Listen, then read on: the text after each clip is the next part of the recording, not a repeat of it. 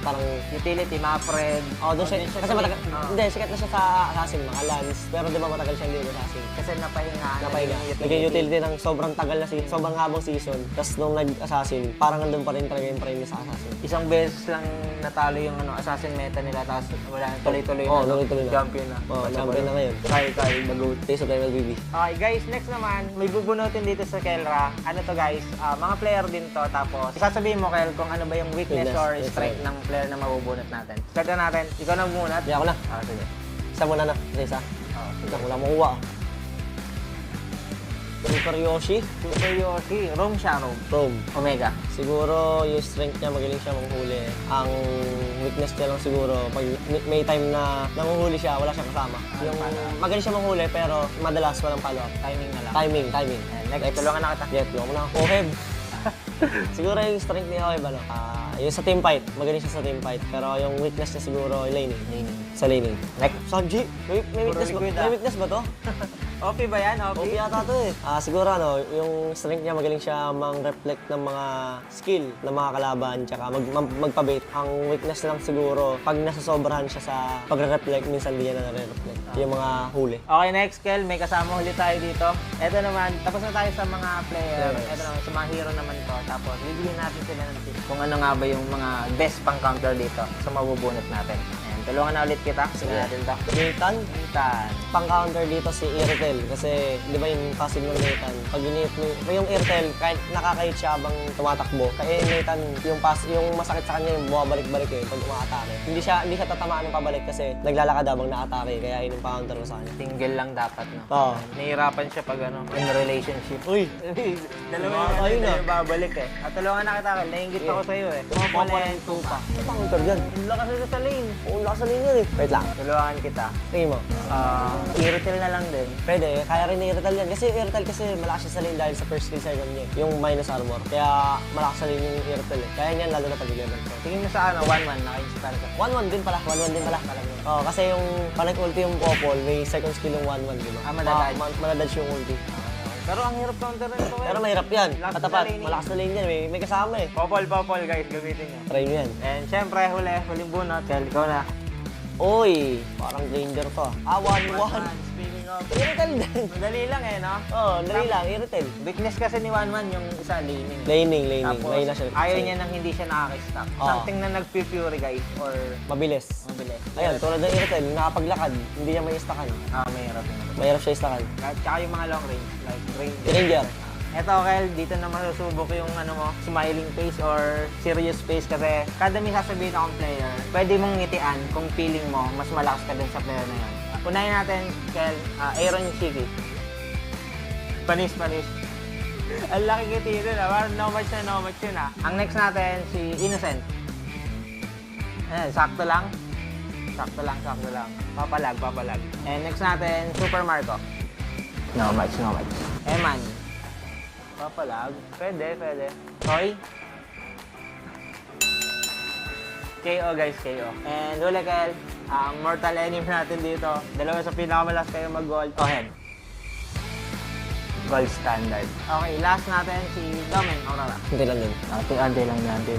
And next naman natin guys, magiging si Ben Abonda muna tayo kasi magpapasok tayo with Kelra. Kel, bibigyan ako sa'yo, pastok lang, tulungan na kita. Siyempre, TLPH or Aurora? TL. Bilis na. Pastok yun Pastok eh. Sabi mo, RG.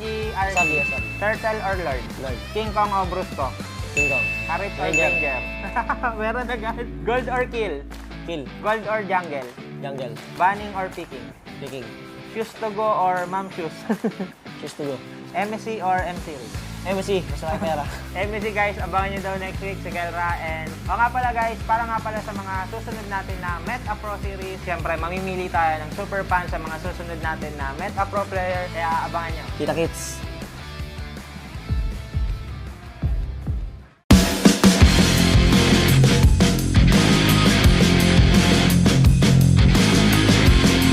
Hello Super Fans! Episode 2 na tayo ng ating Meta Pro. At syempre, kasama natin si Edward dahil siya ang magbibigay sa atin ng tips, hindi ako. Uy! Ganun ang Meta Pro. Yun pala. Oo, mamimit ang Pro, tapos magbibigay ka ng Meta. Paano? Umpisa natin. Sige, bigyan example para mabilis. Sige, ganito muna. Sa mga nagdaang panahon, matagal ka na, naka 500 games ka Oo, Palo eh. ka Ano yung pinakatumatak sa'yo na meta? Siyempre yung pakita din. Season 7. Kubet. Ubis Strat. Okay. Ano yung mga pinaka-nadalian ka or nahirapan? Nadalian mo Nadalian sa meta? Season Season 8, pakita ba yun pa rin? parang yun yung naging pick ko nun eh. Pakito Bene Esmira. Parang ngayon, babalik. Okay.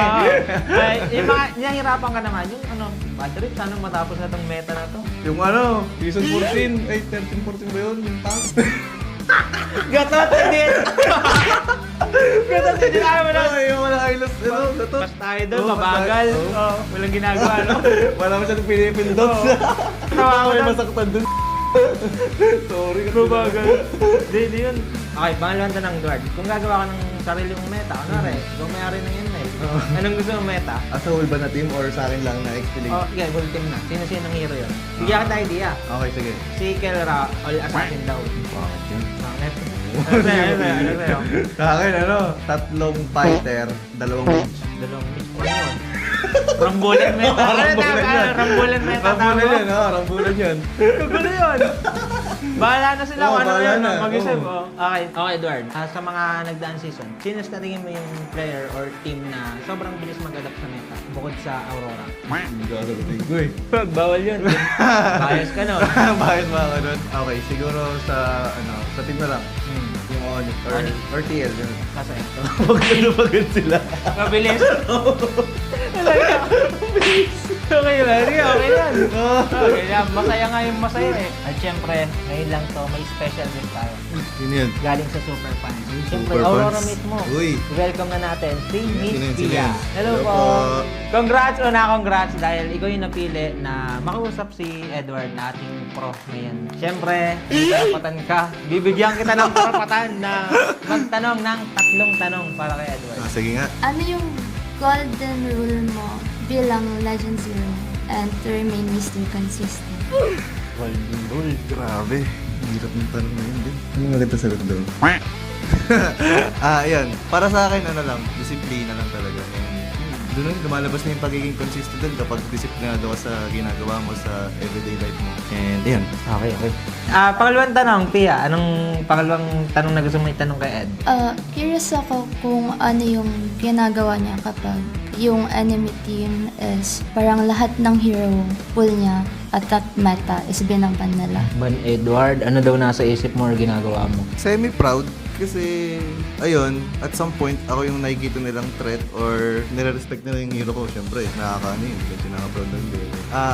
Mina-mindset ko lang na kaya kong gamitin lahat ng hero or kahit banan nila ako, kaya kong gamitin at anytime. Kahit wala akong practice. Ganun lang. Pangatlong tanong, Pia? How do you make yourself adapt and be adept sa bagong heroes?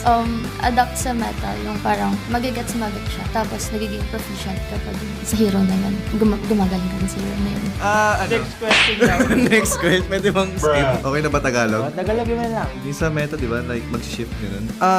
Tingin ko naman, all throughout ng, bago mag-start yung MPL, na de-determine agad kung ano yung magiging meta. Which is kung ano yung ginagamit ng kalaban, maggagayahan. Kung sino yung una maglabas, maggagayahan pa yan. Doon pala magkakaroon ng idea na counter pickings, which is, doon lalabas yung mga off-meta heroes na, yun, tulad nga ng dati na tank EXP. 14. Yun. So, doon mo ma-determine pa lang kung yun na lang.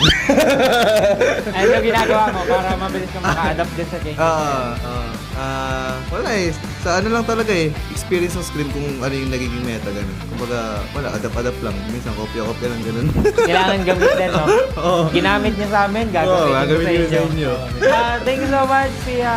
Maraming salamat sa pagsama. Okay, Ted? Thank you. And ayun lang guys, kung gusto niyo rin ma-experience yung kayo na mismo yung magtatanong sa ating mga mamimit na pro, huwag niyo kalimutan, bumili ng ticket dito lang sa link na to.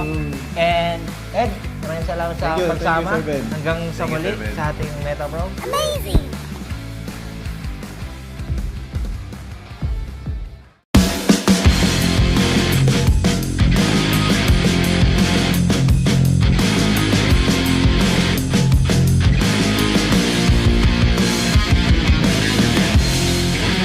Hello Super Fans! Ako nga pala si Bentings, pero hindi ako magbibigay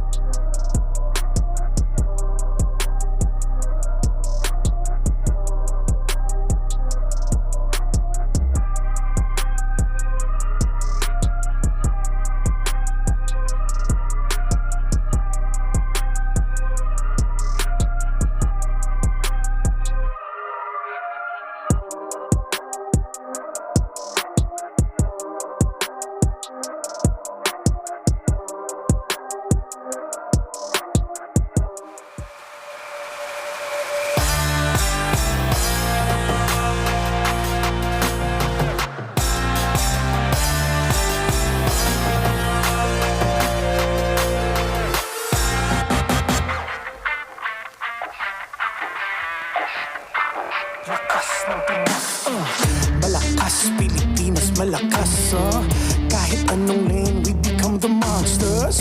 Malakas, Pilipinas, malakas, face the golden sun and repping for the 3 stars. Look at us, to the top, no ifs, no buts, winning any game para to sa PINAS.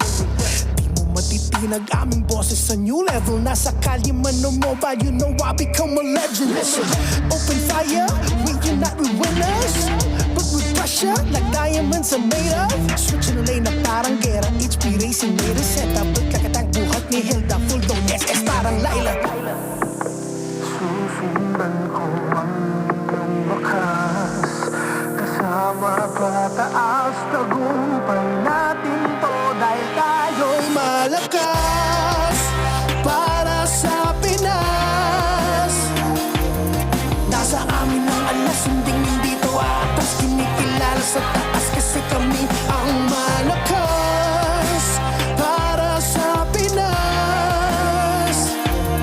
Nasa amin ang alas, hindi to atas, kinikilala sa taas, ganito kami sa Pinas. Yeah.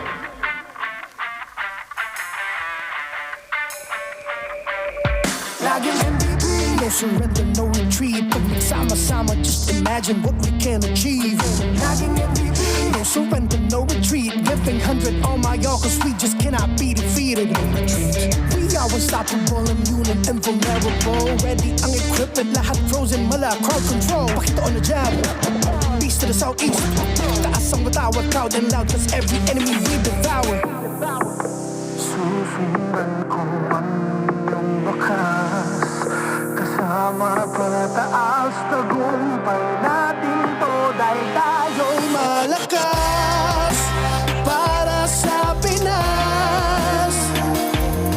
Nasa amin ang alas, hindi to atas, kinikilala sa taas kasi kami ang malakas para sa Pinas. Nasa amin ang alas, hindi to atas, kinikilala sa taas, ganito kami sa Pinas. Yeah. Malakas, Pilipinas, malakas, kahit anong the monsters. Malakas, Pilipinas, malakas, face the golden sun and repping for the 3 stars.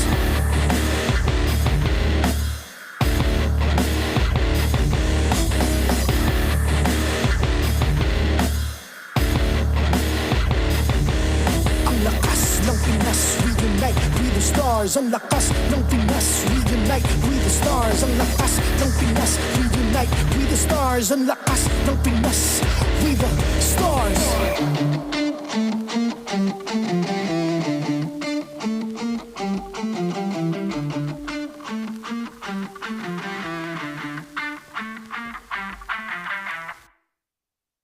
The 16th season of MPL Philippines is brought to you by the following sponsors. Infinix, the MPL official tournament phone. Infinite plays, infinite wins.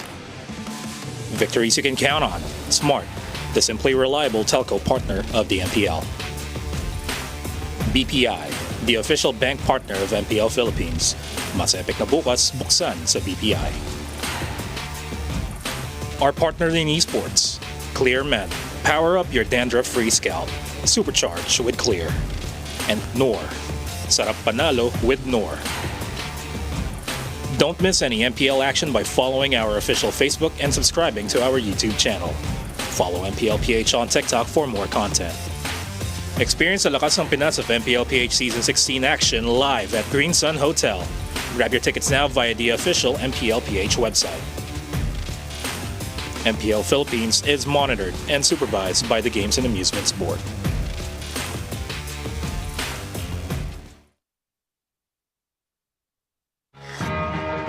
Sa laban namin, good luck. Galingan natin kasi para sa mga tao. Tapos, sa friendship namin, sana huwag ka magbago.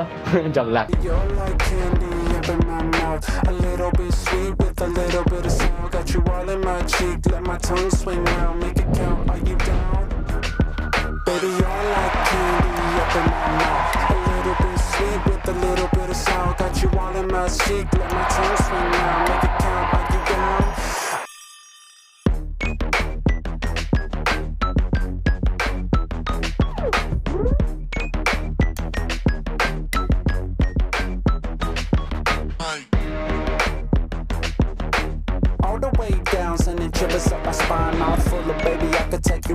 at a time, yeah, one at a time, yeah, one at a time. And you add it all together, going out of my mind.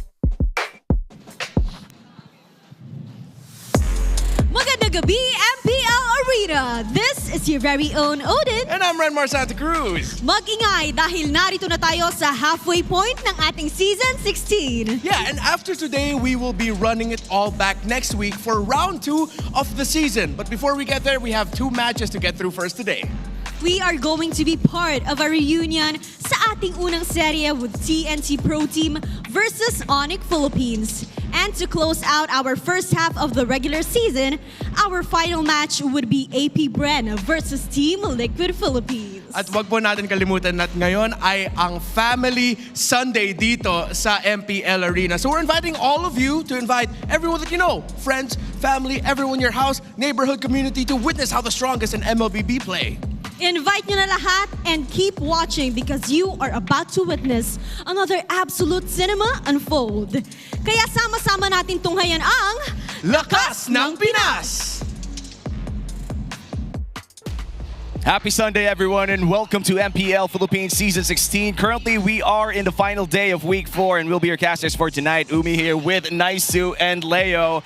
Gentlemen, how are you feeling? I'm feeling good, man. It's been a while. Been a few seasons since I've had to have you on desk with me, and I love you. I think we're excited for this. I love him too. Hey, I love you both. It's been a hot minute since We Bear Bros has been on desk. Oh, yeah. And I've made the tour. I've been around. I'm so glad that we're complete, and we're also equipped with all-day 120 FPS system, the next-gen Infinix GT30 Pro. It's the new official tournament phone, powering the next seasons of MPL Philippines. All of our pro players and the people playing in Fantiklaban are also using these phones. I can't wait to get my hands on those phones, man. I know it's right there, but I have yet No to touching. play it. I know. We're not supposed to. You can't touch it? You can't. I always touch you. Can I touch you? We touch you. All right. Level up your game with Vibe by BPI. If you download and sign up for Vibe, you'll get 50 raffle entries. And trust me, that's a lot because we are giving out lots of diamonds too. We are last month 200. That's 200 lucky winners received 1,250 MLBB diamonds each. And this month, we've raised the amount for you to potentially win. Get this, 50,000 diamonds for you guys that go ahead and join.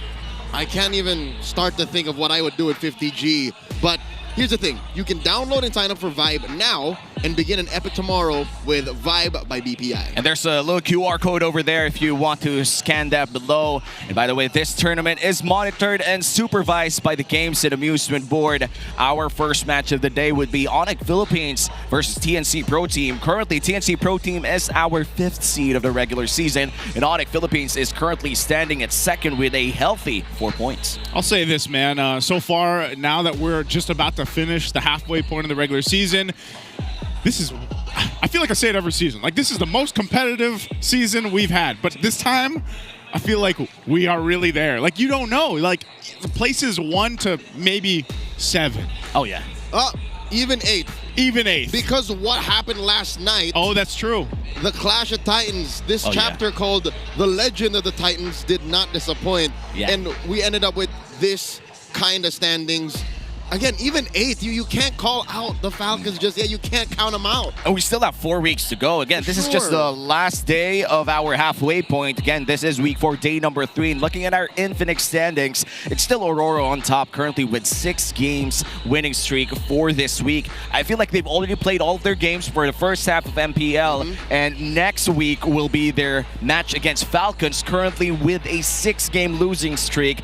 Tough break for Team Falcons over here. The only loss, by the way, the only time Aurora ever lost in Season 16 is because of the 8th seed currently, because of Falcons. That's why you can't count them out. That's true. Everyone else above Falcons are just a win or 2 ahead. So that's how it is here in MPLPH. You win so a series, close, man. You get a point. That's it.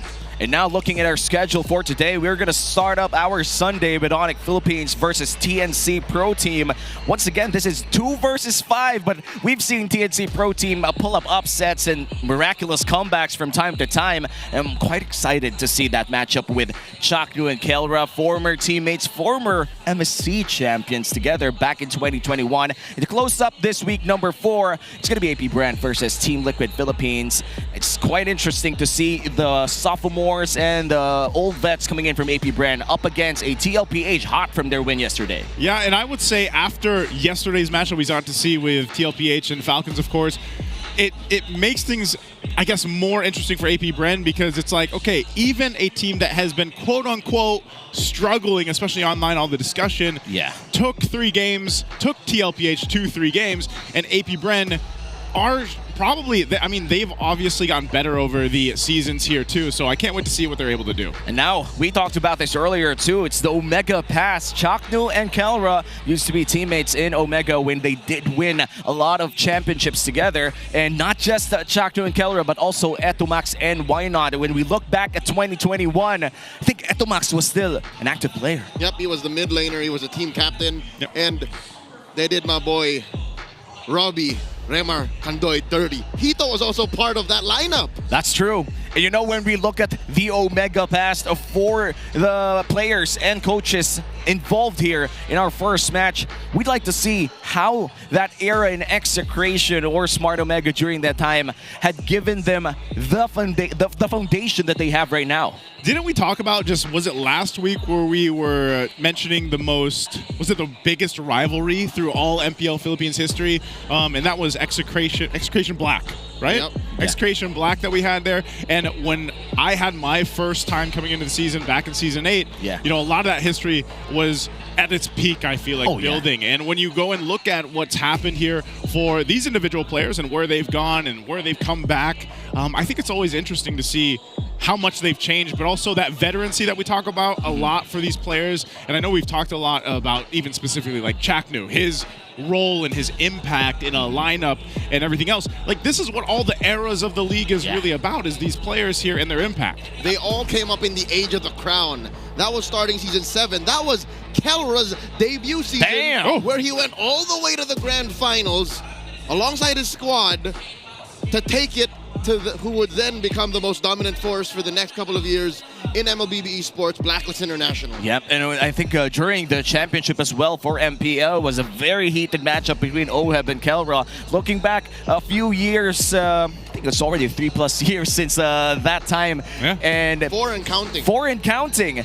Now Kelra's grown up to be such a mature, funny, and just overall the gold standard. Now we're looking at living legend himself, one of the roamers that has established his place in MLBB Esports history as one of the gods of this role. That's a Hall of Legends inductee, part of that pioneer class, the only one in said class to have never won an MPL title. That is why he was such an icon in the Age of the Crown. He made his debut in MPL Philippines Season 4. He was part of that Age of Dreamers, and he's still here today. Imagine that. Yeah, and looking at the history in MPL Philippines together for both of these players, including Coach Etomax as well. They did play from Season 7 to 10, which means that's around like four seasons of MPL Philippines, and has won MSC 2021 and sadly had to drop out of 2022. You know, that's a little throwback photo there too, man. I'll never miss those face shields, by the way. But you know, when we think about what that means, these players, and of course the coaches too now, what that means for them and how much experience they had together, we always have to think about how does that actually reflect in a matchup against each other here in an actual matchup. And again, you have that familiarity between maybe their playstyles, but those have also developed over the course of the seasons here, and they've just gotten better, really. They've gotten better, they've gotten more smarter, everything is just better for all of these former champions. And by the way, the rookies as well is just upping the competition here in MPL Philippines. So you would ask the people right now, who will you give the last shot to? You have A. Chaknu, B. Kelra, C. Benecuti, and D. Hito. I'll give it my boy Hito. If I were out. That is the objectively correct answer. That's true. Because no matter what happens in the game, when you go to social media, Hito has the last laugh. That's true. He has the first blow and the last laugh. So you got to give that last shot to Hito every single time. He's also the CEO, right? Like, I mean, he's technically, yes. Proclaimed CEO. Currently not instated just yet. Okay. TNC management has not yet created such a role. And I think they are in talks with Sir Eric. So, Sir Eric, come on. I missed the bathrobe, man. I missed the bathrobe, too. Imagine going to MPL Arena with a bathrobe. What is it? What was it? It's just a robe. Like, don't call it a bathrobe. It's just a robe. It was a robe. Sorry, man. I'm too poor to buy that. But anyway, you guys can comment down your comments or answers down below, and you could also talk about it in our social media groups. There are tons of analysts at home, and a lot of them are very smart too. Might take somebody else's job here. What is that? What other way can we put that though? Like one last shot. One last shot. One shot of Mega. Like, is that? Don't miss your time to blow. You know, because this opportunity comes in a. Yes. I love Jay-Z. I love Jay-Z, dude. I wanted to say the next lyric, but I know. Over. We the best music. Well, these are one of the best players that we'll be watching right now in our first match. Let's welcome TNC Pro Team and our first match. Oh yeah, MPL Arena! Here come the Thrillers from Manila. They are the reigning, defending M-Series World Champion. What time is it? It's on. Making the way to the arena, it's Ryota, King Kong, Super Friends, Brusco, and Kelra, ONIC, Philippines!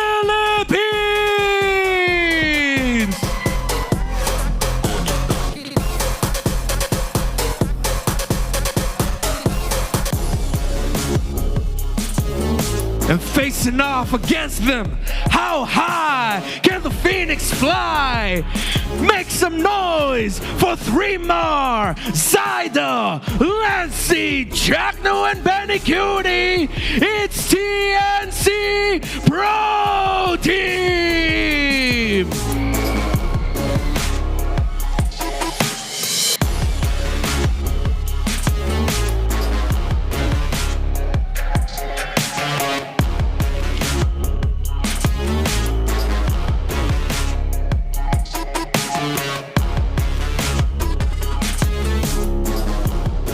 Alright, we can't forget about the Marshals.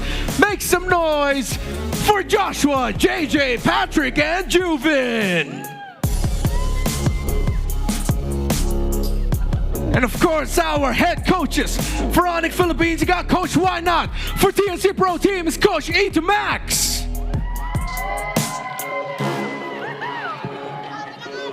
All right, here we go, MPL Arena. It's Sonics versus Phoenix Army. Make some noise!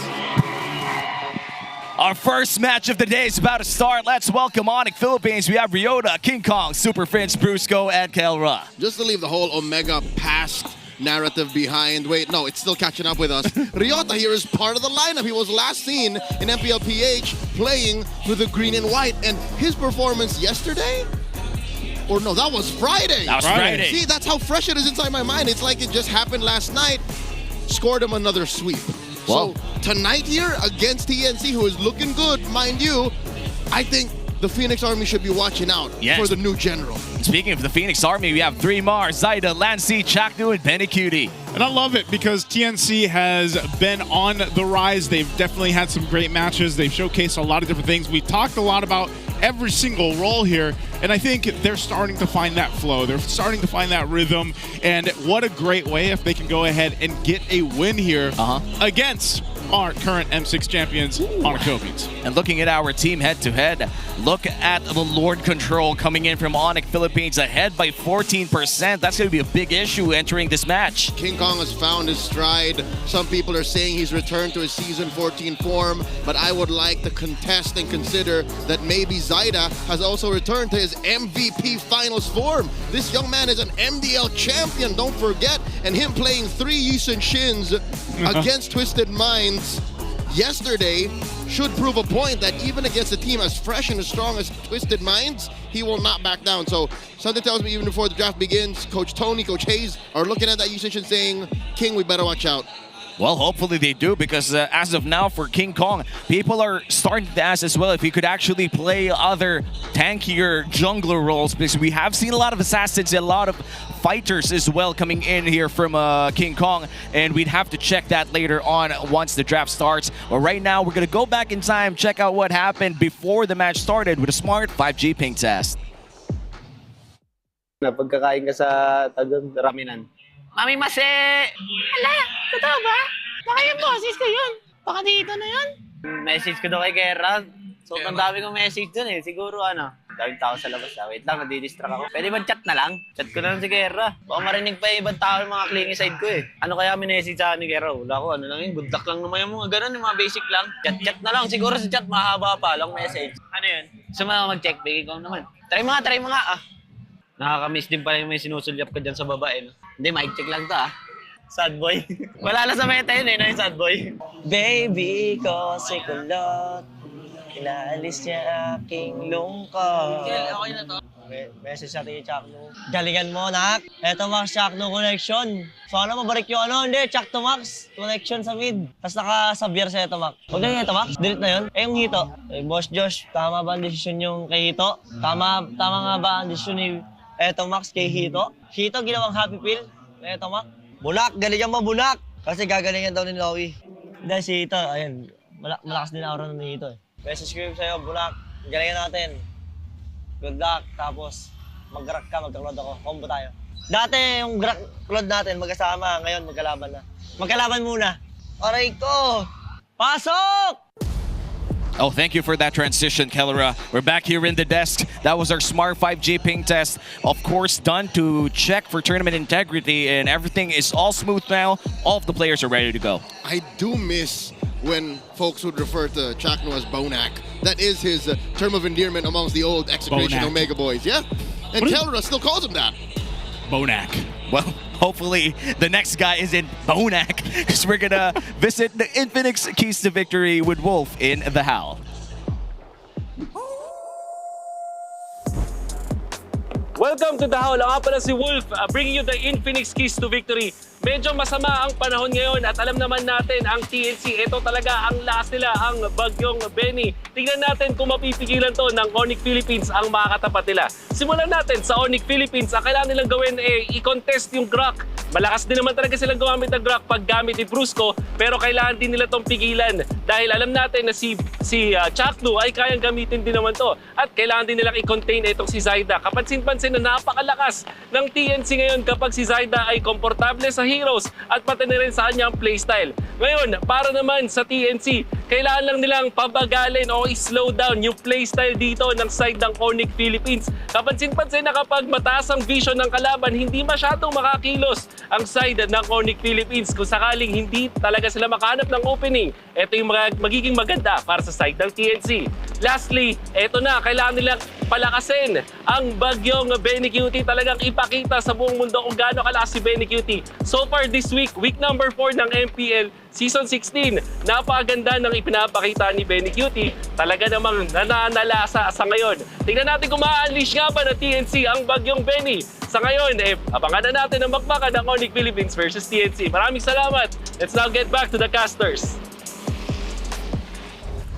Very interesting location of choice, Sir Wolf, and hopefully we see it in another place, maybe even wackier. Put them down in the comments below. Where do you want to see the HAL next? Hopefully somewhere fun.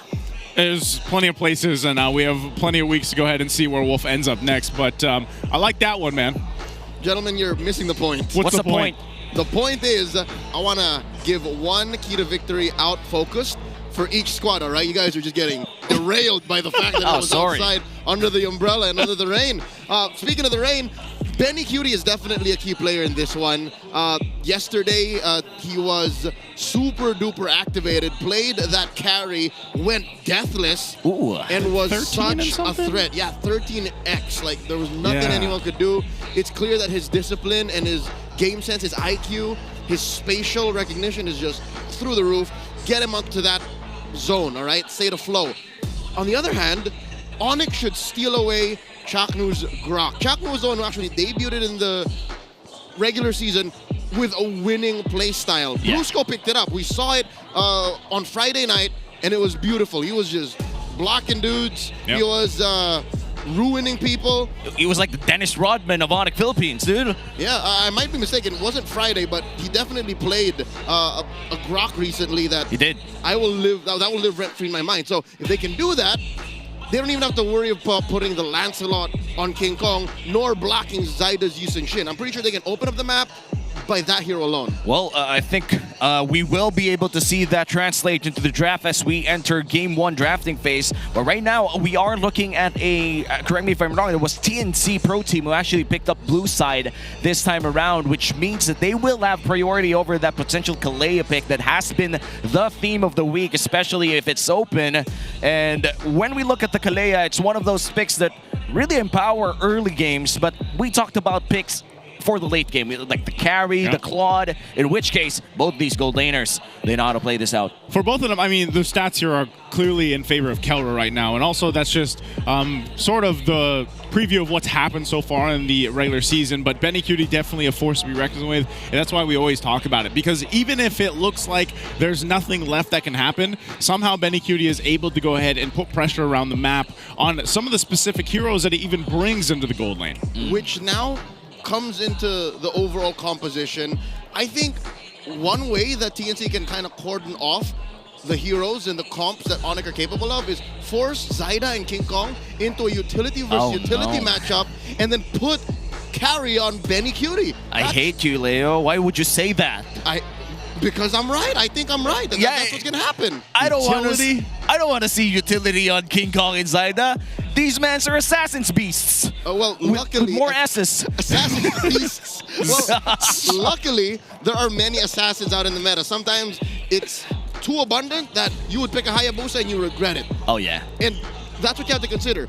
Sometimes the utility is the best pick, even if it feels like you're overwhelmingly picking more CC, because these two roamers do that. I've never seen either of them pick a support and do better than if they would have a roamer that sets up. The closest thing that they're ever going to touch for a support would be Mathilda. And Mathilda still goes in and maybe goes out most of the time, but still does something more akin to being a setter or a roamer that makes the plays. And apart from playmaking roamers, we also look at the XP laners right now in this meta who usually make plays around the turtle. We know Thremar loves to play that Arlot, goes in for the trigger again and again. Every time he has the flicker, he will try to find that play. And all of those analysis into play right now. We're going to look at the drafting phase of game number 1. Once again, this is a best-of-3 series, our first for the final day of week 4. It's going to be ONIC Philippines on the blue side, apparently, and TNC Pro Team on the red side, which means that ONIC Philippines deliberately chose blue side. And I think this is fine by TNC because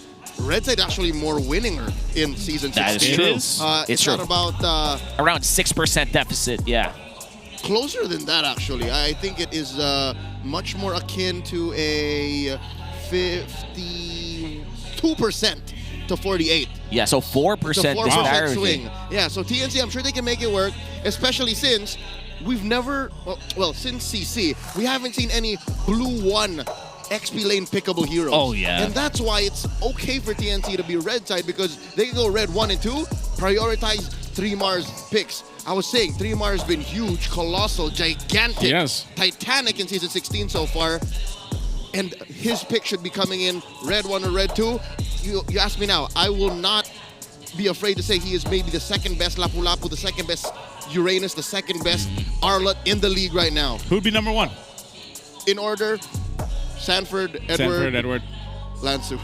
Lansu is insane, dude. Yeah, he is. Gotta say, Lansu is actually one of the more amazing rookies in terms of XP laners in the MPL. And we are already done with the first banning phase of this game. It's going to be CC, Harith, and Phovius on the other end. And Coach Entomax taking away the Kalea and the 1-1, which means that the Lancelot Yusen Shin trade is nearing. It's going to happen, man.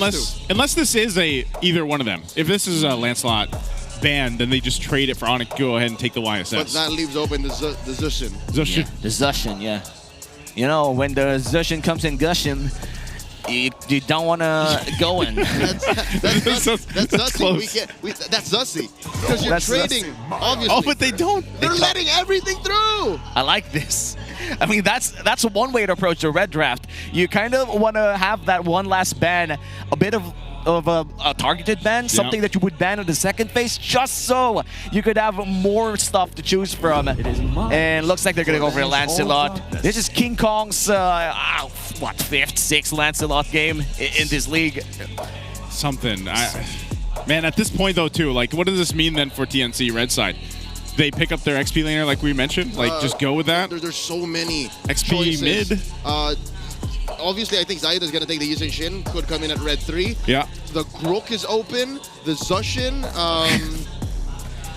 Maybe Grok or Zushin plus the XP pick. Yeah, Grok Zushin is just oppressive in the mid lane. It's so man. good. Like It's that so is oppressive. good. Like the moment that the Grok blocks the first few waves and maybe blocks the opponent mid laner, that passive just kicks in real quickly. Next two picks here, and here you go, the Grok for Chaknu. You get the Arlet, no, you go There for the it is. Zushin, and as predicted, Leo.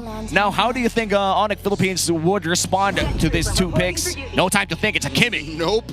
Super Friends clearly would like to be able to answer to the pressure that the Zushin and the Grok are bringing in. And then they lock in the Hylos as well. So they're going pound for pound. Like, this is their mid-trio. Yeah. It solves a way to go toe-to-toe with just a Grok and a Jushin, what they provide. So this is probably, they're just going to go the YSS there to lock it in unless they're willing to just kind of let it be potentially banned out. Yeah, no, because if you don't pick the usage in here, you still open yourself up to possibly a Fredrin later on. Or even a Hayabusa. A Hayabusa, you're fine. But we're looking at 3-Mar now. Yeah. Is this where he picks the laps? You could go for Lapu Lapu or maybe even an Arlet. Yeah. The Arlet could be a potential good choice here. Zushin Arlet has been one of the more underrated combos, but Oh my baby! God. Wow. Zaida locks in the Fanny against a Lancelot. Oh, this is interesting. He did not appreciate being low on that pick rate when we asked who the real Fanny gods were. That's true. He wasn't there. Because Midnight would fight tooth and limb to say it's Zaida. Yeah. Man, went full Justin Bieber mode there. That should be me. That should be me.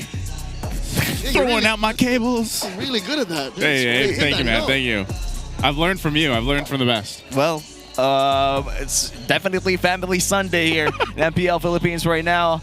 And we're looking at the second banning phase. For ONIC Philippines, they're still looking for their potential roamer or XP laner and gold laner as well. I do believe that this Kimmy is no longer a flex pick by this point. No. I can't remember the last time I saw a Kimmy Gold and say, hey, I'm so thankful that's a Kimmy Gold. Yep. That's same. Happened in MSC and never again. I was gonna say, yeah, happened once. I wish I didn't remember. Well, that means the Arlet is taken away here by TNC Pro Team, which also limits their own choices for XP lane, considering that they don't have their XP lane too. Neither do. So that's what's cool is they're first on the swing back. So Red 4 will be theirs, and they'll get the prime pick once we go back into picks. But looking at ONIC, I think they can still lock down on gold lane. They should attack gold lane. Oh, good man. There you go. It's still XP lane. Okay, never mind then. It's going to be narrowed down, which is funny too because, like, Uranus and Esmeralda are open. I hate myself. Glue, though. Glue. Glue is there. But, yeah, I think that would be echoed around if that ends up being the case. Now they start attacking gold. Yeah. Are they going to remove the carry here? Because most likely, if they don't remove the carry, it's going to boil down to Esmeralda, Uranus, and carry just loves them both in a bad way. Because the carry kills both of them, you know? She shreds through them. Yeah, she does. Yeah, she does. Also, the Lunox is open to take, but no Harith is available. We have seen a lot of Ruby Lunox for this week, which isn't really high in win rate, so hopefully we don't see it in game number 1. ONIC Philippines on their last ban. Are you going to take away the carry from Benny Cutie? I think the Granger's just as dangerous. Oh, right. The carry is the Granger. Experience there it is. Okay, Granger's out, so this is most likely just XP option? Yes. You have to, because it's like this is just Uranus? Oh, yeah. Okay. It's going to be Uranus, which means that ONIC Philippines is so incentivized to go for that carry, but then again, you are looking at a Fanny too. Yep. Even the Grok is going to have a field day on you. Yeah. And even the Zushin, I'll tell you now, like, that's no joke. If they hit you with a Crimson Beacon and you stand underneath that thing for 2 seconds, which is, again, your prime sweet spot of throwing light wheels at dudes, you're going to get lifted up, smacked down to the ground, 6 feet under, and you take a nap for like 40 seconds. Hey man, I don't like forced naps. Hopefully they do get some shredder here that could be what? Who's forcing you to nap? Yeah, when did you ever get forced to take a nap? Maybe like 20 years ago. 20 years ago. Oh wow! A debut pick, Brody, coming in from ONIC Philippines. That's how you answer how you answer Fannies it. traditionally. And again, a Hilda too. Thrown into the hands of Riota, I would assume. There you go. And then TNC gets the go signal. Okay, we take the carry.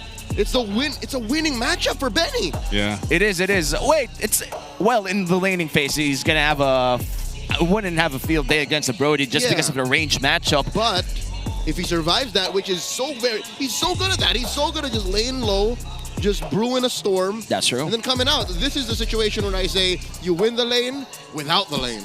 Yeah, and hopefully he is able to farm up. He does have a Fanny to exert some pressure over Kelra, so that early game advantage coming in from this Brody might not even make sense the moment the jungler comes in gold lane. It's never going to be just 1v1. It's either nobody goes to gold lane or everybody goes to gold lane. And this is going to be match 1, game 1 of our best of 3 here. Once again, this is ONIC Philippines versus TNC Pro Team.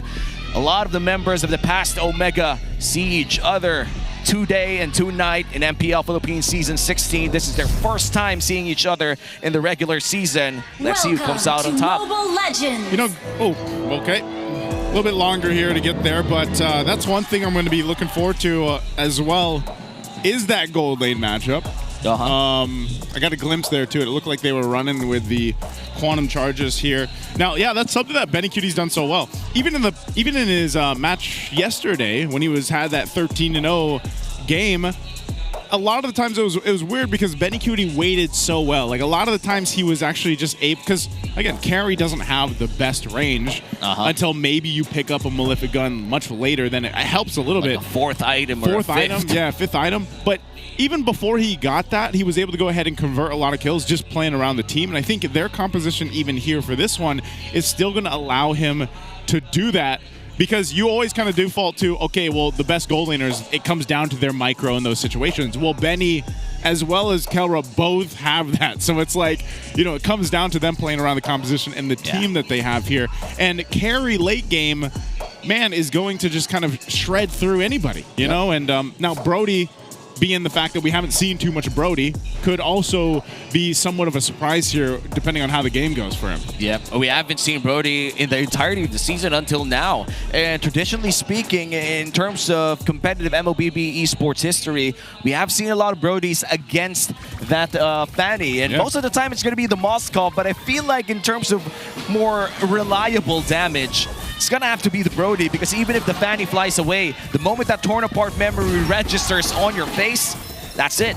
Not to mention, TNC, their lineup, save for the Fanny, likes to stick around. So that means more stacks for the Brody to lock in and pull the trigger on that torn apart memory to get maximum efficiency from. Early rotations here in mid. Let's look at these emblems real quick.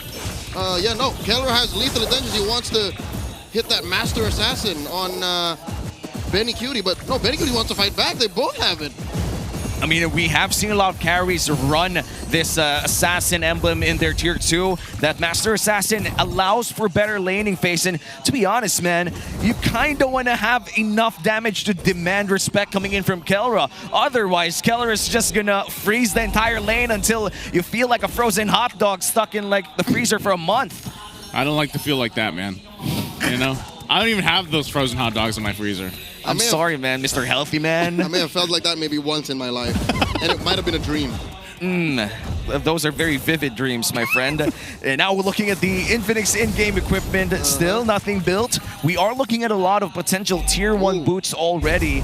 And usually we see a lot of what we call chop suey builds, where we get those components early, but it seems like they like the movement speed too. Yeah, no, Benny Cutie is going back and forth on this whole I'll fight him, no I won't, because he went for the warrior boots already. Yeah. So he's saying, yeah, I'm going to trade, but I know I'm going to hurt if I try to go into my wave. So that's fine. That's the gold lane. That's a fightless lane. How about the turtle? Turtle's up here. It's half health already. Dumar's jumping in. Zidot won't land that cable, so he's not going to get there in time. King Kong gets the first one. Not sure if a fight's even going to break out here. They are going to drag Ryota back a little bit, but still, I think it's just a little bit off on the timing there for TNC, and it's better that they just let it go. And at least no casualties for TNC here. Zaida did miss that cable and has been missing quite a few ever since this game started. Hopefully, he warms his fingers up just in time. Yeah, no, the problem with TNC's lineup, at least in that stage of the game, is they were lacking level 4s. And without the tech charge, without the full Grok kit, they couldn't threaten ONIC. So ONIC just, literally what King Kong did is they just stood there, threatened with the Law and Order, threatened even, actually, you know, they pulled the trigger on the pulse. And that made it all the more worse for TNC, which again, I'm thankful that the Phoenix Army did not force anything. That could have been so much worse. Yeah, but now Chaknu's level 4 access to tech charge is already there. It might just be the trigger the TNC Pro Team is asking for. Big rotation upcoming here down gold lane, considering that the pathing for this Fanny is looking to be going towards that area. But let's take a time to applaud Benny here. Currently number 1 on this carry. 45 games played. This dude is a carry man. Ooh, yeah. Again, when you say carry, only 3 names pop up. Oh, wait, mid! Oh, Chaknu, is he going to be in trouble? Phantom Execution. He'll burn the flicker. Oh, no, friends! So his pathway dropped down 2 when Zaida gets out. Both teams not able to secure the first blood there. Got close. They got some resources out, though. Oh, those are crucial flickers for the upcoming turtle fight. And look at... Oh, no! Oh, doesn't have enough damage just yet. But first blood happens. How did that happen? Oh, there's a response, though. 3mar got the first blood, and there's going to be a little bit more here in the mid lane. Lancey. Oh, no! Is it there? The tech charge. But Ryota, tanky enough on the hill that will be just fine. And no battle spells for this upcoming turtle fight. The only one that has a flicker right now is Lancey and Kelra on both ends, and maybe even Benny Cutie. But we can't expect these gold laners to rotate up top here quite early. No. Lancey actually has it, so that's very important. The tech charge can come in, very honest. Turtle at half health. Oh, they might try to go ahead and stall this out a little bit if they can. Zoning, but the turtle secured by King Kong. They might fight anyway, though. Brusco in trouble. Zaida going in. He tries to get the kill, but not enough damage. Has to back away. Didn't even need the revitalize from Brusco. So there you go. 2 for 2 in the turtles for ONIC. ONIC placed themselves very, very strategically. They were dodging and placing themselves where Chaknu couldn't get the honest tech charge. And Lancey, again, they're not at a point yet where damage is so reliable. I think even with this solid trio mid from TNC, they're going to have to wait for Benny Cutie. Benny Cutie is the key to this lineup. Yeah, and it's going to take a while before we see that real big damage coming in from Benny Cutie. And to be fair, Zaida must be hating Ryota's guts right now. This... Oh, wait a minute, Hilda. He wants to go for the kill anyway. Has a limited shield. Zaida just bombing away. Ryota got so close. But finally, Zaida gets the kill. That got a little dicey there for Zaida. That was a close call. He was waiting for the energy. That's why you can only really basic attack. And the fact that the passive... Oh, Benny! Oh! Benny goes down instead. Chaknu a little bit too late on the tech charge. And now he can't get anywhere. There you go. Some backup comes through, but it's Super Friends to pick up Chaknu as another falls here. Oh man, that's a flicker burn as well coming in from Chaknu. This might just be really bad here for TNC Pro Team as the next upcoming turtle, the roamer, Chaknu himself, wouldn't really have tools to surprise ONIC Philippines. Again, it's that flicker. He used it to try and save Benny. Lancey here, I think he'll be fine. They're just really trying to buy space here so that maybe they can contest that final turtle. But I think ONIC has their number. They have them checkmated. They know that they can fight back until Benny is ready. Yeah, for TNC, they just have to stall this out. The power spike for ONIC Philippines is already now, and they can't just pick up fights again. Oh my god! Tech charge again. Here comes Zaida, comes cabling in. We'll get a flicker from Super Friends. 3mar tries to help out. They're under the turret, though. No. They're in trouble. Takes a couple too many hits as 3mar and Lancey go down, even burning the flickers. No matter how you slice it, dice it, turn it sideways, you need Benny for this lineup to work. Look at these gentlemen, a Uranus, a Grok, a Zushin, and a Fanny. It sounds like I'm setting up a joke, but no, these heroes, they can't really fight back and deal reliable damage to what ONIC brings to the table. Yep, they really need that damage coming in from the carry. Chaknu did find a great setup. That was a two-man tectonic charge near that RBM. But sadly, the DPS coming in from Lancy is just not enough just yet. Zyda did have that burst damage, but again, couldn't really find the targets that they wanted. And a lot of survivability options as well coming in from ONIC Philippines. That revitalized coming in from Brusco just allows ONIC Philippines to raw dog the entire team fight. Yeah, that's the way they want to play it. They're going to go that way, and it's trouble. Glorious Pathway to just force them off this tier 1. ONIC Philippines wants this turret, they'll get it. Tier 1 in the mid falls, and they'll look for the next. A lot of pressure. This is where we start to see the pressure towards these purple buffs that are so crucial for Zyda. Ryota taking some damage. He has to go ahead and back off there. Brusco jumping on in. They just want to take the buff. Chaknu goes in with a tech charge. Brusco falls. Still Chaknu on the run. Here's Zyda swinging in again, looking to get Ryota down. Ryota's still alive. He wants to fight him out. But finally, 3mar will pick it up. So all that for pressure on the purple buff. 2 for 1, too. This is actually oh my God! King! That was so clean. I'm not sure what Lancy had in mind there. And zero reaction from our nonchalant King. 4K already for ONIC Philippines. And it seems that they're not done yet. They want to push down bottom lane, but 3mar and Chaknu will be able to defend right now. Like TNC Pro Team, what else do they have to do? They shouldn't be trading this way.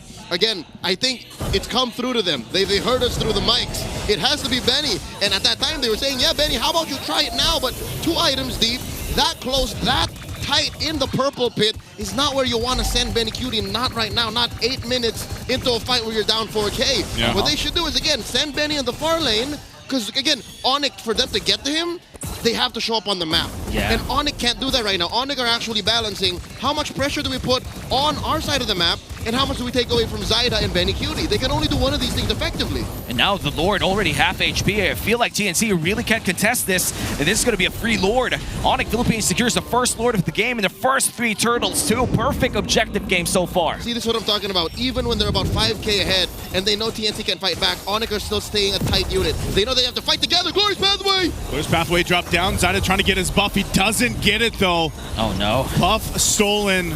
Going to be really difficult because now they have to go ahead and try it to defend the base. Oh, Kelmer will just go ahead and flicker. Straight up flickers, dude. I guess he's just like, I'll just flicker, I guess. Better save the story. I agree. He's like, I played with Chaknu before, man. This man will delay it as much as he can, and he's gonna flicker ult me.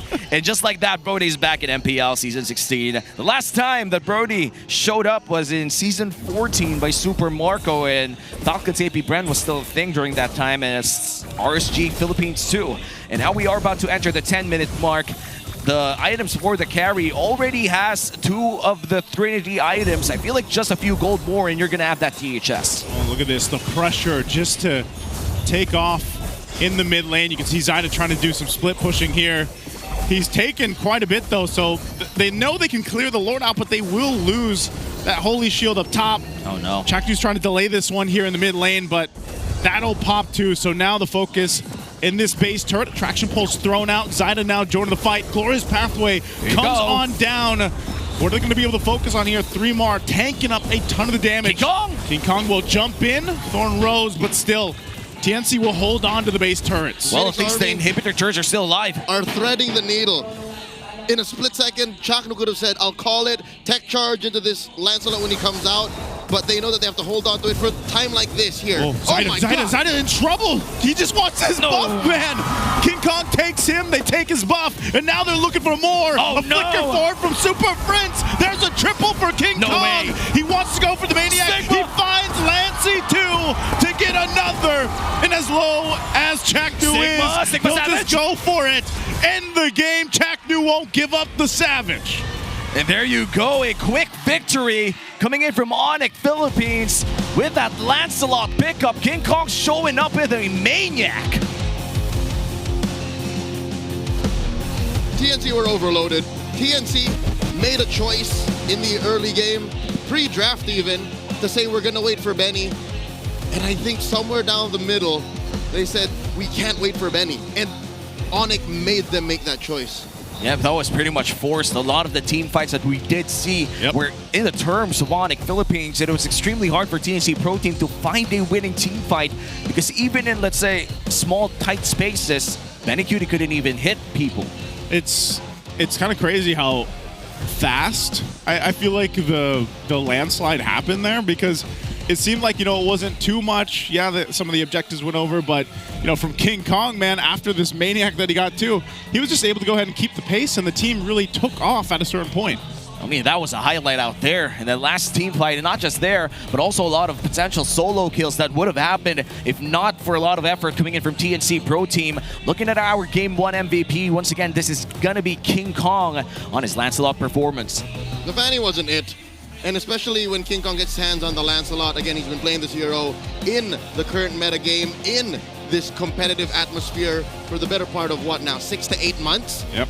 He has been preparing for this moment, and I think this was one of TNC's first mistakes, is to try and check if they were willing to go for the trade, and by all means, 110%, Coach Why Not will take that trade, and maybe this is something that Coach Etomax should consider going into game number 2, because this Lancelot was traded out for a Zushin Grok. And I think Coach Tony knew that this was going to happen no matter what that pick 3 was. Again, that pick 3 could have been anything. The Lancelot would have been fine. And that is what made King Kong the MVP. That is what got ONIC this very, very swift win.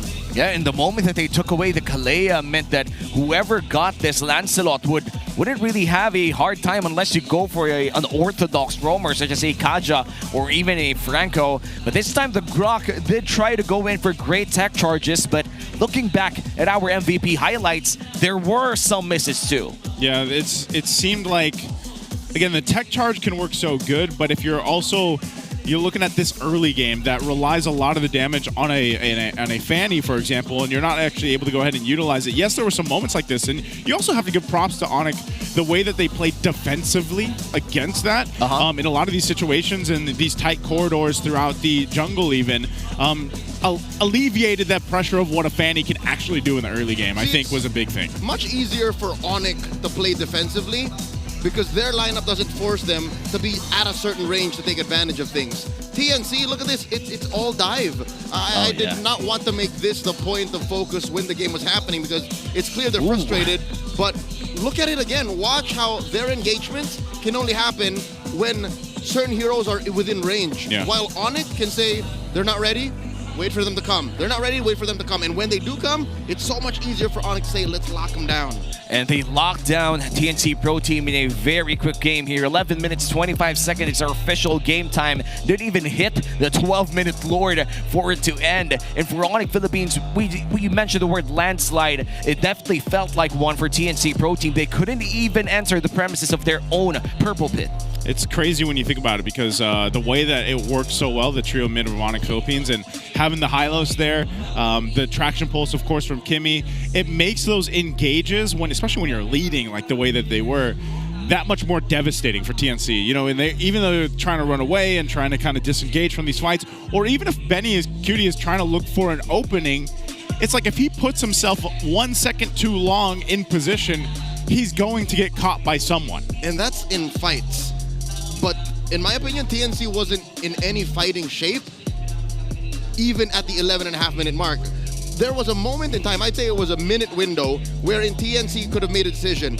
Do we try and split the map? Because as you saw in the highlights, and if you were watching the game, ONIC were always clumped up. No one could be sent off to take care of the map elsewhere. At best, maybe it was Ryota. And we did see Ryota go 1v1 against Zyda, where Zyda just barely won by the skin of his teeth. Yeah. If TNC made that call earlier and said, all right, we're going to split the map up, Benny, you push. If someone visits you, get the hell out of there. We'll send Zyda, you go push. We'll try to buy time. Maybe this game went to 15-16, and then we would have seen a tighter game. But since that window closed so quickly, TNC just folded in the base because look at this lineup. How are you going to clear waves with this kind of lineup? Yeah, it's really hard to clear waves or even enter fights. I think Ryota did a great job as well, just stopping the Fanny from doing anything too risky for their marksman. And looking at our big four, the wingman would be Brusco. Sandbag sadly is 3-mar here, a punching bag of Uranus, but hey, that's your job. The carry would be Super Friends on this Kimmy, and of course our BPI rich guy, none other than the game MVP itself, King Kong on this Lancelot, and 900 plus is already a great mark of how high a GPM could go, especially in quick games like this one. King Kong has once again broken into the top 5 again. On Friday night, he reached just barely top 5 of BPI Rich Guy stats all throughout season 16 with 915. Now he broke that again, replaced himself with 917. What's our highest right now? 986. 986? 989 on OHIP. Oh, wow. Truly a rich guy. Truly a rich guy. Was that like a super fast? I can't remember. I can't recall. Was that a super fast game? 'Cause if you have a 989, yeah. That's probably like an under 15, I'm right? pretty sure it was a Stampede. Yeah. Okay. Yeah, I mean TLPH at some point, ever since they started that type of gameplay, it was always OHEB getting the biggest amount of gold out of everyone else. And for ONIC Philippines, now ahead by 1 game, you could say that they're really going back to that M Series form. You too could celebrate ONIC's victory in M6. The Joy ONIC PH Pass will be available on September 20. The starter pass will include the M6 Championship skin, Joy ONIC PH, and more exclusive in-game items. Join Joy ONIC PH in your very own road to champion. Just not the Joy right now, because I think it's going to be on September 20, plus another skin for the Beatrix. Oh, speaking of that, the Finals MVP skin, the Beatrix Sky Force Maverick, will also be available on September 20th for 30% off during the first week. The M6 Finals MVP, Kelra, he added a personal touch by including his son's name, Slake, printed on the outfit. So get ready to fight alongside Beatrix, Skyforce Maverick, and claim your own MVP. So that's a whole lot for you guys to go ahead and save up your diamonds for, because I know a lot of people are going to want those. And especially with that personal touch, man, that's really nice. That's really nice. I don't play Beatrix, but I want it. It's still a really good skin, and honestly, the 30% discount makes it a lot more affordable for everyone who wants to buy those skins, especially if you're a super ONIC fan. I think getting both wouldn't really be bad, even if, let's say, both of them require a lot of mechanics. And that you got to get the recall, too, because I think you can get the recall if you didn't get a chance to get it before. It's in now. So you might as well, so you can, electrify yourself, you know? And it's very noisy. A lot of us love those noisy noisy recalls and everything. But so far for this game, ONIC PH is already ahead by 1. We have seen ONIC Philippines ride the momentum more than anyone else. The moment they get that 1 win, most of the time they just go for the 2-0. Especially after a game like that, man. 11-25, and they most likely will have a momentum going into the game too. Well, before we go back to our game, let's visit the MPL arena and check what's up with our host. Let's go to this All Access. Sonics, what time is it? It's ONIC time and family time din dito sa MPL Arena. Kasama natin ngayon ating mga super fans, si Kuya Mark and si Nolan. Welcome to MPL Philippines! Hello. Napapansin natin, nakakaiba yung jersey nila ha, magkahati. So, gaano ba katagal na kayong fans ng MPL Philippines?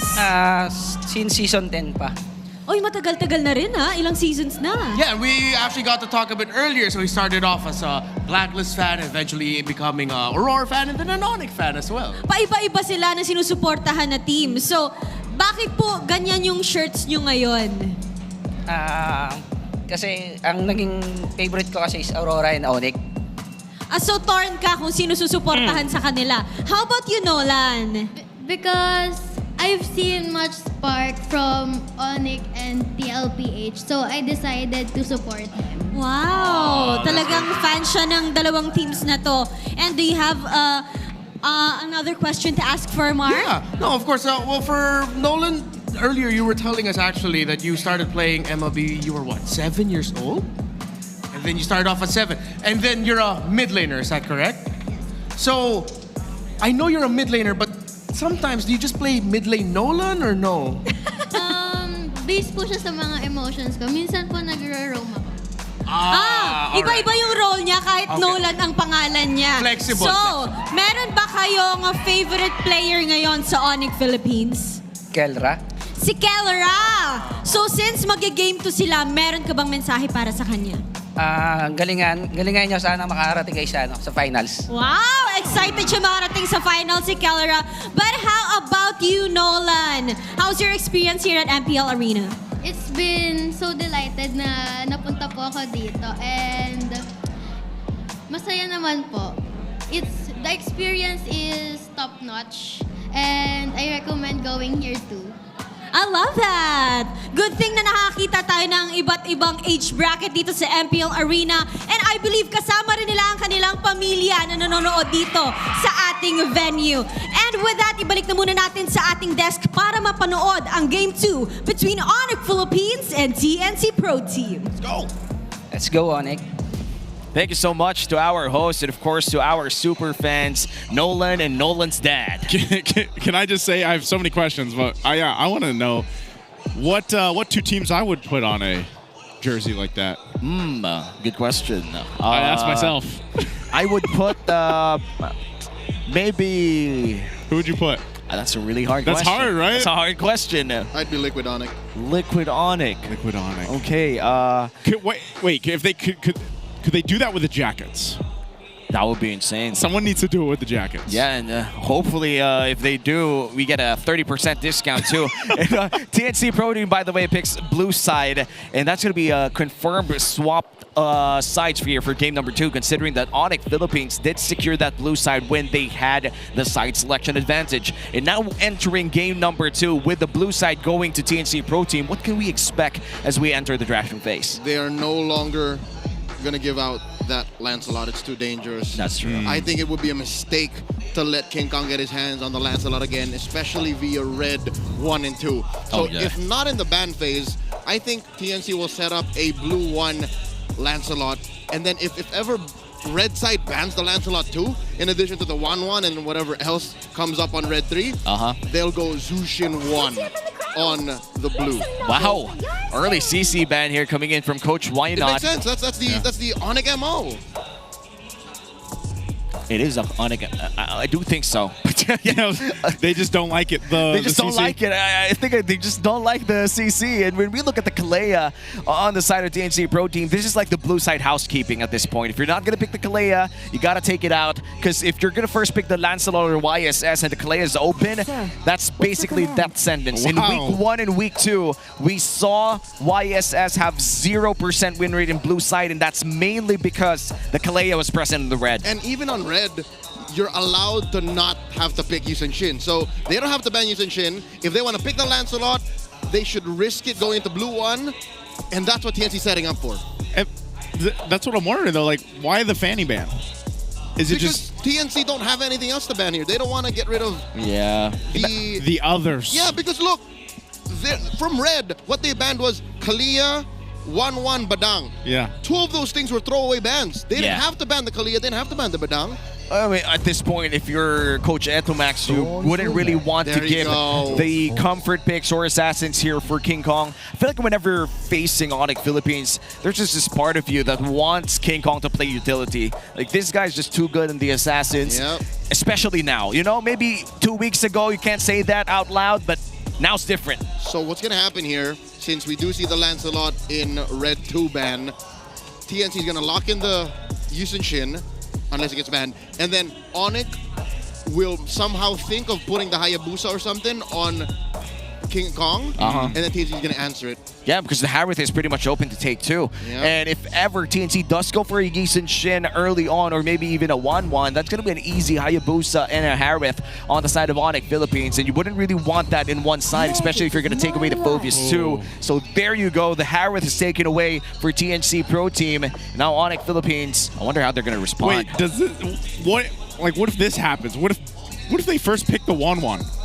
Hey man, it's for Benny Cutie. That's Benny Cutie. Yeah, it's not banned. Because ONIC don't ban it? Yeah, it's Benny Cutie's 1-1. That would have been a first in Season 16, and it may be one of the most costly mistakes in the draft. I don't know if Coach Wina's going to do it. It's risky. If there's one dude who's going to play 1-1, it's going to be the dude who named his daughter 1-1. I was going to say. Right? There's no other guy.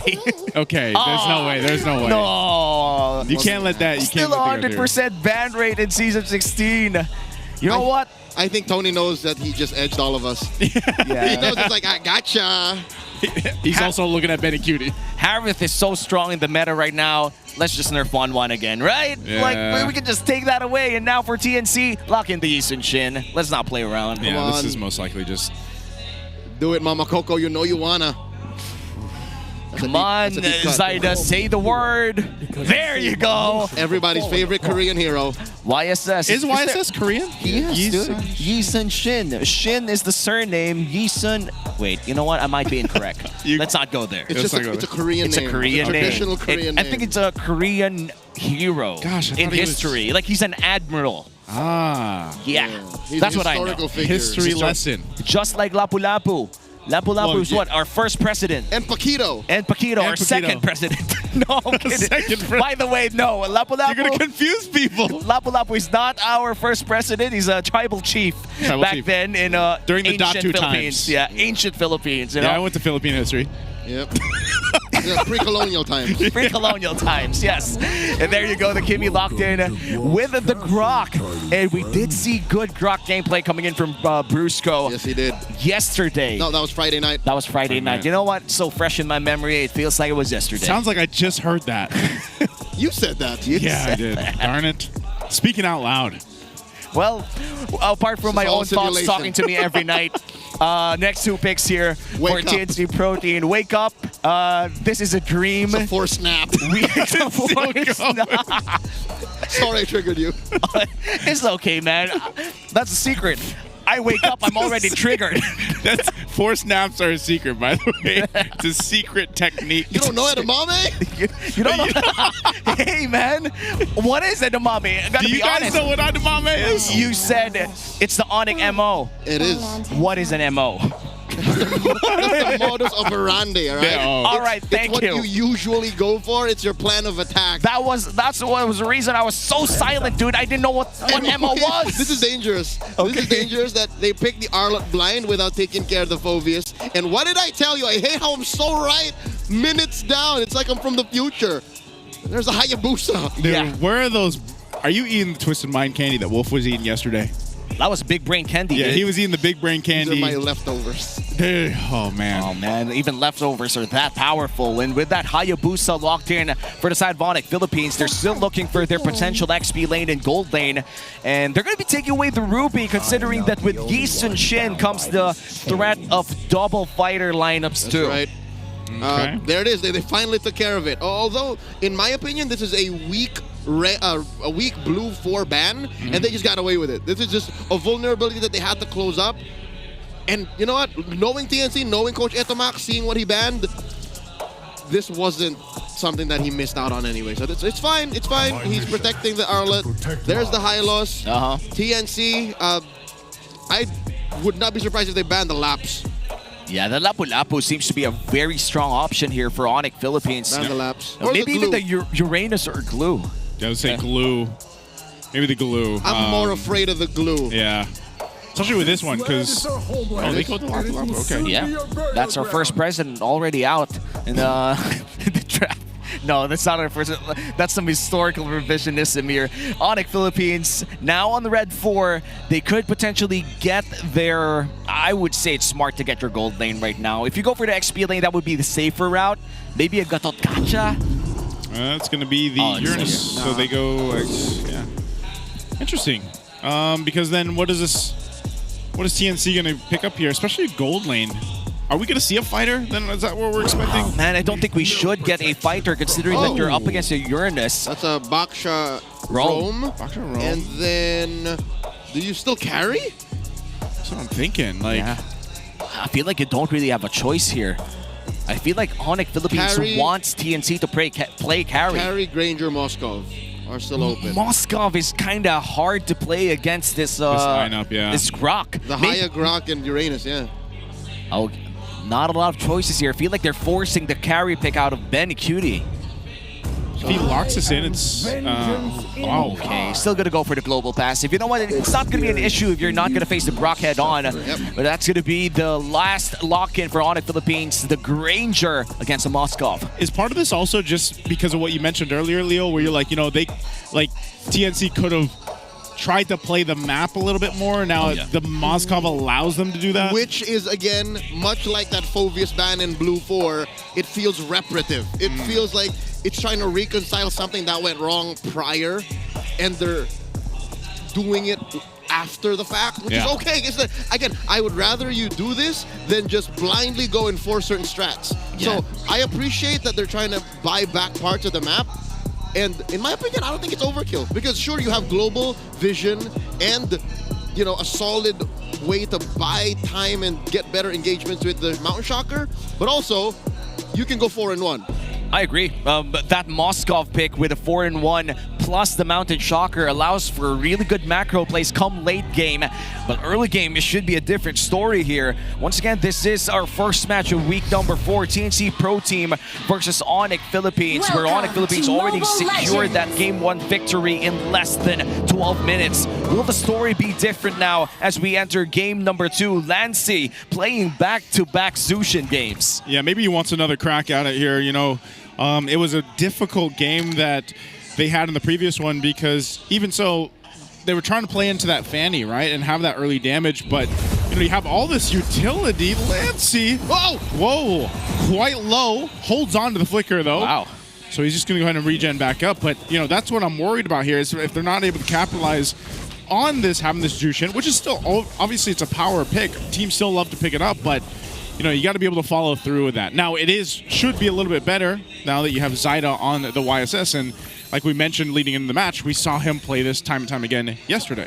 I think the Boxia pickup here coming in from TNC Pro Team functions more like a Selena pick early on, where he just leashes this YSS as fast as he could go, just so the YSS could outfarm King Kong on this Hayabusa, and mainly without the kills, I feel like this YSS could outpace him. And again, we're getting more signs leading to the same direction. TNC wants the map back. Game 1, they barely had any. And ONIC, it's clear that they still want to fight. They want to win lane to lane. Looking at the EXP lane, you saw that Ryota is bullying 3mar. And I love that Ryota picked up agility. This allows for the Uranus to keep stacks on himself and to put stacks on the Arlot, especially when the Arlot wants to stay in the lane. It's the Uranus that actually bullies him out. And so far for this Uranus, I feel like they could potentially secure something against the Arlot pickup upstairs. And there you go, Flicker forced out of 3mar. And the Turtle will be spawning around that area, which means ONIC Philippines will have a direct lead. Yeah, they bullied them here. They did get that battle spell out. Gold laners doing their things too. Calro a little bit low there. Oh, they're in trouble. Ryota actually gets caught. He's the one to fall first. Fight for the turtle. King Kong will secure it. He gets dragged back with the lantern, and there, 3mar meets him. King Kong has nowhere to go after using the Quant Shadows. He's done and dusted as they pick up another kill. Now 2 on the board for TNC. Amazing target acquisition by TNC. They are fueled by their lack of range in game 1, and now they are not letting ONIC go. Brusco oh, no. puts up a rampart, barely getting away, and now finally we see Zyda get into a position, a mindset, a state of flow that he was in the last time he played the Yusin Shin back-to-back. He is starting to steal away King Kong's resources. Already 2-0 too. We see a lot of Yusin Shins play it passively at the start, but make it different for Zyda, already ahead by 2 kills. Getting resources away from King Kong as well. And just gotta say, Brusco on that Earthen Rampart not only delayed the Arlot, but also blocked the final slash early on. Yeah, you're always able to see some of these great, brilliant uses of the Rampart whenever the Grok is in play. And it sometimes even puts enough pressure. I mean, we actually talked about this quite a bit on broadcast yesterday, the different kind of combos or variations that you can do on the Grok, you know, whether that's using that basic attack, whether that's charging him with a tech charge into the Rampart. Yep, Flicker Swing, Flicker Basic, Rampart, Flicker Tech. These are all good combos, but maybe for the first time in game 1, let's visit the gold lane. It's clear that the gold standard is bullying Benny. Benny is down, the last time we checked, about 500 gold, even without the kills yet visiting, or big fights visiting the gold lane. Kelra can afford to do this. Kelra just has better damage output. Yeah, and that's what you get when you draft a Granger. Insane early game and an insane power spike by mid-game. The moment that you get that Sky Piercer, you go online. Now King Kong looking for an angle here. Lancey might just be in trouble, but the first, or rather the second turtle of the game is already spawning, but TNC Pro Team establishing early on their presence. Oh, tech charge going to be used up. Not really what they were looking for, though. They're going to be in a bad position. Mount Shocker already used, and Brusco is gone. Spear Destruction won't land, but right now with the numbers advantage, TNC will secure the second turtle here. Kelra will get spotted out too, so there's not much that can happen. So there it is, another objective for TNC. Clinical and diabolical. Zaida held on to the stun of the Mountain Shocker up until he only really needed it, and no Shadow of King Kong showed up, so he never had to use it. He knew that Brusco was going to die anyways. Beautiful take by TNC. And not just that, looks like they're going to go for the purple too, but Chaknu forced out. King Kong going in, but he just wants his purple buff. 3Mar's gone though. Kelra picking up a kill.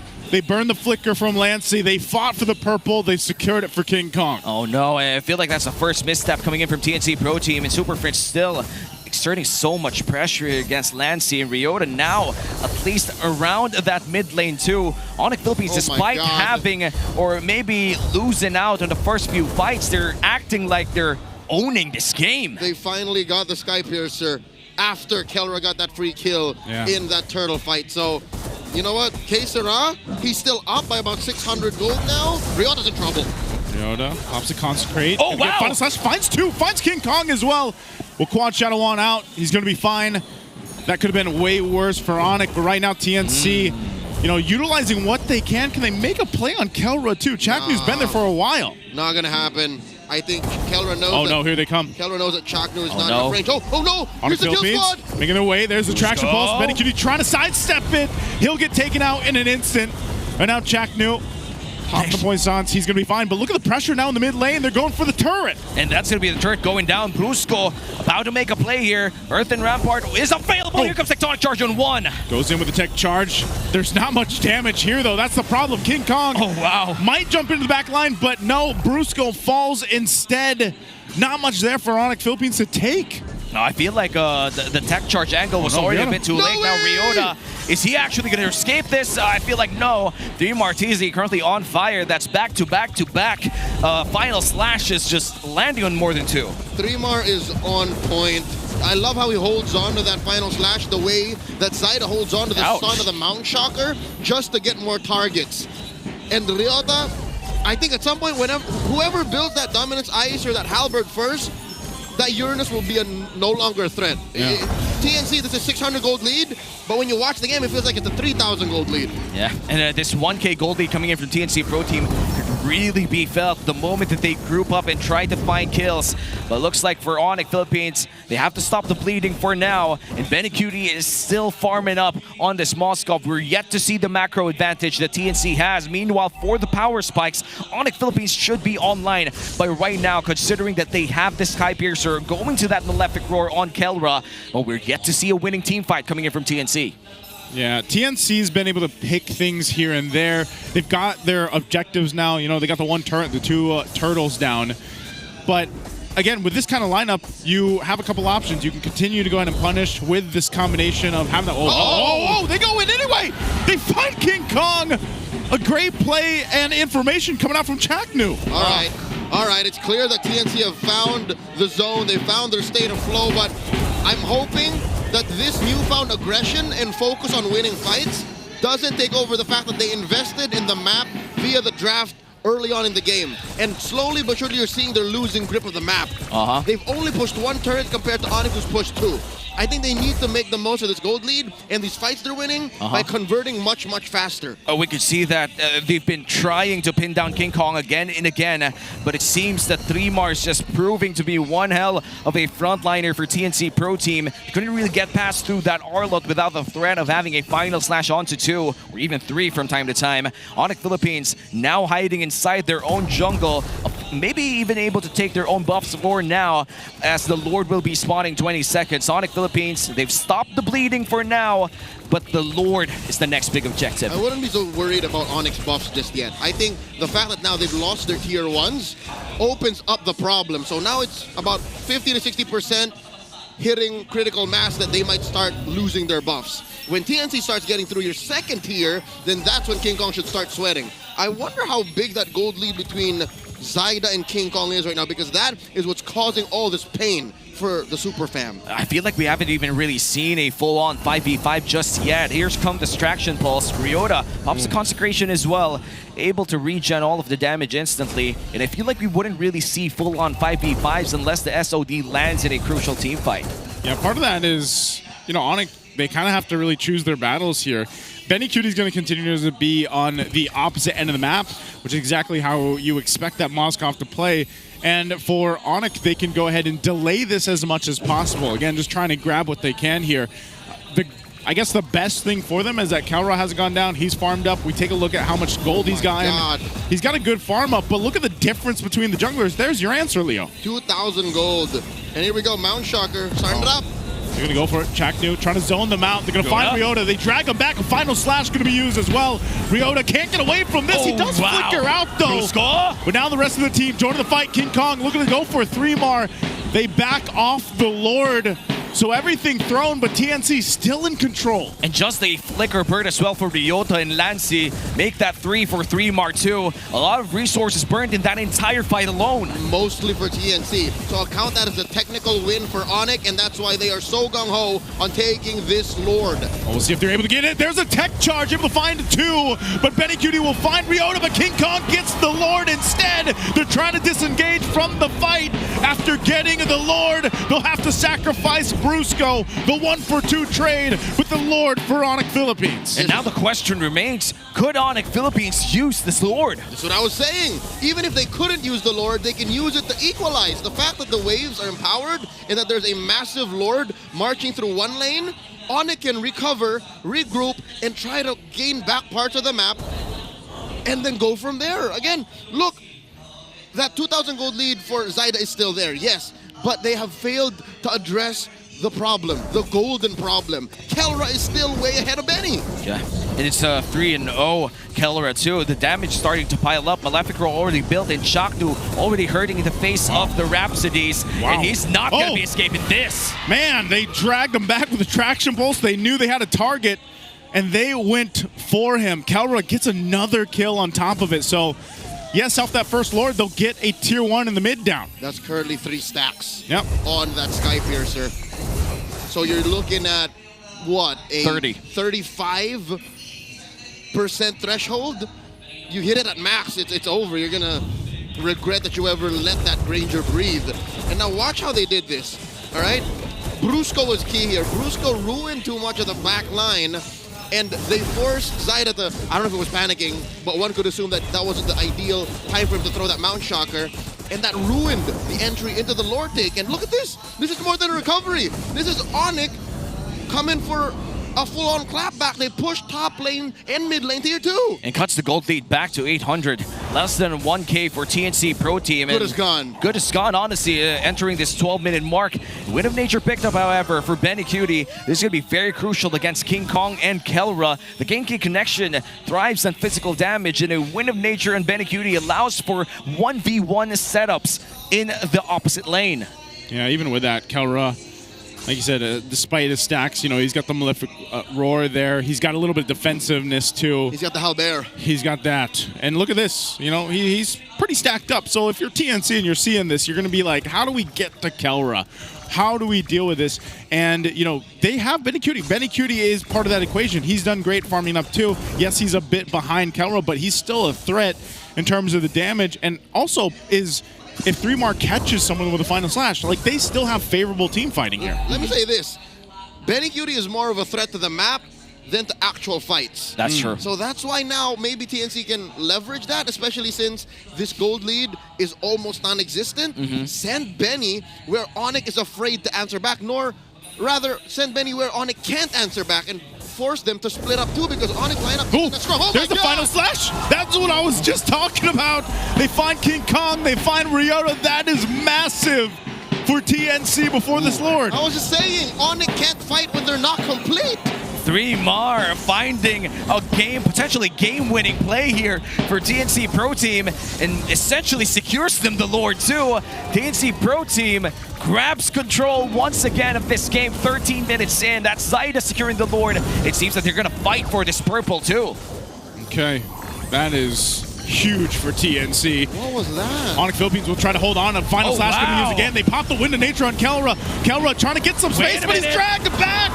A great usage from Lancey, and now it's falling apart. ONIC, they're back up. They're trying to get recuperated here, but they lost Kelra. Man, these final slashes coming in from 3mar is starting to be a problem for ONIC Philippines. I feel like the angles are just so fast, and it's so hard to predict when 3mar will just come in and try to swipe out 3 members coming in from ONIC Philippines. You know what? Instead of forcing ONIC to make these mistakes, what TNC did was they found a way to make ONIC present themselves on a silver platter. I was wondering, okay, I was going to theorize that they found those two, Ryota and King Kong, just chilling in mid because they hit the Mountain Shocker. But no, apparently, they were just out there in the middle. There. Yeah. They were clearing out the wave, you know, doing what they have to do before that Lord. They were just merry men, just clearing. But suddenly, while 3mar just pops out. That's scary. Trying to defend this. Lord's almost taken care of. Carroll takes some shots, but oh, Brusco, tech charge, trying to defend here. But he gets dragged back, so Lord is gone, but you lost Brusco. Top turret worked on by Benny. They're going to go for it anyway. He pops it with nature. King Kong doesn't have enough damage either, as Benny Cutie is fine. We'll take that base turret in top of ONIC's base. And I feel like for TNC, the play just could keep coming here. 3mar does have that flicker. We'll see if they can end it here. Mid turret's going to be worked on. 3mar jumped in with a flicker again. Didn't find what he wanted, so ONIC will lose the last base turret, and that's all TNC gets, but now with a massive lead in favor of them, 7K ahead. This is going to be hard for TNC Pro Team, actually for ONIC Philippines, considering that a 7K gold lead against a Hayabusa that has struggled to find his first kill of the game 16 minutes in. King Kong is not having a great game after that Game 1 MVP performance. TNC Pro Team deliberately shut him down. He's still struggling. And what happened in that top lane situation, Benny Cutie stepping up to King Kong. If King Kong stayed for about half a second longer, he would have been dead. And that might have been an end angle. So now TNC, what they're going to do is play for this final Lord. And I give them a 80% advantage, given that they have full vision. The Mountain Shocker is a game changer. The fact that King Kong can hide in random bushes and shadow in for the steal or shadow in for the shadow kill changes how ONIC have to go in. So I'll tell you now, maybe what they can do is, it's just so hard because my best practice, my suggestion would be to send Ryota, hunt down Zyda or Benny Cutie, compromise that part of the plan for TNC. That's the one thing that they can afford. Well, right now for ONIC Philippines, huge disadvantage here in terms of the map control. 3 inhibitor turrets down. Oh, wow! Oh. Anime style read! Oh, he tried, he missed, and now what's the answer here? They're just going to get the Lord off this. I'm not sure if ONIC can actually contest this. They're missing a massive utility piece here.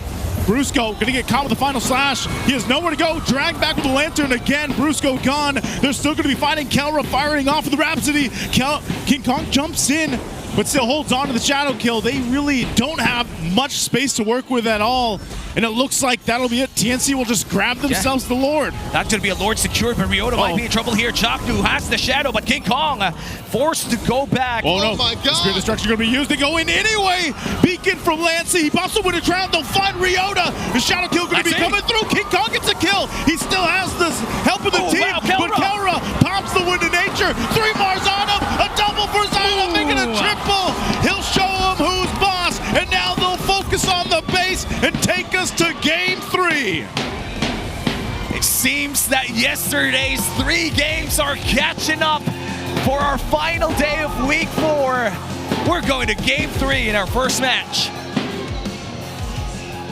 That Mountain Shocker's stun AoE is huge. I don't know if you often see it, but in that clip, wherein Zyda held onto it to the very last minute, or the very last second, showed you just how ONIC thought they got away with it and they could retreat and heal back and then try to defend.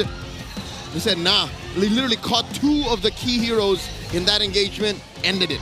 What a nice way for TNC to extend this series too. I feel like for Brusco, if that RBM engage came in clutch, that would have been massive for ONIC Philippines. And he went in for that Ghost Bush. I called the Ghost Bush mainly because you don't really see it coming. There's like a ghost wall in the middle of RBM for that range for the Grok ultimate, but it didn't work right now because our MVP for game number 2, 3mar for his Arla performance, just swiped out so many people in his final slashes. You know, we spoke about 3mar leading into this and everything else, and he has done so good in all the matches at TNC, and especially when he gets his hands on Arlot, he's got to be one of the best players right now on the Arlot. Specifically, he's able to go ahead and calculate those catches with the final slash so well and provide so much value to TNC and how they kind of adjust from the early game all the way to the late game. He is eking up to Sanford, currently as the best Arlot in the league, and this MVP performance is all you need to see to really understand why we're able to make that claim. Early on, he was getting bullied by the Uranus, yes, but he got away from that. He was able to answer that and mainly use his team to try and equalize. And then when they started leaving the lane, that's where things changed. And that's how, in my eyes, in my mind, rather, I knew that they were going to try to bully and oppress King Kong. But I didn't know they were going to do it this way. I didn't know that they were going to threaten his shadows with a vengeance and a final slash so effectively. Look, that's how it started. Yeah. And looking at our MVP highlights here for game number 2, going back to the early game, it was, I would say, a very close early to the mid-game, considering that Keller was ahead against Benny Cutie for the first few minutes, but we couldn't really feel it because there weren't really big team fights that happened before TNC got their big lead. I think that was the only thing ONIC was winning. And the fact that ONIC had that gold lane advantage throws us back to prime, well, I don't want to say prime Keller, but the time that when we thought we knew how Keller played. His older teams, Execration, Omega, they were fine as long as Keller was okay, but this is a new age. We are in the new era of MLBB. You can't just rely on one hero, and even if King Kong did eventually get some damage on, Keller could not be a tentpole, not with the way that TNC drafted and played, and 3mar was one of the ways that they made sure that even if Keller were standing, it would not be enough. What I really also liked, and this worked together with 3mar, was Chaknu on the box shot. I wasn't actually expecting that box shot pick to come through, but it played so well in the part of providing vision, just being in the face of ONIC Philippines multiple times, especially King Kong, to the point where King Kong couldn't even try or an attempt early on to even steal an objective because Chaknu was usually there. So again, this was a really good synergy between Chaknu and also 3mar working together to make this whole lineup really work. And you know, so to speak too, like Zyda playing the YSS again after playing it 3 times yesterday. He played it just as well today here in game 2. And Lancey also showing up. Even if he struggled on this Zushin from last game, this was a completely different setup. He had people soaking the damage for him. The vision was present. 3mar was more proactive. I feel like it wasn't a problem for they did have those elements in last game, which meant that Lancey had to make his own plays for himself. But this time, very different game here for TNC Pro Team. It was a 17-minute, 55-second game. One of the more longer games that we've had, considering that our average game time right now is 16 minutes. Yeah, adjustments were in check for TNC, and what some might say were repetitive, me included, I see now as just finding their footing. And with this kind of lineup, they were better able to answer the map, better answer their lane matchup, and better get them into a position wherein they were ahead. And TNC is just much better ahead.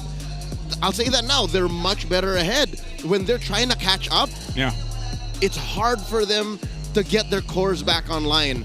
And when they're ahead, even their cores play like they're not cores. That's why 3mar is so good in this game, because Benny was fine, Zyda was fine, and that means 3mar can shine.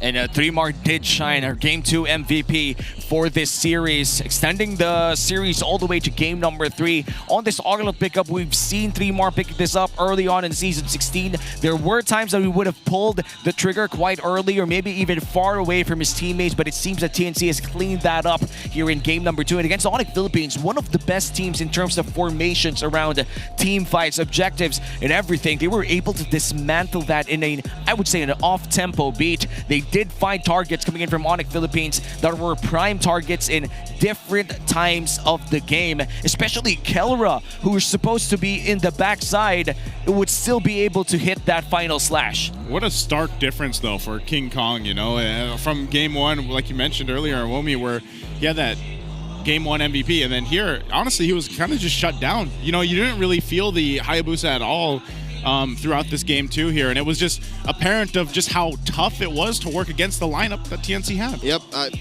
I think shutdown is the right word. It's not that he played bad, it's just he couldn't play. Yeah, that's TNC true. put him in this position, and that's how our rich guy flourished.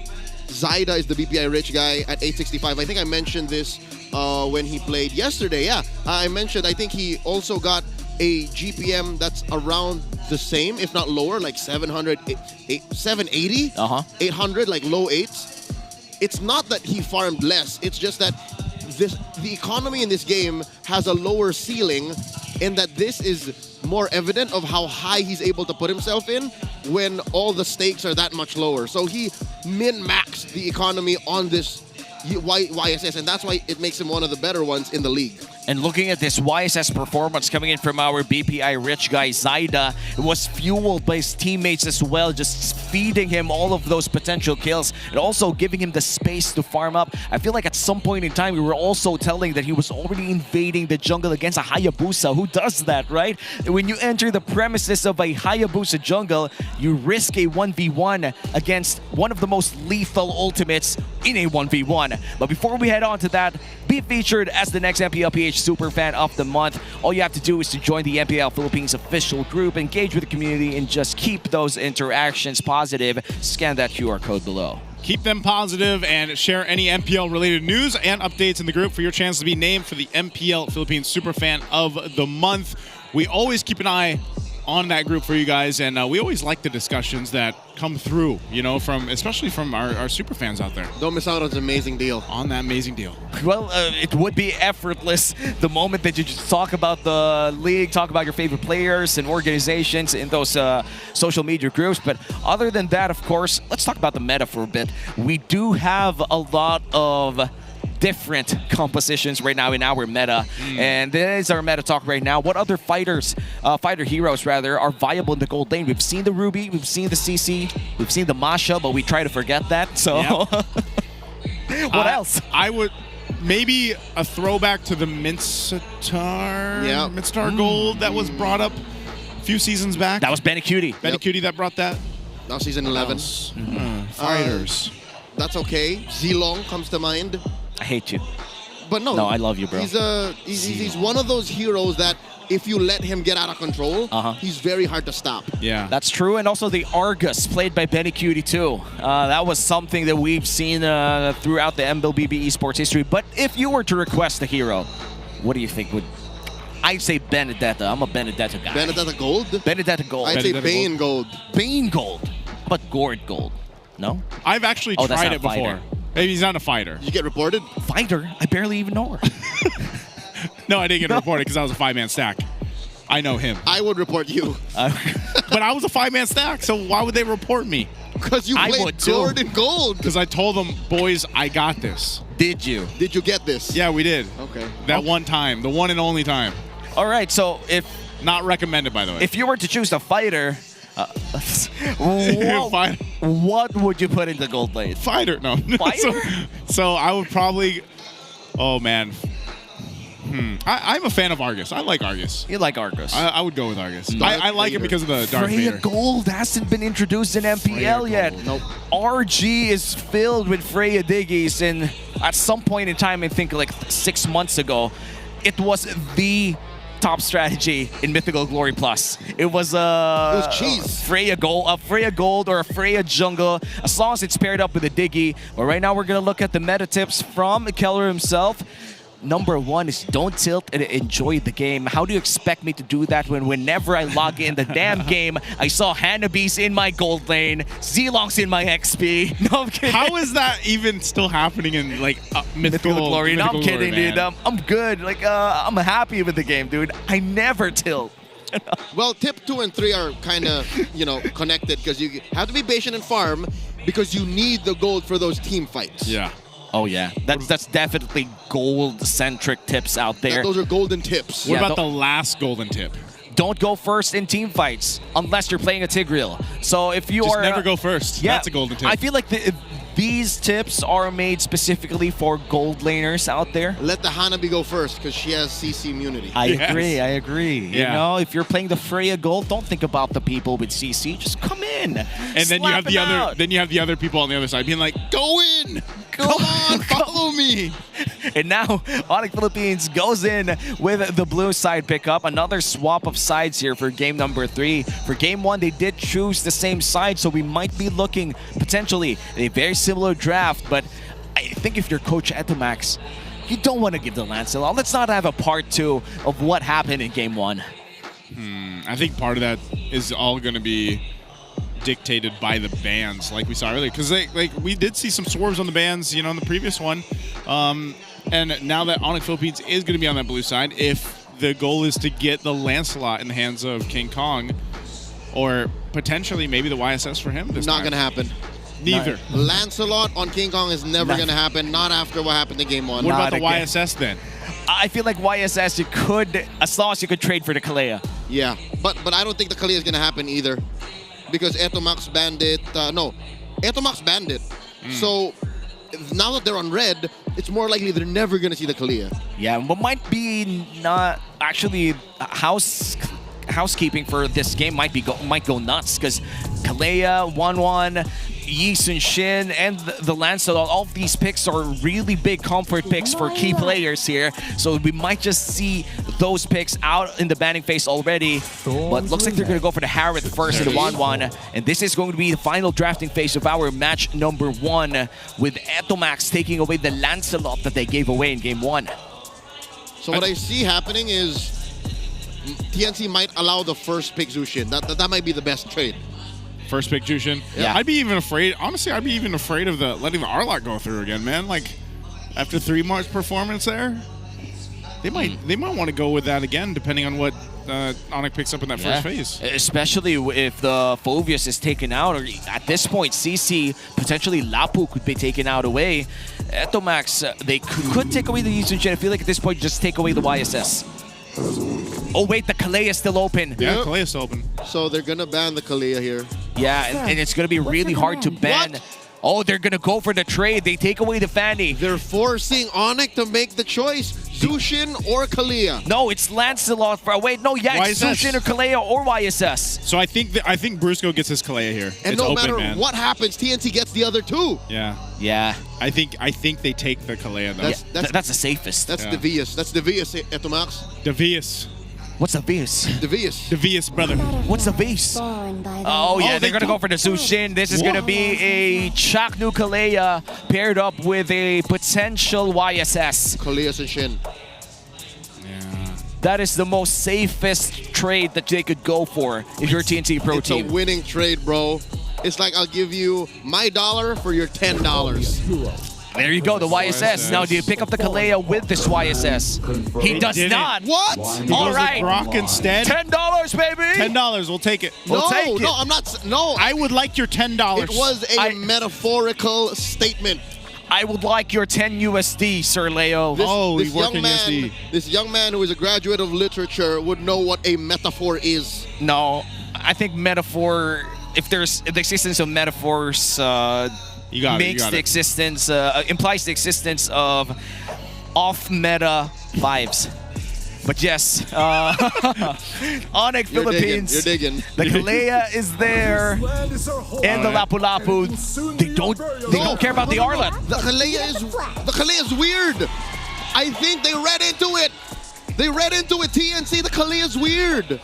People love this joy, by the way. It's just. It's his joy, man. I do believe it is just the portrait because the skin comes out on the 20th. And there you go. The comfort pick Arlet. Strike the iron while it's still hot. 3 Martisi. That's a 3 lot. Mar. That's Sorry. solid. That's a solid amount of CC. I told you that's going to happen. Like, if I called anything today in this match, it was that. That was the R-Lot. The R-Lot back-to-back, the Yusin Shin back-to-back. Yep. But it is a very different laning phase, though, for this R-Lot. In game number 2, he was up against a Uranus, which meant 0 kill pressure against this R-Lot. But now against a Lapu-Lapu, he can't afford losing those Crab XPs quite early, considering that this Lapu-Lapu, the moment he hits level 4, that's almost a non-trade for an R-Lot if he's able to spam those CC immunities. Lest you be buried in value. Here's that Hylos banned by TNC. They want to win ground the Ruby as well. They're still open to the fact that there might be a gold lane fighter amongst TNC's lineup. Oh, yeah. What is Lancy to play? I don't know, Lancy still has... Kagura, I was going to say Kagura probably. Yeah, Kagura is still there. The Farsa is still an open pick. Love is in the air in MPL Arena. Last ban here for the side of ONIC Philippines. They take away the Moskov. And now the options for gold lane is down to... Granger. Granger. Would rather Granger than Kari here. Yeah. Granger. Wooden Cloud. Now, do you get the Farsa or do you get the Kagura? The Selena is also available to take, but then again... I was thinking the Selena earlier, but I'm like, I don't know. With this, maybe the Kagura, man. Yeah, I think I'm a big fan of the Kagura here because Selenas are very susceptible to Joy. Yeah, that was the main concern. So, but the Joy also... No, never mind. You know what? When you hit max stacks on electronic beats, traps do nothing to you. Yeah. Yeah, the healing comes in clutch too. Oh, wow. This is a TNC special. I think TNC has played a lot of Auroras across multiple mid laners. This is in their DNA. To play Aurora is to be of the Phoenix. It just doesn't make sense because... They're on fire and she's ice. Is that what you're going to say? Yeah, thank you. No. I think the reason why it doesn't make sense on a meta scale too is she's a utility mid. And she doesn't, and the Lapu-Lapu just doesn't care about what he does. Like, she can throw that frigid glacier on top of her and she would still be in trouble. Yeah, and I feel like this is mainly just to counter the Joy. It's extremely hard to play the Joy the moment that it is very niche, but it is an answer. I would have rather the Granger. I would have rather the Granger here red 4, but instead Kelra gets it. What is... Is he going to go carry? Cloud. I'd rather the Cloud, man. The Cloud instead of the Kari. The Granger kind of... I mean... The Kari kind of dangerous. That is the Kari. Oh yeah, it's Kari. That's Kari. Okay. Now that he's running the carry, I feel like firing at. I feel the like Lapu, the Gatot, and because you're gonna die to the Joy. Yeah, and if you run a Purify here, you're gonna be very susceptible to the Zushin and the Joy. So I feel like even if you'd like to have a Purify in this matchup, you gotta get that flicker. I barely even know her.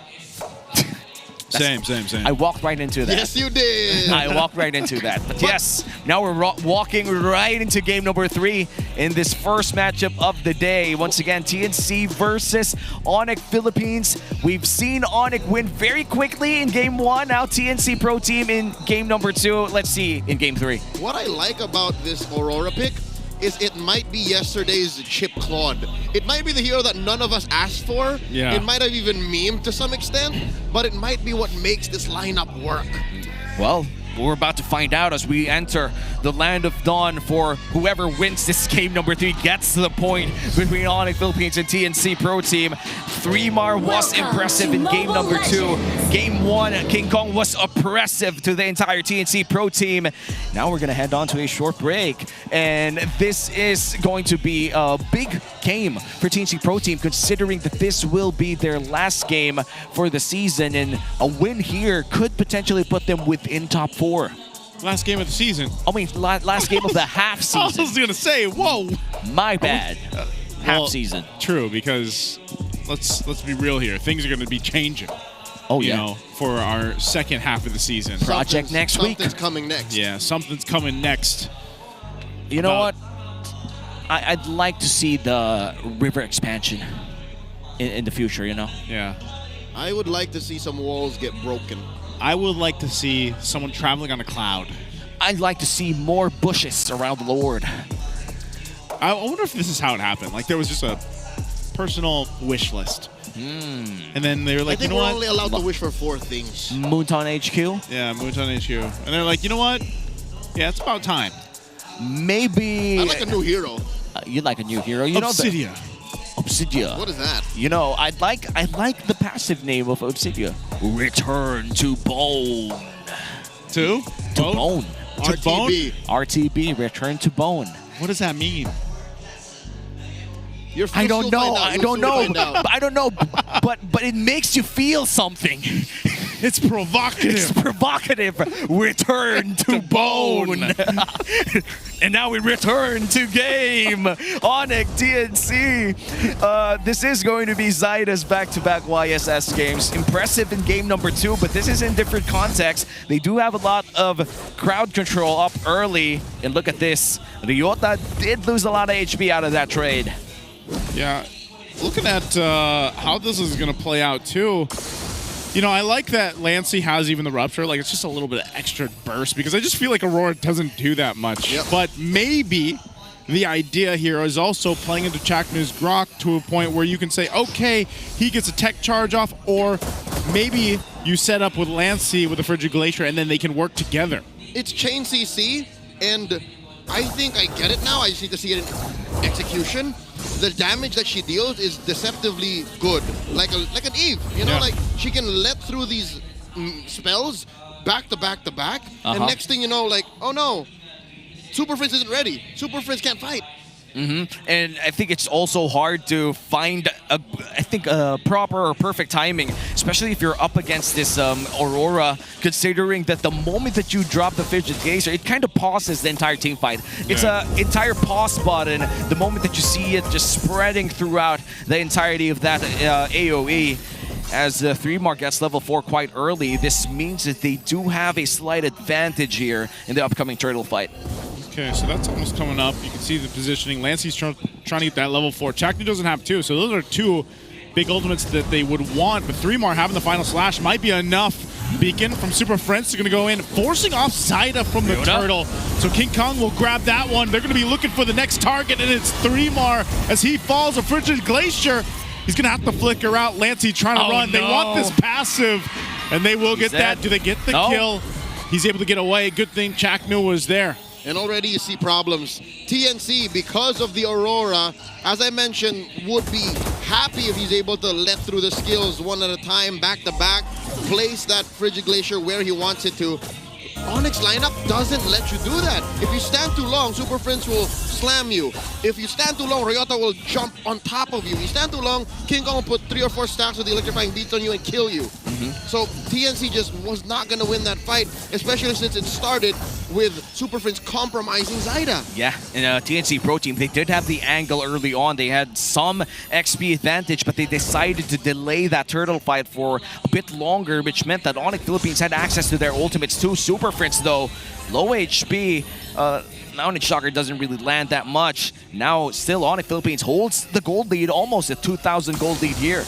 So I'm surprised, you know, having a 2K gold lead this early in, just off of a kill and an objective, just goes to show too that they're finding wins of other parts of the map. And at this point, it might be up to Chaknu to set things up or at least give the information over. Yep, because where are they winning this? Where are they getting this? Number 1 turtle, XP lane, you can see how Ryota's bullying 3-mar. Mid, don't even get me started. And I think even the gold, the situation in gold is dire even for Benny because he's outranged by the Granger. Granger has better early game damage output, and you can see he's down by almost 500 gold. Yeah, you just gotta take it in if you're TNC Pro Team. You lost that turtle fight pretty badly. You kind of want to recover, be able to farm up. You still have those turret shields that allows you to at least survive under the turret better. But this turtle, it seems that ONIC Philippines, they want for themselves in TNC Pro Team. The question is if they could contest for this one. Okay, turtle's up. Second one of the game. It's closer to the gold laners too, so this might be a little bit better for TNC if they actually go ahead and utilize Benny here, but it could even set them back further. Super Prince, popping the beacon. Chaknu's still holding on to the tech charge though, so there he goes. Oh, he's gonna go for it anyway. He's able to find King Kong, but that's a huge final slash from 3-mar. But can they follow through? King Kong's gone. Benny Cutie unleashing. Calro was looking for more, but Zyda, both junglers down. And so ONIC with the advantage will just take the turtle. Oh, that's so unfortunate. 3-Mar with a final slash. Again, symptoms of what we originally diagnosed TNC's lineup with, and it affects their execution. They need to layer their skills. A lot of what they're asking for needs setup, and they got it via the flicker tech charge and that final slash by 3-Mar, but there's only so much payoff you can get at 5 minutes from a carry. That's true. And that's not something that Kelra needs. Again, Kelra has better damage output at this point in the game. And looking at the replay from that entire fight, that was a near-perfect engage coming in from TNC Pro Team. Not only did Chaknu get the jungler before the turtle fight, but 3-Mar already expended that flicker to for a 4-man final slash. And even with a perfect setup like that, they only had so much damage. Just like you said, Leo, they couldn't really translate that into things that they want. Yeah, it was so unfortunate. Such a good setup, but when you don't have the damage to follow through with that setup, it's just falls apart. Where's the payoff? You could have an amazing joke and then the punchline not hit, and then you still feel bad. Yeah, and so far for TNC Pro Team, things are not looking great. Here comes AOG coming in from Brusco, facing Benny Cutie in a potential 1v1. Okay, Benny just going off. The Revitalize is there, and yep, it's just a little too late. Brusco still alive with the Revitalize, so that's unfortunate for Benny. Gonna put him further back. Oh, frustrated. Benny Cutie looks like he wants a break out of that 2v1. And now that turret will be falling up top. TNC Pro Team, they do lose one turret for that trade downstairs. So, again, you can't blame Benny. What he was doing was pushing that lane so that they wouldn't have to lick their wounds so much for the previous losses. The 2 turtles as well. And now this does allow ONIC to keep this 5k gold lead very strong. But that doesn't fix the fact that TNC, the payoff isn't there just yet. I guess Benny Cutie's at what, 2 items now? And I think they still need that Swift Trinity to really get what they want, even with the perfect setup. Oh, that's unfortunate. 3-Mar gonna get dragged back to his death.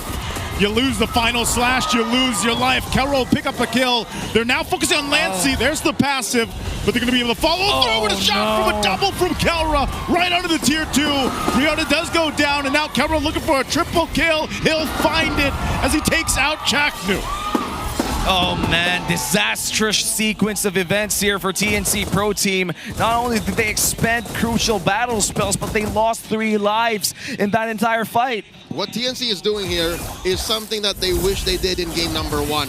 They're taking their losses, but are also immediately going for reparative course of actions. You'll see that Zyda and Benny were not where that big loss happened, but just the same, they're also doubting how far deep they can go into the map. And that's because ONIC now have gone more than a 5,000 gold lead. What that translates to is a full item on your cores.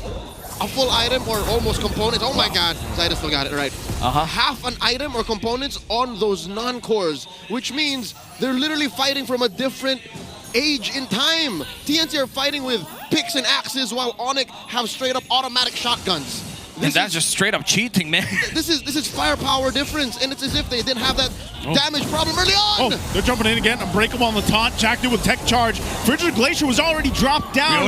This is all fighting under the turret. We're still with the holy shields. And they'll cut him off. Again, that's just how much of a lead ONIC has.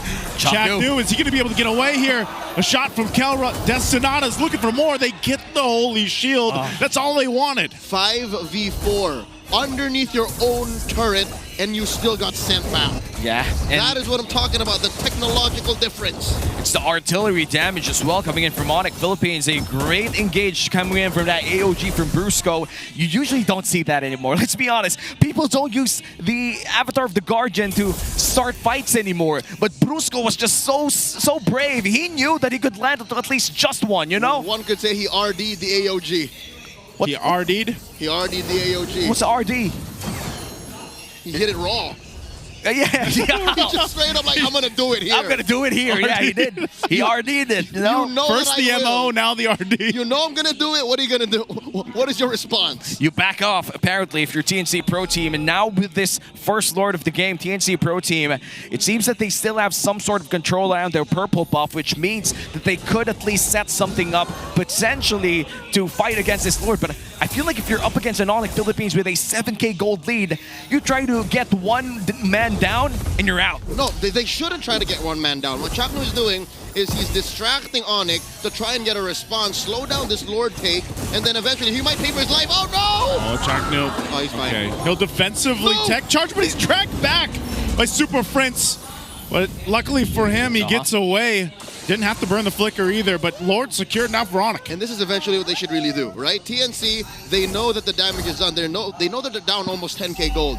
What they should do is slow it down, try to get more on Benny. He's not even in his Swift Trinity yet. Yeah. And then use these shields in mid and then in top eventually to max efficiency. Clear these waves, get rid of the Lord. Luckily, their wave clear, I'm looking at it, assessing it, it's fine. It's better than ONIC, I'll say. At least they have the Earthen Rampart here. Chakno could delay this Lord if he wanted to, but it seems that he's not going to go for that call. Tectonic Charge and the Flicker is available, but it seems that he's not going to pull that off just yet. They're going to be able to defend the mid lane, but bottom lane looks to be in trouble next. ONIC Philippines, complete in their battle spells, might just be able to extend this siege to, I think, 2 more minutes. Yeah, they get all the shields down.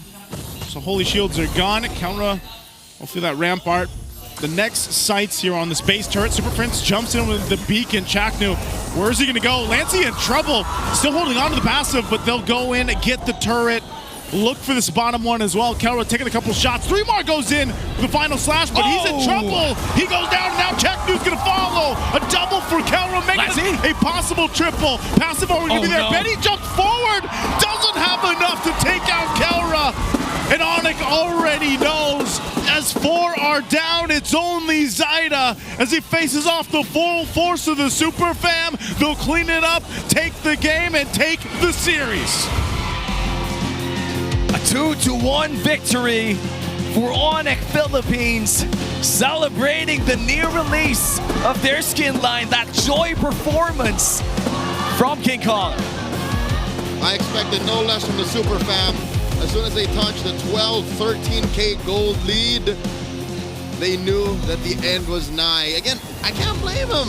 TNC, that was their Hail Mary play. That was them hoping for all hope that a single CC combo could kill it. That's what Trimar was doing that deep. Yeah, he was trying to pull it out of place.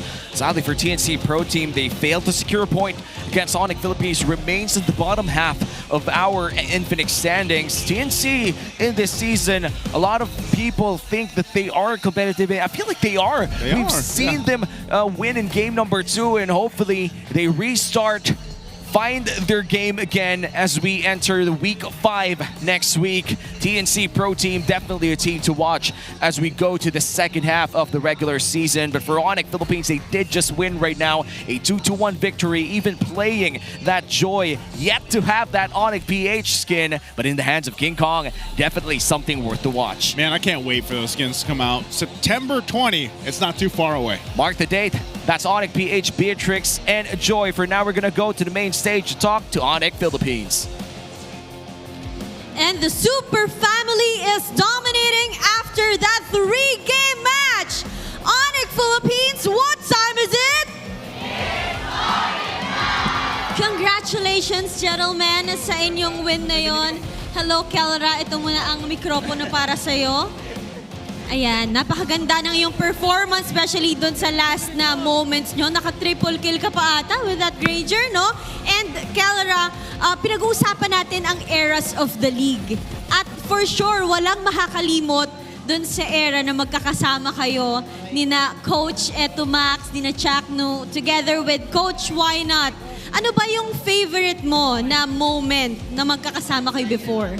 Favorite moment ko lang talaga nung magkakasama pa kami, pag inaasar namin si Etomax. Pag pinag-titripan namin si Etomax, kaming tatlo nila, Coach. So, siya talaga yung nabubunot nyo palagi? Siya. Basta yon, basta banding nyo yun. Basta yun yung banding namin, ayun yung kulitan namin. Pag napipikon si Etomax, kasi mabilis siya mapikon eh. Nahuhuli kung sino talagang pinipikon nyo, di ba, Renmar? Yeah, and of course, as you mentioned, si Coach Why Not kasama din doon. So, same question for you as well. Ano naman yung mga paborito mong moments nung lahat pa kayo magkakasama in one team? Siguro yung pinaka-favorite moment ko yung birthday ni Chakno. Tapos nag-celebrate kami sa bootcamp. Tapos first time ko siya nakitang sobrang vulnerable. Tapos sinabi niya doon na lahat daw gagawin niya para para makabawi, magbago. Umabot yung point na yun. Siya yung pinaka naging role model ng Omega during that. Okay, so for someone like Jack, medyo rare na nag-open up siya na ganun. And then it was during his birthday na he was able to bring that out. Okay, so we learned something new about the Mamba. Good to hear that, no? Parang naging part talaga kami ng inyong reunion this time around. Pero kanina, ginamit na yung kanilang magkakaroon ng skin na Joy King Kong. We love your entrance kanina nung nag-VOG si Renmar. Kailan ba marirelease yung skin nyo? Abangan on September 20, 2025. Yan! Lapit na. So, Sonics, mag-ready na kayo ng inyong mga dayas. King Kong, sino ba ang inaabangan nyo? Ayan, may intermission number pa pala. Animation ba yan sa Joy? Ayan ba yung animation? Ayan. Sigmaga. So, matatapos na ang ating first round. Umiiyak tuloy siya. Abangan namin yung intermission number mo, ha? Pero matatapos na ang ating first half of the regular season, King Kong. Sino bang team ang gusto nyong makaharap sa second half? Actually, lahat pa rin po ng teams, lahat pa rin po ng teams tinitignan namin ngayon since lahat ng teams ngayon parang naka-adapt na po sa yung sobrang aggressive na galaw. Tapos pero kung may mili ng isa siguro Aurora. Bakit Aurora? Kasi bukod sa nasa top 1 sila, feel ko sobrang gumana si Light sa team, tapos ayun, nakapagtulungan sila. Naku, we have to watch out for that. At parang ino-observe ni Coach Wynat kung anong isasagot ng mga players. Are you in agreement with the team? Okay, maybe other than Aurora, is there another team that you're looking at na dapat mag-ingat ang ONIC when they face up against them in round 2? TLPH. TLPH pa rin talaga. Do you see them as a team that just keeps getting better as the time goes on? Yung pagiging veteran nila eh. I'm pretty sure kasi kami pinagdaanan namin yung stage na gigil kami bumawi. I'm pretty sure sila din. And kita pa rin natin ang gigil with this match. Once again, your winners, ONIC Philippines! You may now take your bow.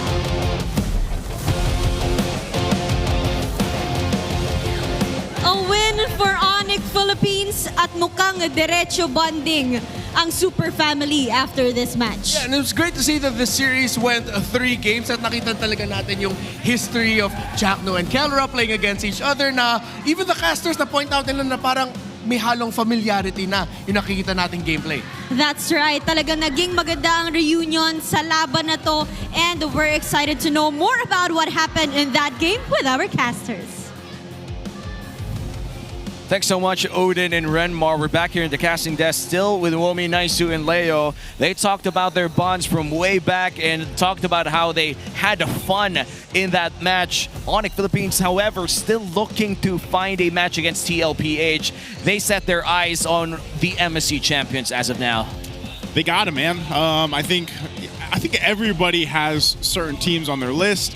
Of course, Kelroy getting the MVP here for Game 3, 7-0-1 in the Granger. He's one of those players that all the gold laners love to play against. He is always in anybody's list when you're talking about greatness, excellence, GOAT status. This is him. Kelra went deathless in game number 3. Almost did not die at all, even in that game that they lost in game number 2. And I'd like to think that this would not have been possible if you picked any other hero. Yeah, Granger on the hands of Keller is just really lethal, especially in the early game. OEB currently is number 1 on this Granger, but Keller plays a mean Granger, and this was the fight that is very unfortunate for TNC. You ask about a dozen pro players, half of them will say, oh yeah, no, my Granger is Keller. The other would say, my Granger is OHIB. So it's that tight. That's how good these two players are when you're talking about Grangers. But his Granger in this game dictated about half of what was possible. And you'll see that Benny Cutie, the reason why he played that way, or the reason why he responded that way, even in the very last part of the game is, you know, I'll just flicker forward, I'll just try whatever, is because Kelra put him in that situation. As soon as the game started, Kelra bullied Benny. And that put Benny in a, I got a chip on my shoulder, I have to prove to the world, to everyone watching, to my team that I can make that early game investment worth it.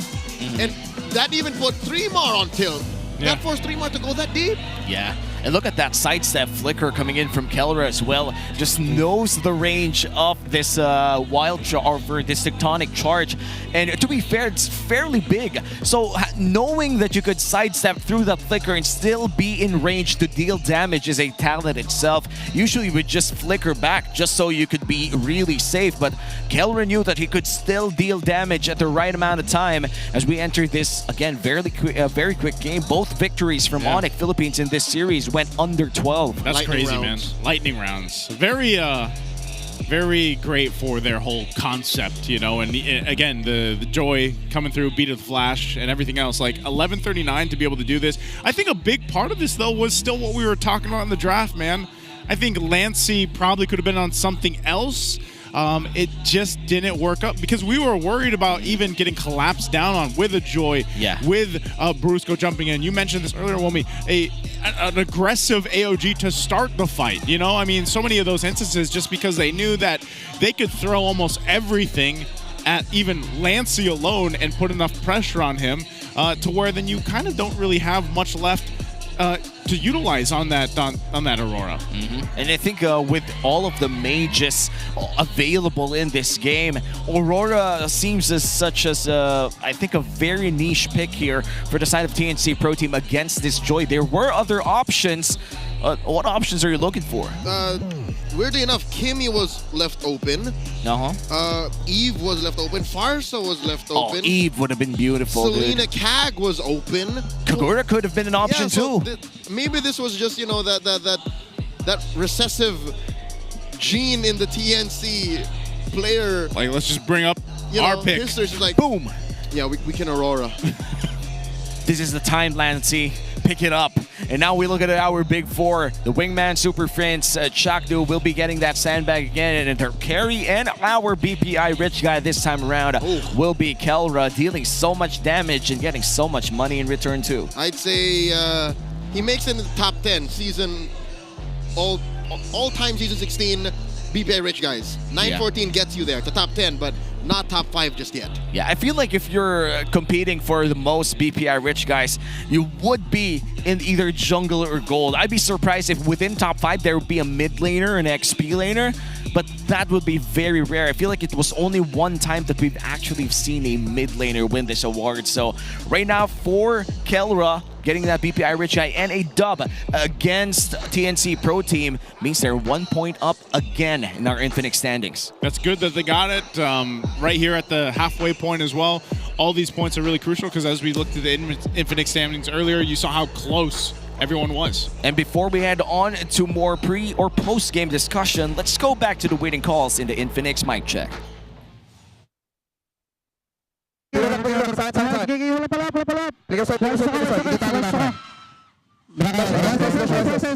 Versus pre, versus. Hindi makapasok side eh. Ako lang pabigyan nyo. Discard kayo, huwag niyong ako lang tatapang. Di-distance na yung distance. Orasan nyo yung harap. Pre, huwag tayo mag-collapse. Basag tayo. Lamang nga. Kay Chris. Di na makapasok. Gerak.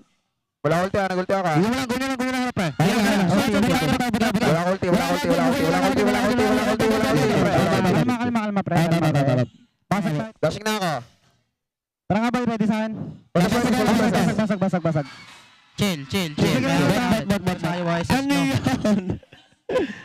Nag-all skill.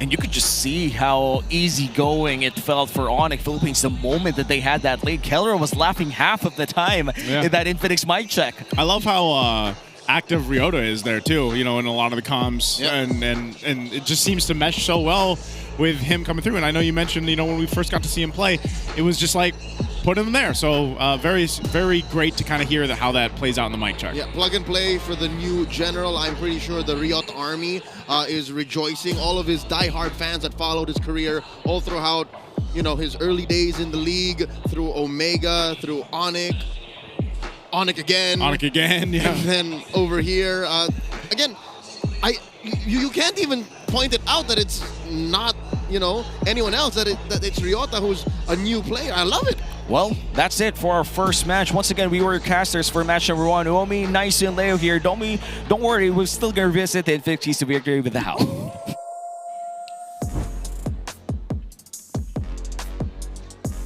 Maulan sa labas. Pero dito sa Green Sand, sa MPL Arena mismo, mukhang napigilan ang bagyo. Yan po ang ginawa ng ONIC Philippines going up against TNC in this first series.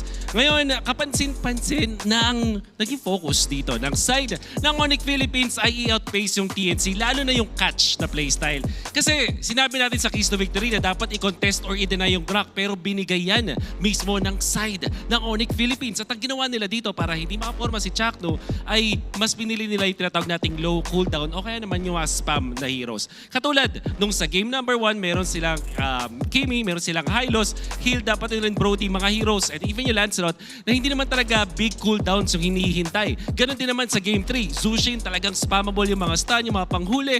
You also have that Lapu-Lapu and the Granger. Lahat ng mga heroes dito ng side ng ONIC Philippines, nung nanalo sila ay mababa ang cooldown ng kanilang mga impactful na mga abilidad. Kaya naman, yung Grok na mahaba yung cooldown in combination with the final slash, like even yung Aurora with that ultimate, hindi na talaga nakakahanap ng tamang opening para makahinga dahil naghihintay pa sila na kanilang mga long cooldowns. Although it was a 2-1 series, nakita natin sa ONIC na kapag gantong spam ang kanilang playstyle, mas nananalo sila sa laban. And we also talked about containing Zyda sa ating Keys to Victory. Napakadali lang yung ginawa dito ng side ng ONIC Philippines. Sa game number 2 and 3, binigay nila yung YSS. YSS usually hindi talaga naagak yan unless makapag-snowball. Pero nung Fanny, na specialty naman talaga ni Zyda, ang pinili nila was the Brody. At pwede nyo itong itry. Isa sa mga classic counter sa side ng Fanny na dahil ang hirap niyang puntahan sa lane at pwede pa siya makakontra. Plus, napakalakas sa laning stage. Yan po ang ating mga natutunan sa laban ng ONIC versus TNC. Mamaya naman, TLPH ang ating abangan going up against APBR. Yan ay sa pagbabalik ng MPLPH Season 16. Kaya huwag kayong alis. Magbabalik ang MPL.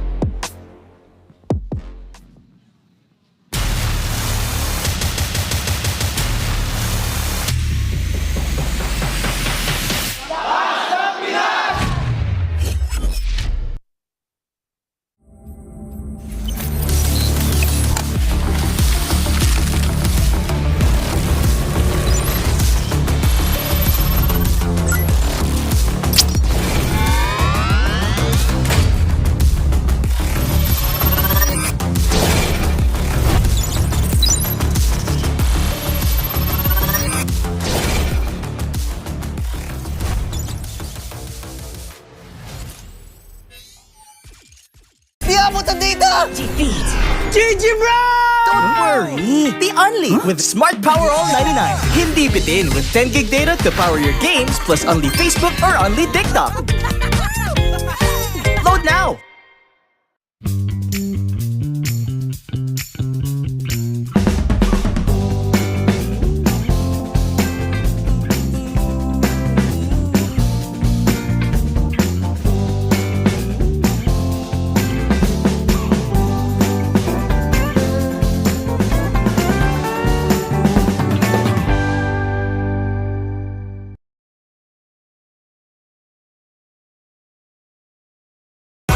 Enemy alert. Your scalp gets 1.5 times greasier, causing dandruff. Get triple anti-dandruff power. Supercharged with Clear. Pang-marinade! Panggisa! Pampasarap! Ang daming ititimpla! Luto mo yan with Knorr Liquid Seasoning. Mula luto tong plato, sarap panalo. Luto tong plato, sarap panalo. Luto tong plato, sarap panalo. Luto tong plato, panalo ang luto mo.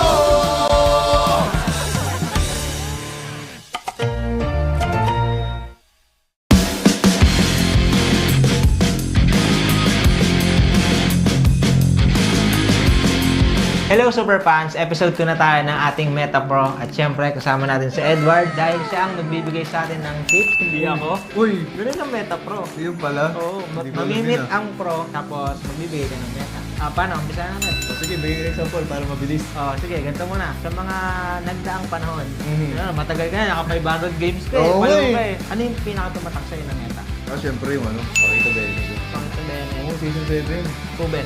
Ubis Strat. Ubis Strat. Okay. Ano yung mga pinaka-nadalian ka or nahirapan? Nadalian mo.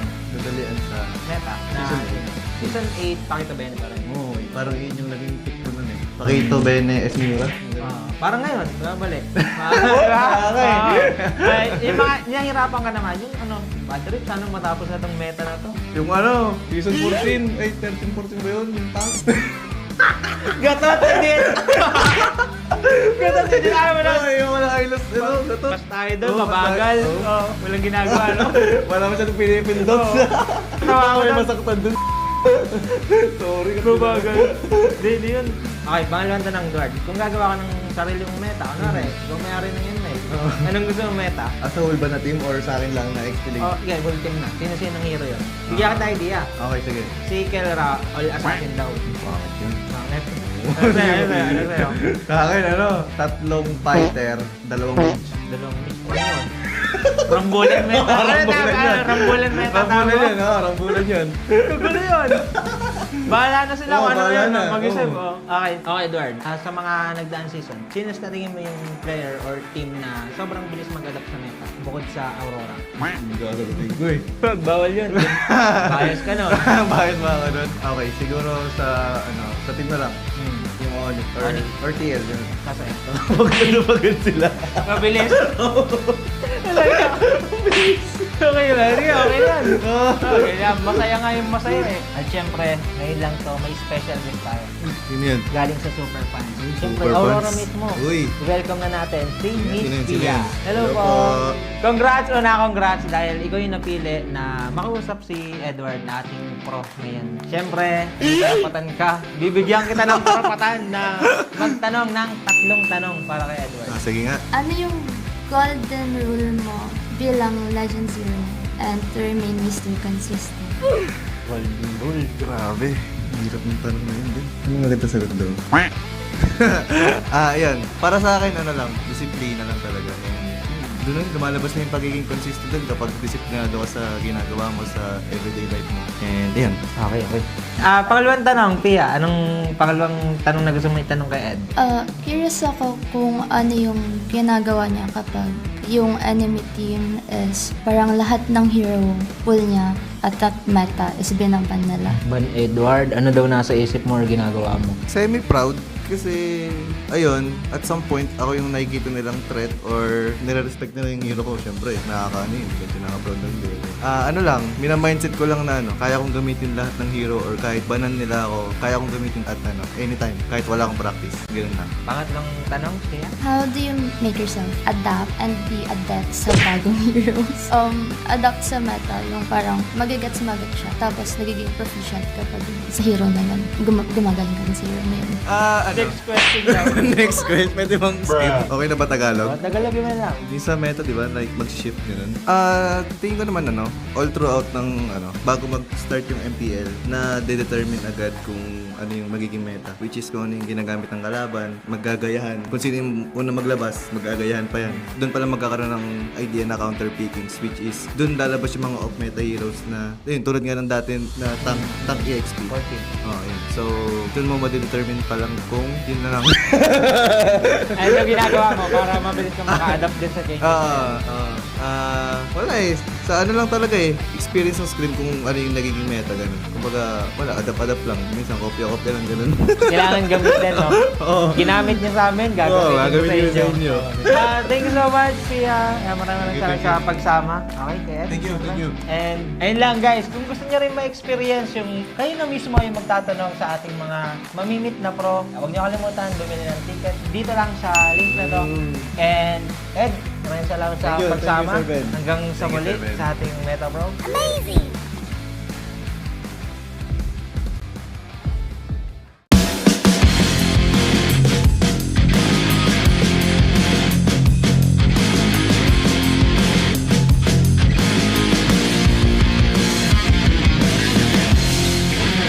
Hello Super Fans! Ako nga pala si Bentings, pero hindi ako magbibigay sa inyo ng tips, kundi ang ating mga pro. At syempre, dito lang yan sa Meta Pro. Makakasama nga natin dito ang ating gold standard na si Kelra. Hello guys!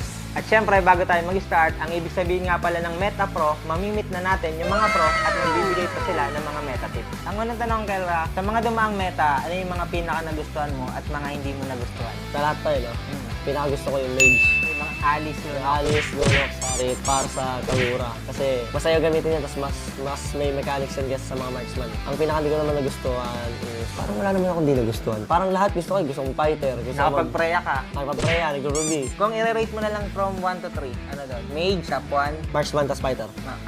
Marksman pa rin talaga. Oh, tas fighter.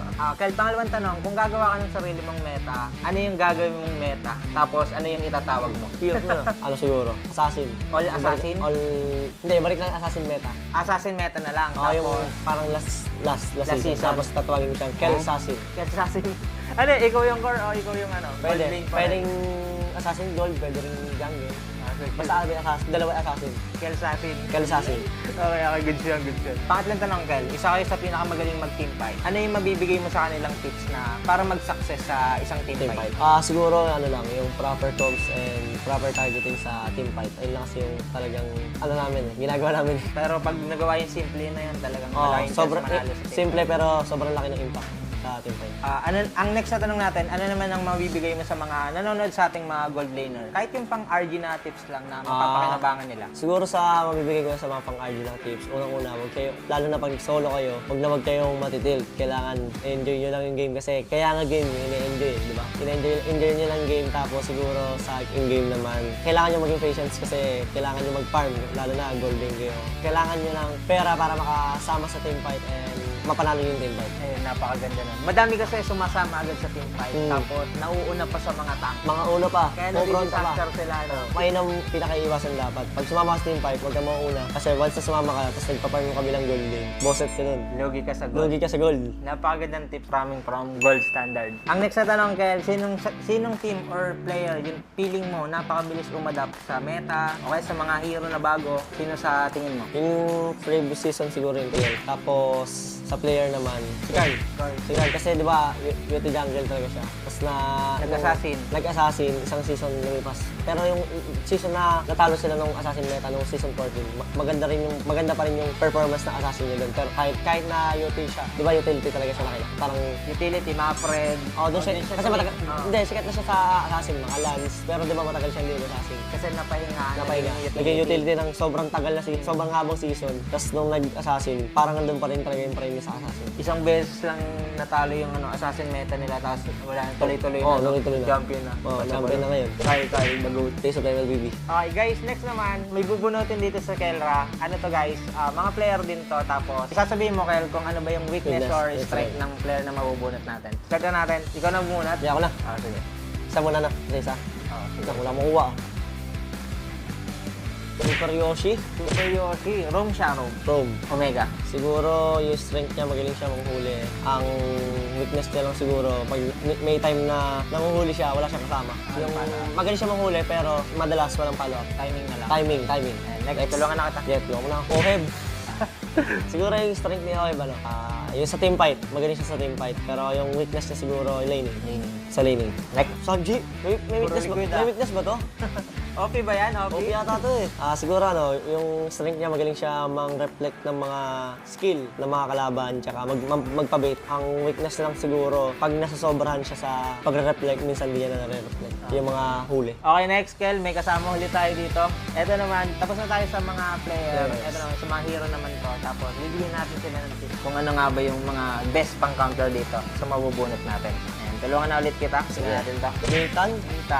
Pang-counter dito si Irtel. Kasi, di ba yung passive ng Nathan? Pag ginit mo, yung Irtel, kahit nakakahit siya habang tumatakbo. Kaya Nathan, yung masakit sa kanya yung bumabalik-balik pag umaatake. Hindi siya tatamaan ng pabalik kasi naglalakad habang naatake. Kaya yun yung pang-counter ko sa kanya. Single lang dapat, no? Oo. Nahihirapan siya pag in relationship. Uy!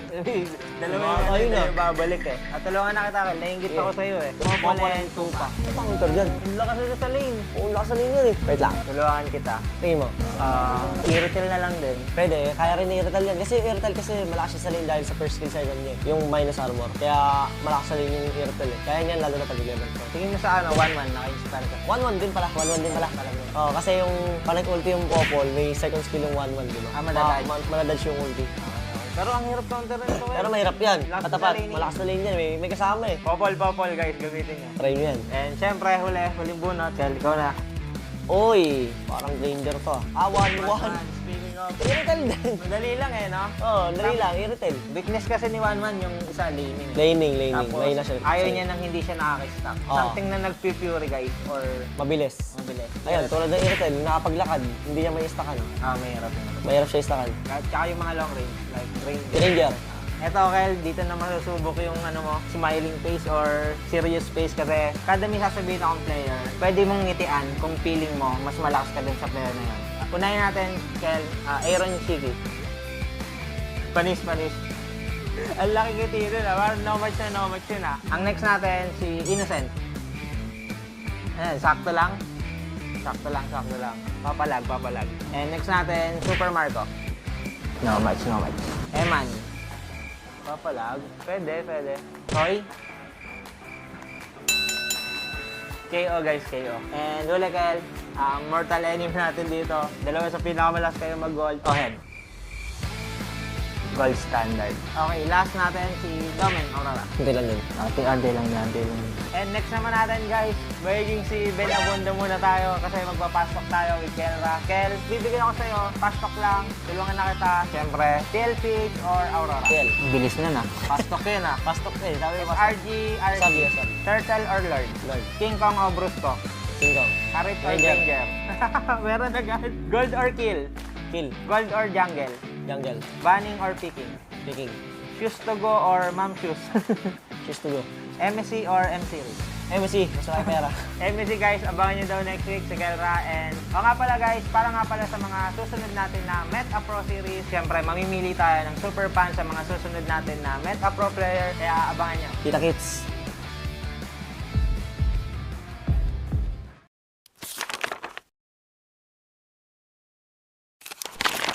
Kung isa ka sa mga player na napigil magtatag sa MPLBH, anong sekreto ng isang field? Para sa akin siguro yung passion ko sa gaming talaga. Kahit anong game kasi gusto ko maging maging magaling eh. Yung passion ko sa gaming is nakuha ko siya simula nung bata pa ako eh. Parang sobrang saya ko sa mga nilalaro ko and sobrang saya ko lalo kapag nananalo ako. So, piling ko din ko nakuha yung passion ko. Nabanggit mo din na superior yung growth mo. Kasi nung MPL season 1 nakita ko siya mag-funny, sobrang nagalingan ako sa kanya. Tropa natin dito.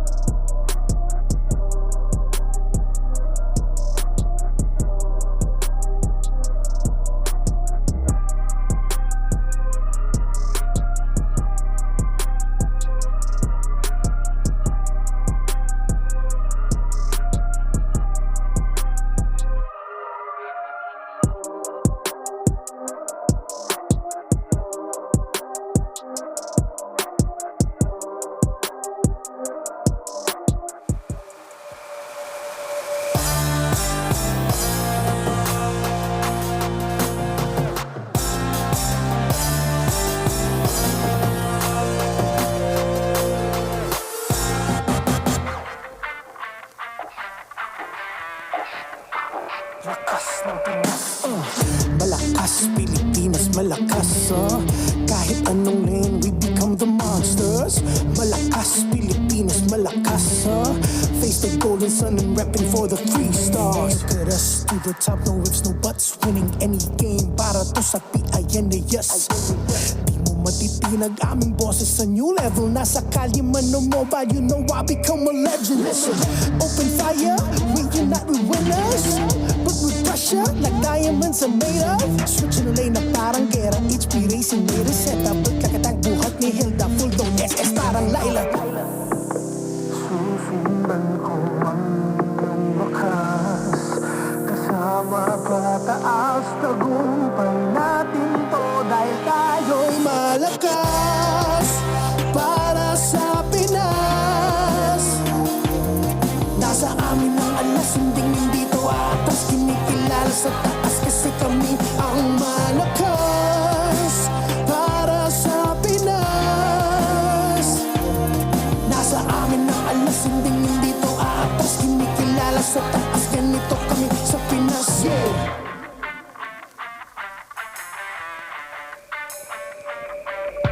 Laging MVP, no surrender, no retreat. Pag nagsama-sama, just imagine what we can achieve. Laging MVP, no surrender, no retreat. Giving 100 on my all, cause we just cannot be defeated. No retreat. We are unstoppable, immune and invulnerable. Ready ang equipment, lahat frozen, mala crowd control. Pakita on the jab, east to the southeast. Taas ang matawad, proud and loud, cause every enemy we devour. Susundan ko ang iyong bakas. Kasama pataas, tagumpay natin to. Dahil tayo'y malakas para sa Pinas. Nasa amin ang alas, hindi to atas. Kinikilala sa taas kasi kami ang malakas para sa Pinas. Nasa amin ang alas, hindi to atas. Kinikilala sa taas, ganito kami sa Pinas. Malakas, Pilipinas, malakas. Kahit anong malakas, Pilipinas, malakas face the golden sun and repping for the 3 stars.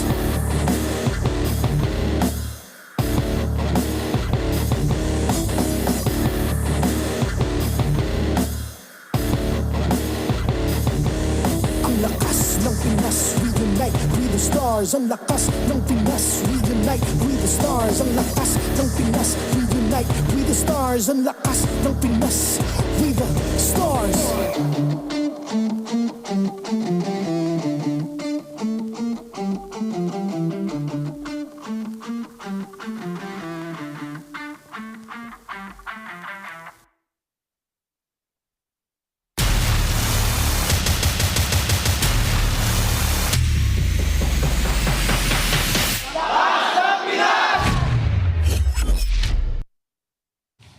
Welcome back to MPL Philippines Season 16, and we are now down to our final match of Week 4. We'll be your casters for tonight. Uomi here with Naisu and Leo. We saw ONIC Philippines dominate in our first match, and now we might even see 3 games again. They had 2 wins under the 12-minute mark for ONIC Philippines previously, and but it was still a good series. And so far, after yesterday's 9 games, maybe we get 9 games, or maybe we get 6 games today. I was like 9. Joseph, I don't know how we end up with 9 games today. Something went clearly wrong, but even if TNC did lose, the games that they played, they showed promise, and I'm pretty sure they learned a lot, especially since that is their last game in round 1. Wow, the regular season just flew by. That's true. It feels as if we just started MPL Philippines Season 16 last week, but it's already been 4 weeks. It's been so much fun, so much action all around. You could have more data and more GG too. Experience the winning power of Smart's only 5G and enjoy it with a Smart Digital prepaid SIM. That was pretty smooth. That was smart of you right now. The simply reliable telco partner of the MPL. Victories you all can count on. And speaking of victories, ONIC Philippines was able to secure another dub, which meant that they will be rising to the Infinix standings. I think not really rising in a way that they take the first spot, which is still in Aurora, considering that they have 6 points. But ONIC Philippines now at currently 5 points. That puts them in a nice number 2 spot. I'll tell you now, points are secondary to what the story is. Because you can marinate, saute, or just, get the flavor of these things. Give me Knorr! Knorr liquid seasoning for everything, and it's the taste of victory that matters. The points are secondary, because you know that a team like ONIC, I hate to say, I don't want to jinx it, but I don't think they can miss out on playoffs. It's impossible. Yeah, at this point, our top 3 teams are just showing up so good. By the way, this tournament is monitored and supervised by the Games and Amusement Board. Looking at our final matchup, it's APBR versus Team Liquid Philippines, where these two junglers, James Banks and Carl Tizzy, will duke it out. And to be fair, James Banks did show up in his rookie season last season, but this time around, it hasn't been really working out for APBR. But before we dive in deeper, let's go back to what happened the series before this one. And once again, it was ONIC with 2 quick victories, and maybe Game 2, TNC securing an 18-minute dub. I'm glad we got to go ahead and see, at least the portrait, by the way, of the new skins coming out for the M6 champions there from ONIC. We got to see the Joy. Of course, we've seen the portrait of the Beatrix as well. And again, keep an eye out for that on September 20. Now, here's our updated Infinix standings. Really no movement. It's still ONIC and Aurora in 1 and 2. And here there's a chance for APBR to upset Team Liquid Philippines. Sure, it'll shoot him up to 6th, because again, they will be tied with TNC, but just the same. Hey, 6 is a nice spot. The lower half, no, I'd say the lower half is not fixed. Yeah. I'll tell you that much. So even if we are about done with the first round, I think the second half of this team is going to be all the more must-watch. Oh, of course, especially with big changes about to happen, not only in the MPL, but also in the Land of Dawn. Teams will have to adjust very quickly and recalibrate a couple of things, maybe even find the best ways to make sure that you get the best out of the new stuff coming. The Infinix standings will be about to explode. It's going to be shaken up, man. It's going to be shaken up. And now, shaken up. As we talked about earlier, it's James Banks versus Carl Tizzy here in our second matchup. Last season was really good for James Banks, but right now in his sophomore season, much more is expected out of this man. Yeah, this is really, what our going into our headline today for this matchup really is. The GOAT himself in the new era of the jungler, and also just in general the new era of the players that have been coming into the MPL Philippines. Like you mentioned, James Banks in his sophomore year now here, or sophomore season here. It's you see the improvements from them. APBR has been able to go ahead and do some pretty good things, but still, you clearly see where they struggle. And if you compare them to a team like TLPH, who's so used to playing together, so used to building up, so used to stampeding together, that's what I'm still looking for APBR. And maybe it starts in the jungle. That is such a great smile. Carl Tizzy is the ruler, that of which junglers are measured by if they want to find any success in the League of Champions. Because if you look back, before James Banks, Carl Tizzy has stared down the eyes and tested the mettle of the likes of Demon Kite, Irad, and they stepped up, they batted up to the plate, and look who's left standing. Look who won recently at MSC. Look who is now dubbed the GOAT. And whenever I look at this type of matchup, especially if we're talking about a new era jungler such as James Banks, it always reminds me of how the old junglers of great now, like Kyrie, Carl Tizzy, looked back then, back in their junior, sophomore years, or sophomore seasons rather. I feel like when I look at James Banks, it feels like a young budding Kyrie. And right now, you look at quote-unquote prime Carl Tizzy up against a young budding Kyrie in the form of James Banks. Obviously, there's going to be big differences. And I think it's important to look at James Banks from a very specific angle, from a lens, if you may, because James Banks has a very specific kind of hero pool. He has a global hero pool. This young man played in the MDL, won a championship there, brought up to the big leagues, and then now steps up to the plate to bat against probably the best ever bring a Retribution battle spell into the game. His hero pool currently, if you look at it from even as far back as his days in the MDL, his top heroes are Lancelot, Hayabusa, and Suyo. Yet still, he prefers the likes of a Lucas. The only Lucas user, if I'm not mistaken, in Season 16. Yeah, only Lucas user up against a Fanny too. Yeah. They went all in for that early game. And for James Banks, you talked about his time in MDL. He was a champion MDL in the Global Band Series as well, which meant that he had to play more. He had to play a lot of heroes that he isn't really much comfortable with. But now entering in the big leagues in MPL Philippines, he has to be able to bring out the best picks that he has in a consistent and competitive level, and that's what we're asking for, especially up against Carl Tizzy, the GOAT himself, now on a hot streak with that win yesterday as well. Carl Tizzy definitely is showing everyone how to play this role. I like this when we take a look at this. You know, this is what we were mentioning. Like, look at the hero pool that James Banks has. Again, his experience in the MDL, the fact that they run a global ban and everything else, and also what he's played here, of course, in the MPL. He has a wide range there. They have the shared typical hero pool between the Lancelot, Joy, and the Fredrin. And then it's funny, yeah, Carl Tizzy, his unique pick between the two is the YSS. Mind you, this is just in Season 16. Yeah. These are the unique heroes that James Banks have picked.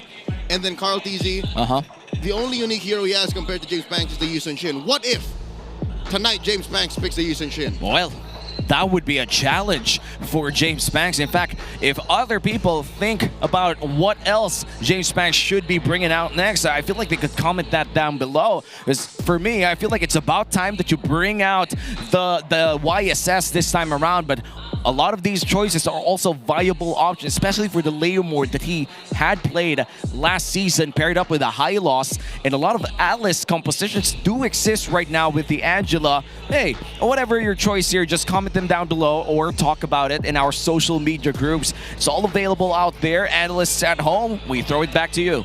I'd love to see the Alice. Alice Angela, maybe? You know, something like that? Might be too slow, though. I want to see Martise. You want to see the Martise? Yep. How about the Alpha?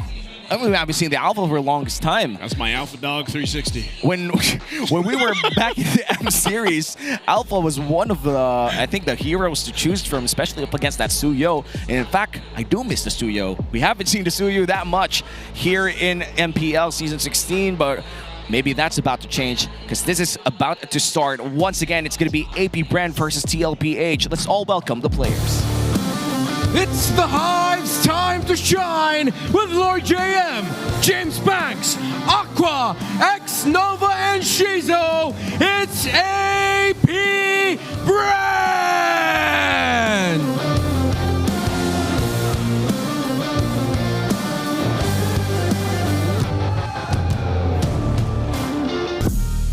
The cavalry that's looking to end the first half with a victory. Here's Sanford, Carl Tizzy, Sanji, JB, and Oheb, Team Liquid Philippines.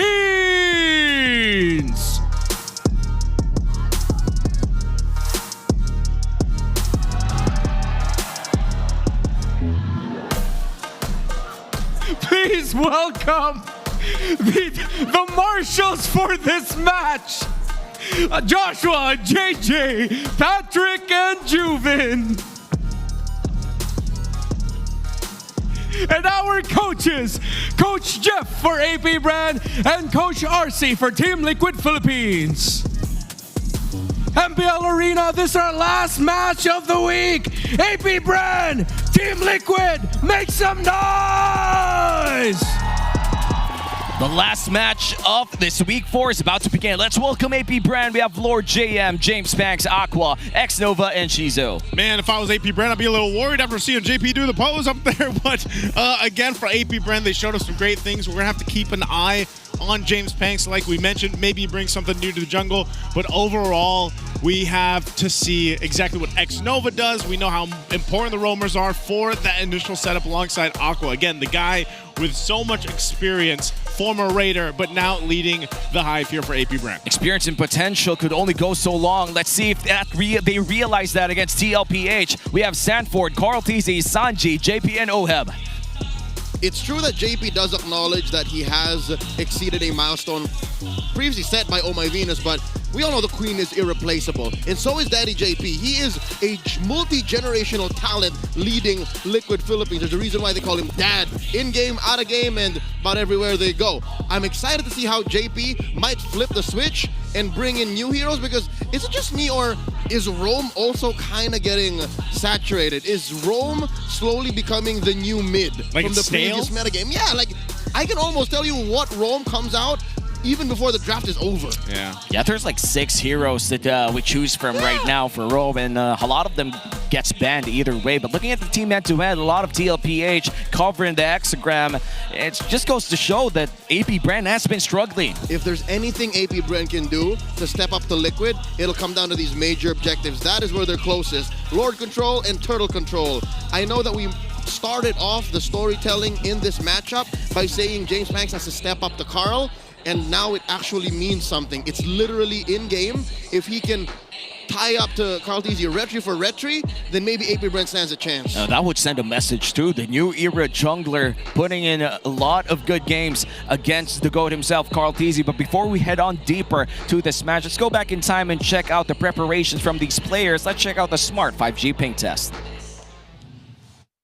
Ito na, ang huling laban ng first leg. Current versus the future. Darating lang din ang time. Daram go shine, di man ngayon. Good luck nga pala kay GOAT, kay The GOAT, sa buong Team Liquid. Dadanong advice pwede ko hingin kay Carl. Paano tumagal sa larangan ng paglalaro ng Mobile Legends? Ang gusto ko lang namang malaman kung ano ang sikreto. Nakatuwa lang ako sa na-achieve niya kasi gusto ko rin yun. Hindi naman nagmamadali. Darating lang din yung time. When the time is right, may I the Lord make it happen. Kaya huwag tayo magmadali, guys. Pero ibigay natin best natin lagi. Low-key person ako eh. Dad, ano advice ko kay James Banks, Dad? James Banks, ito, sabi ni Dad para sa'yo, humble lang, maglalaki ulo, number 1. Dad, ano next? Ito, pangalawa, kahit ano pa ang makuha mong achievements. Down to earth ka dapat, sabi ni Sanford. Ba't di ka nabigyan ng advice to? Lamang na nga sa mukha, G, no? Yoko bigyan ng advice. Yoko, pogi na yan eh. Gusto, lamang ka sa lahat. Sa'yo na lahat yan niya. Magtira ka naman niya.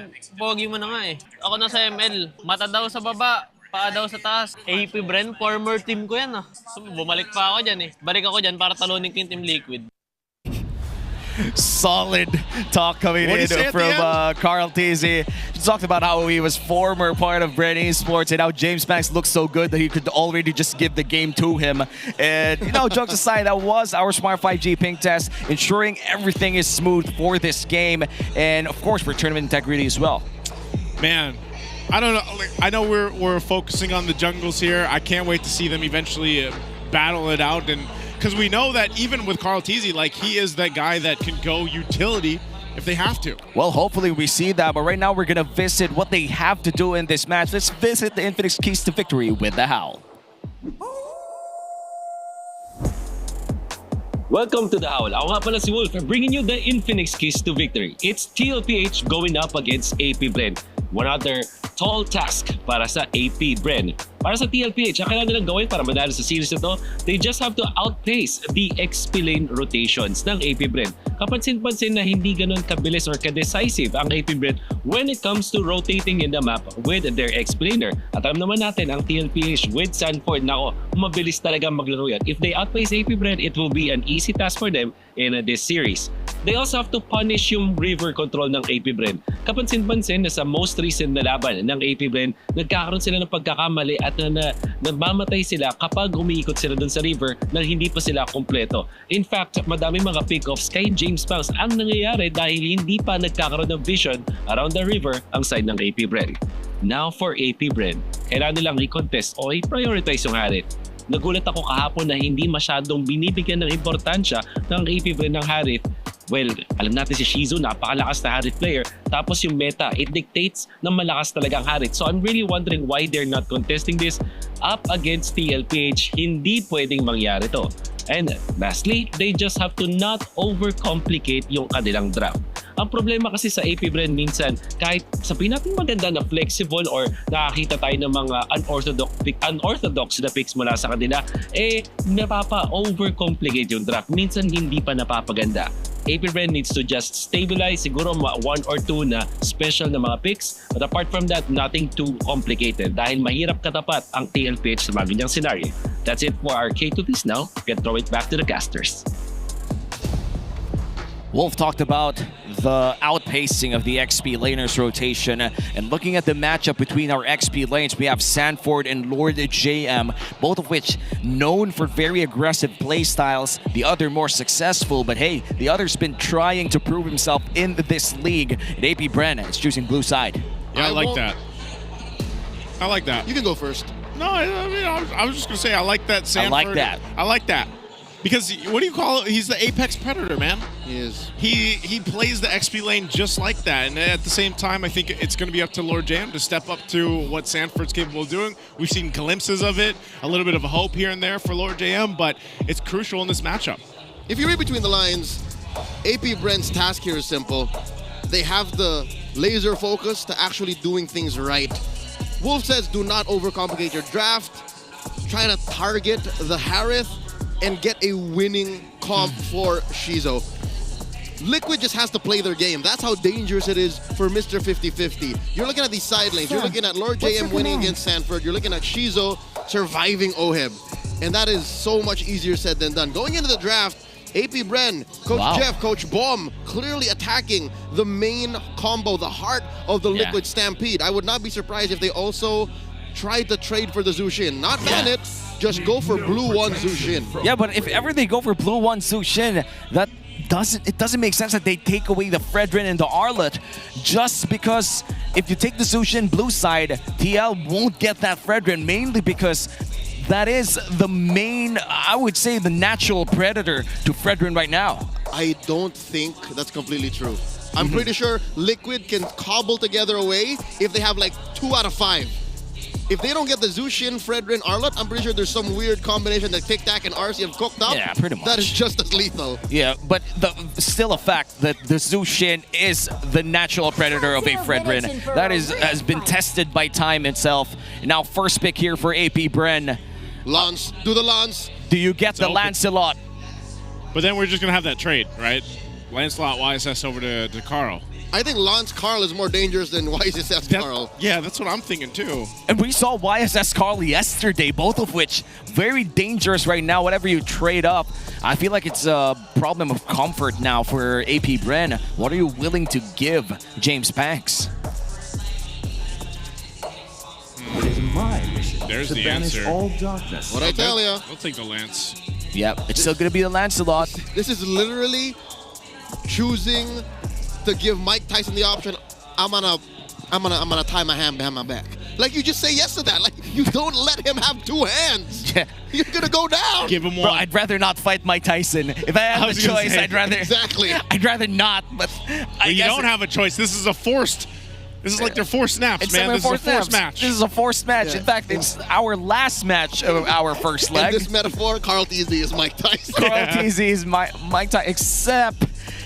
Okay, you know what? That's unconfirmed. I won't say that. Zushin. See what I tell you? And they're gonna go for Zushin plus whoever. What, Lapu? No, they're gonna go for Gotcha.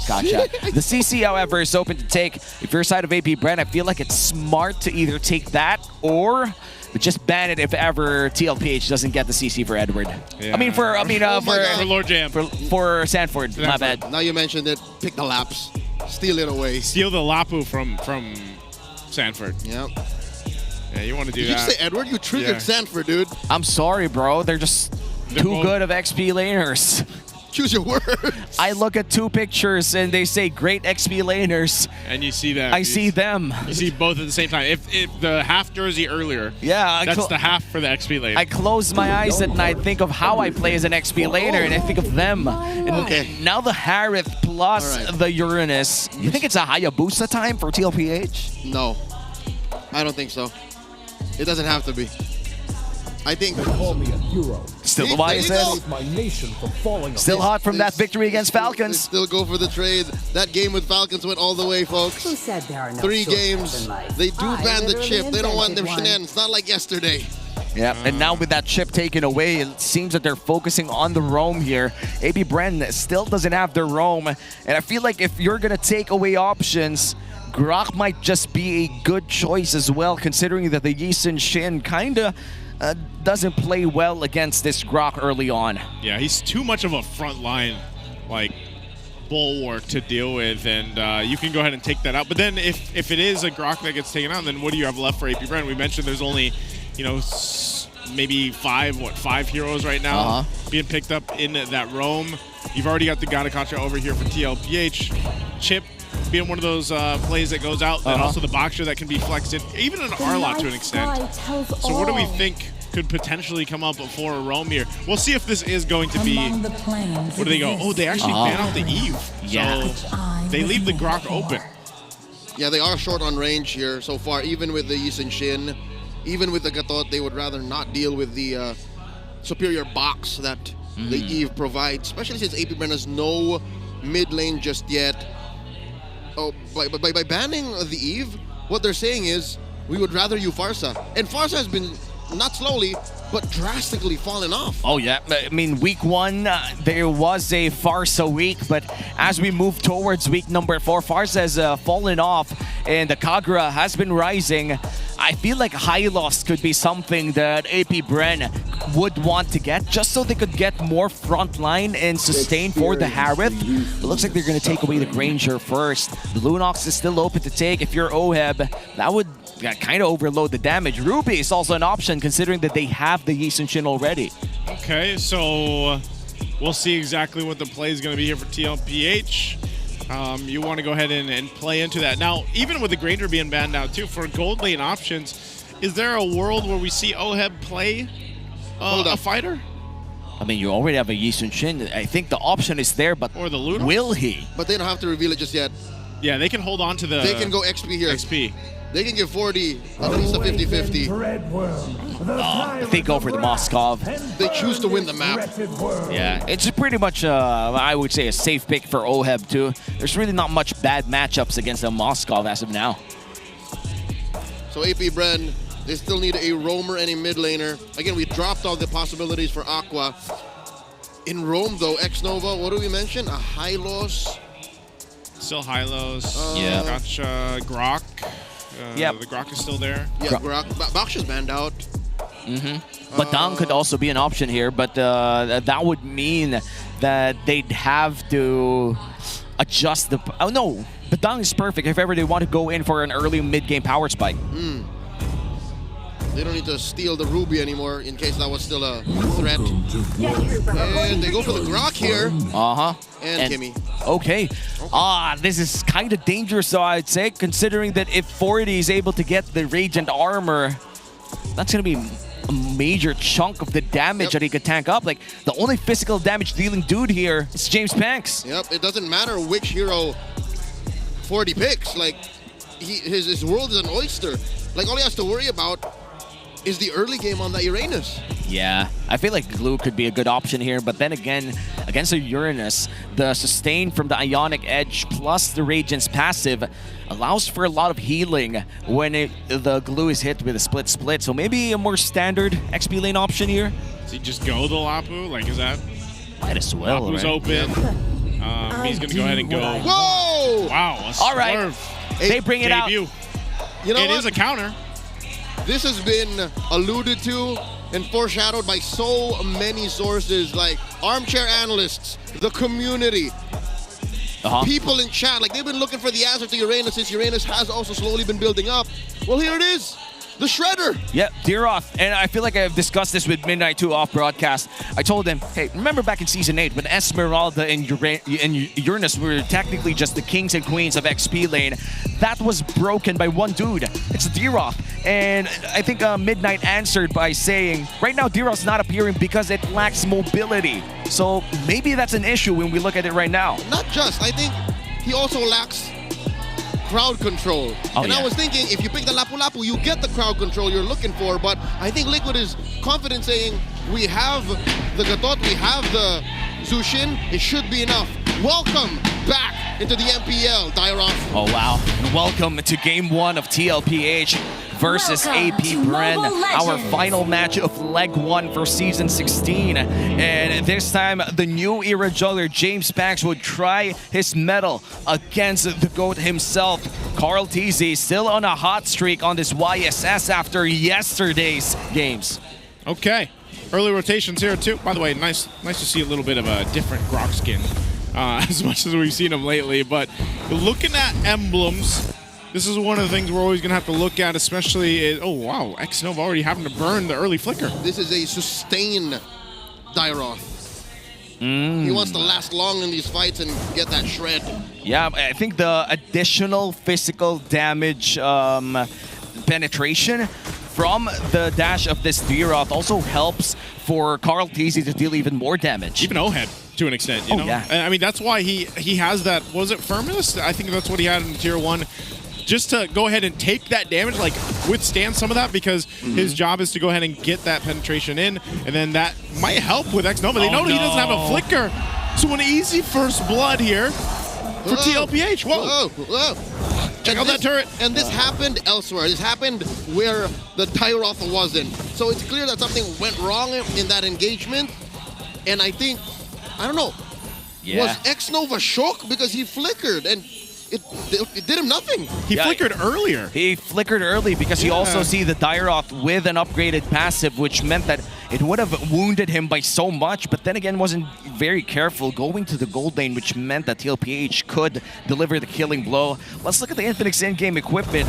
Right now we are looking standard build paths here, but a Fury Hammer already handed over to Sanford too. Which is almost single-handedly answered by the Panther. Oh, already set up. Lord Jam trying to get out. Oh, Sanford won't land the strike he was looking for, but they'll force the Phantom Execution from James Panks, and they just accomplish what they wanted to secure the first turtle here for TLPH. Oh my God, Sanford. He overshot, yes, but the deed has already been done. He kicked out 2 members of AP Brent from contesting. I think that's just as good as worth it.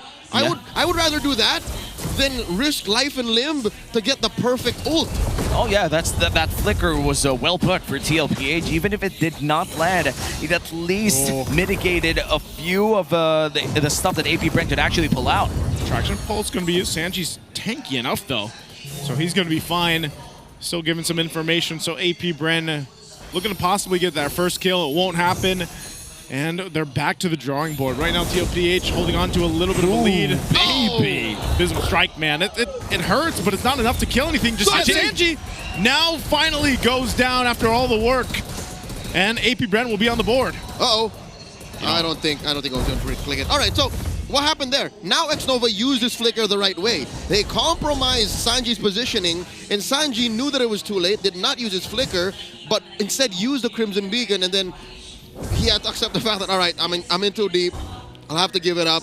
Great recovery by AP Brent, but that doesn't solve the situation of the side lanes. Side lanes are still very Liquid favored. Yeah, and so much so that I think Sanford could just defend that lane as well. Shizo, however, in a 3v or 2v2. Yeah, popping his on force. Oheb will be just fine. Luckily, X-Nova here too. Sanji now joining the fight. Aqua to follow, but I think it's just going to be a disengage. Traction Pulse to be able to find Sanji. Sanji still has a flicker though, so nothing to follow through.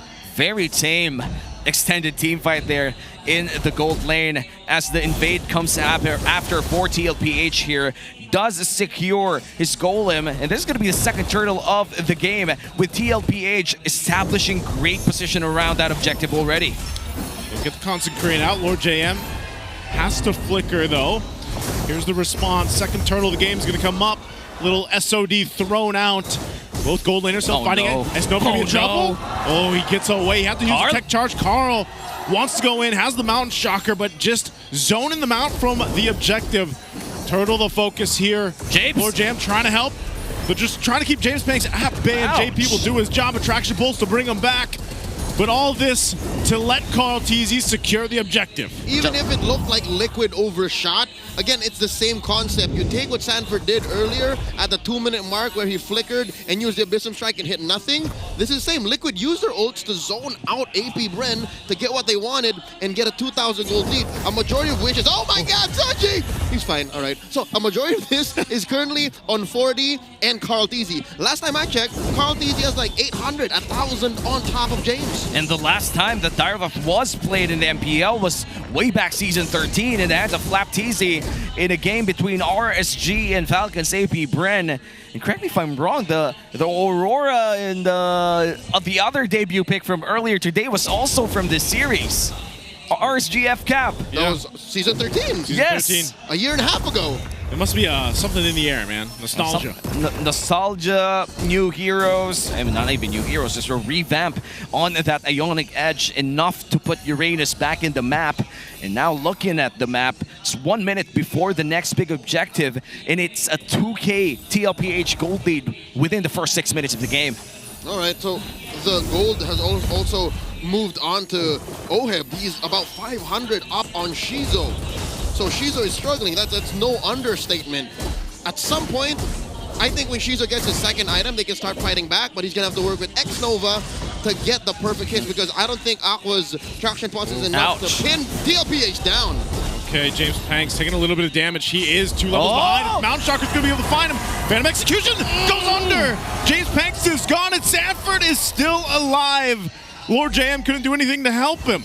Oh, wow, and they're still going to go for it. 3v1 here. Lord JM forced to flicker, and he's still going to defend. That's what you get with a sustained Dairoth. 40 just refuses to fold. They get that push, and this is just the bottom lane. The same lane where the turtle spawns while JP holds down mid. That's what this 3K gold lead is getting. Oh, X-Nova jumps in. He's able to find Carl TZ with the traction pulse, and Sanford could be a next. Oheb joins the fight, but not enough. Without fight, that initiation from X-Nova will get them the turtle.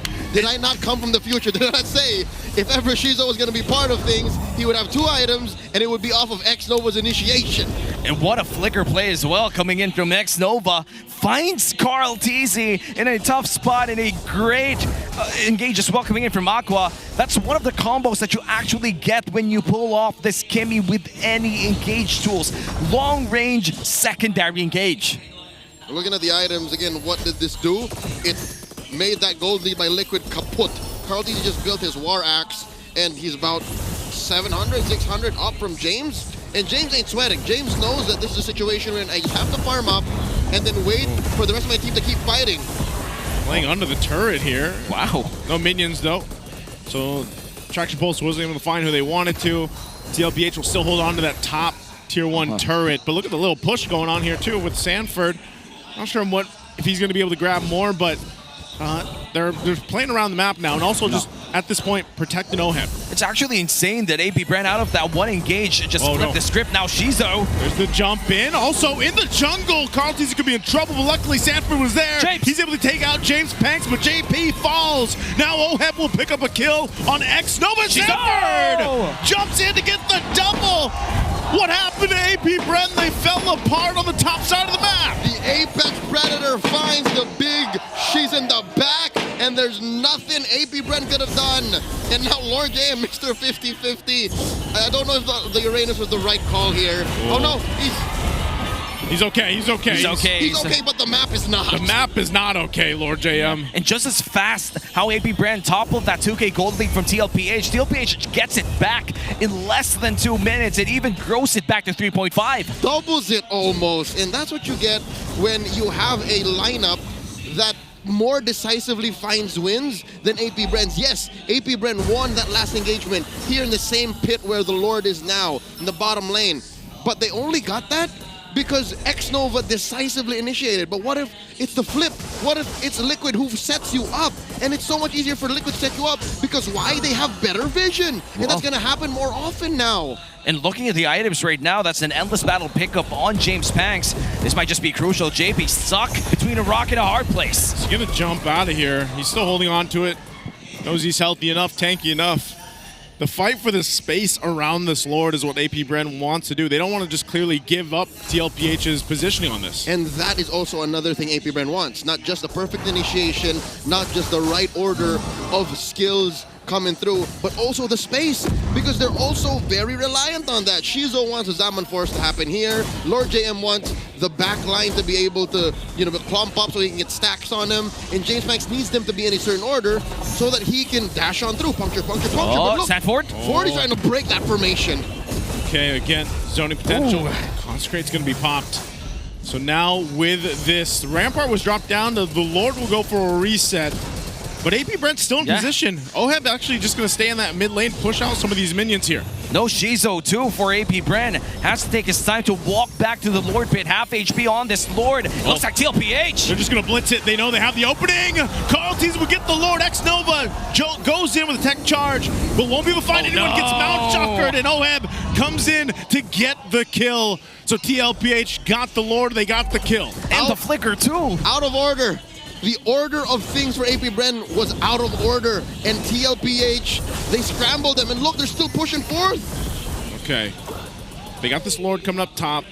AP Bren trying to hold on. They're going to lose that tier 2 already as Oheb's knocking it down in the bottom lane. And so we have to see, can AP Bren defend against us? They still got the shields. Yeah. There goes the bottom one. Mid going to be next to follow. Top doesn't have it, though. I do think AP Bren have to choose very specifically how they defend, because Liquid have a kill angle. Liquid have all the important flickers they need. And they're going to starve AP Bren. They're going to use this 6k gold lead to try and force a push. If top lane doesn't crack, I think bottom should be Liquid's next best bet. Shizo still has that Zaman Force. Lord will be marching and crashing down on top lane. And they're going to use that Earthen Rampart to buy a bit of space. But will it be enough, though? It looks like that's going to be an inhibitor turret going down.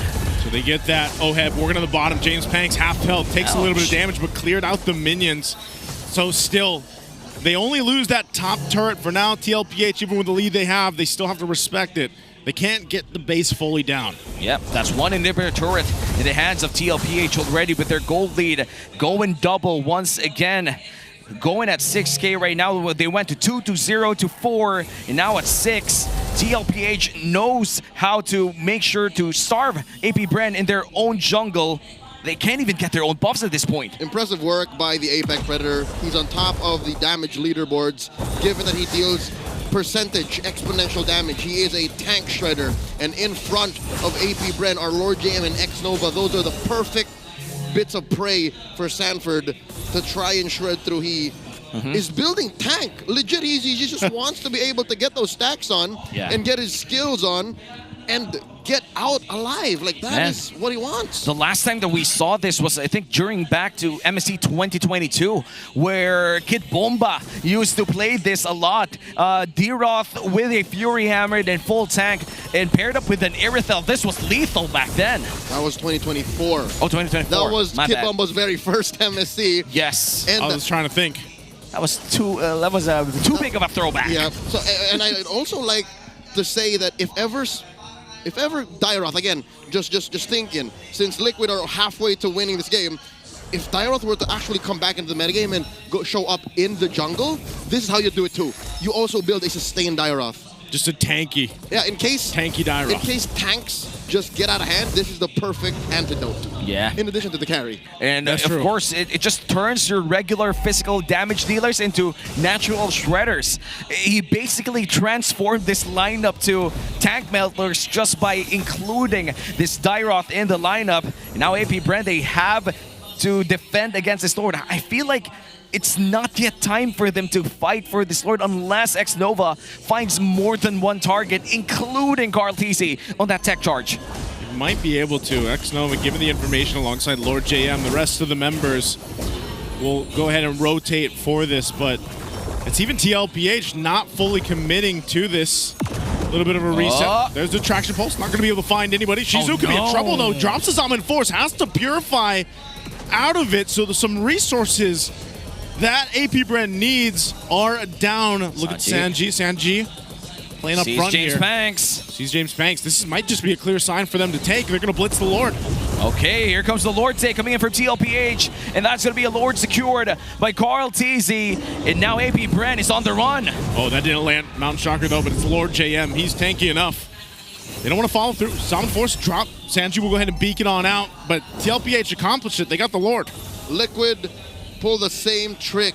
AP Bren struggled to put up a box, and that is exactly what AP Bren wants to be able to. Oh wait, Sanford. Sanford. All right, Flicker's on out. He's fine. That is what AP Bren wants and needs to fight back. Aqua, he's firing in a straight line. Box. Shizo drops the sword. That's his box. James Banks, puncture, puncture, puncture. That's their box. So Liquid are so good at breaking that with their kit that AP Bren just get a non-starter. Like, all of these inhibitors are gonna fall after this Lord is taken care of. And that they have 3 big waves here for TLPH. Still Mega Minions, which means TLPH could potentially get 1 or 2 inhibitor turrets out here. But the battle spells are available here for APBR. They could go and defend aggressively, and they will. Okay, you know what? Fortunately, APBR have a great wave clear damage profile. Aqua can clear safely. James Banks can puncture, and then safely get out of there. If the coast is clear, Phantom Execution in. Shizo currently is sitting at, all right, well, 5 core items now? So he's on his way. Yeah, and honestly speaking, in terms of damage, you could barely feel the difference if it comes to burst damage between a Harith and a Moskov. But prolonged team fights, however, that's going to be a very different story. TLPH has insane prolonged team fights right now. And this is tough, because Shizo seems to be building a different Harith than we're used to seeing him build. He is prolific as one of the Enchanted Talisman Harith. But here, he went the old-fashioned route. He built it the same way most people do, Harith. Starlium Scythe, Holy Crystal, Feather of Heaven. I wonder if that's something to check in on, because with the Enchanted Talisman, you get that earlier power spike. Here, APBR, I think they've just relegated themselves to actually fighting in the late game. Oh man, that's tough. James Banks has been behind by 2,000. He's buffless. And now he's buffless too. Double orange for baby cakes. Oh man, this is, well, if APBR just kind of like waits us out, you know, you're 30 seconds away from the Lord. I still think it's weird because, yeah, even this massive lead that TLPH has, it seems like there's something working here for APBR's lineup, at least if it comes to the defense. Now, maybe they're in a better position where they just don't contest even this next Lord, or are we going to find them do the dance again with them? Because now you have some of these defensive items coming into play. Oheb just got his win in nature, and still, I think the box, as Leo was mentioning earlier, is set up so well from TLPH to go ahead and fight into, where APBR isn't able to execute theirs. And even if APBR can put up a box, Liquid's 7k gold lead is enough to break through it. So it's up to APBR to find a way to recover mid-fight, to find a new target in case Liquid scrambles. Because if Liquid scrambles, APBR has to follow through, and that's what's so difficult. Besides the gold lead, APBR has to follow to TLPH's flow. And so far, in terms of flow, APBR, they do fix the issue that they have, buys themselves a bit of time by clearing out the top lane, but that's around a minute or so only. They'd have to send someone back there to clear out the minions once again, and that's an obvious advantage for Team Liquid Philippines here. And she's already caught between JP and that purple buff, and now it looks like they're going to reset this Lord once again. TLPH knows they have the long lane advantage. And that is one of the more unfortunate things, the long lane. Mind you, Oheb is keeping himself scarce, so APBR are scared of the fact that he might just be around the corner to threaten the backdoor finish. They are afraid of the potential, not even the real truth of where Oheb is. They don't know that he's in the Y brush. And he's patiently waiting there. Lord's at half. Oh, that's why Shizu's here. That's why Shizu's here. He's got to stay there, but they can't commit to it either. I mean, they don't want to. Yeah, they don't want to because they're waiting for someone to show up here. And now that they've seen the Kimmy, this might just be the time for TLPH. Well, they're going to blitz it. It's going to go for the reset because of the Rampart again, though. So good usage there. They might just force a fight. Xnova takes some damage, still holding on. He's going to get thrown with a lantern. The base is going to be worked out by the minions, though. Even though it's just a few, but they're going to force a fight anyway. Xnova is gone. Oheb will go ahead and flick around out. James Panks on the hunt. He popped the Winter Nature. Oheb's going to be fine, and now James Panks will pick up Sanford. No way. But they're going to get collapsed down on. Sanji's still trying to help them out. There's the Spear Destruction. A triple for Sanji. Oh my God. And they're still going. Ooh. Maniac. Savage. Give Sanji the Savage. He'll get it to clean him up. What a team fight for TLPH. And now they'll go ahead, clear out the top, make their way to the base of APBR, and take game one in this best of three. Chef Sanji securing his own Savage. Game one goes to TLPH. He cooked up a 5-man wipeout, and Liquid ate good. The second Savage is Season 16. Once again from a mid laner. Yeah. Yue got the first one, and now we see it in the hands of Sanji. Correct me if I'm wrong, that was a Kimmy from Yue that got that first Savage, and now he's Zushin getting another Savage in Season 16 of MPL, both of which with a Sky Piercer. You know what's beautiful is the fact that Liquid's plans were so honest, and again, from our point of view, it was a catch-22. They were just waiting for someone to show up. If they did, they would blitz it. Yeah. And then X-Novo will hit with the reset. Since that happened, they were like, yeah, no, our minions are superior. Let's force them into a 5v5. If they don't visit, they lose their base. If they fight back, they lose because we have a 7K gold lead. This was genius. Yep, and that genius gave them Game 1. Our MVP once again would be Sanji showing up the lights in this game with the Zushin performance, getting a Savage, not just that, but also burning a lot of crucial battle spells out of the roamer of AP Bren. I love the way he built this Jushin too. Obviously he had the stacks there with the Sky Piercer, but tanky enough, even with the brute force, to just be able to take some of that damage himself. You know, even with the emblems that he ran here with Brave Smite, like he's able to go ahead and hold his own. But then, how many times did he not burn the flicker when he just held on? That brute force breastplate was chef's kiss. Yeah. I think that was the one bit of his kit that made AP Bren so frustrated. He's like, why is he dealing more damage? Why is he so fast? Why can't we kill him? Why can't we kill him? And why can't we just stun him up? Let's not forget the crowd control reduction. The resilience. The resilience too. It's just such a good item on this in the context of having so much crowd control as well coming from AP Bren. Soft crowd control even, that you just mitigate so much and you just survive off. Yes. As these highlights from Chef Sanji play out on his road to his Savage, mind you, folks, this is a public advisory. You do not automatically always just build brute force on Zushin, lest you collect the ire of your teammates and get reported because you're wasting gold on an item. The only reason why Sanji was able to do this is because they had a clear plan. They really wanted to force this long engagement here near the Lord Pit. And again, put AP Bren in a damned if you do, damned if you don't situation, double jeopardy.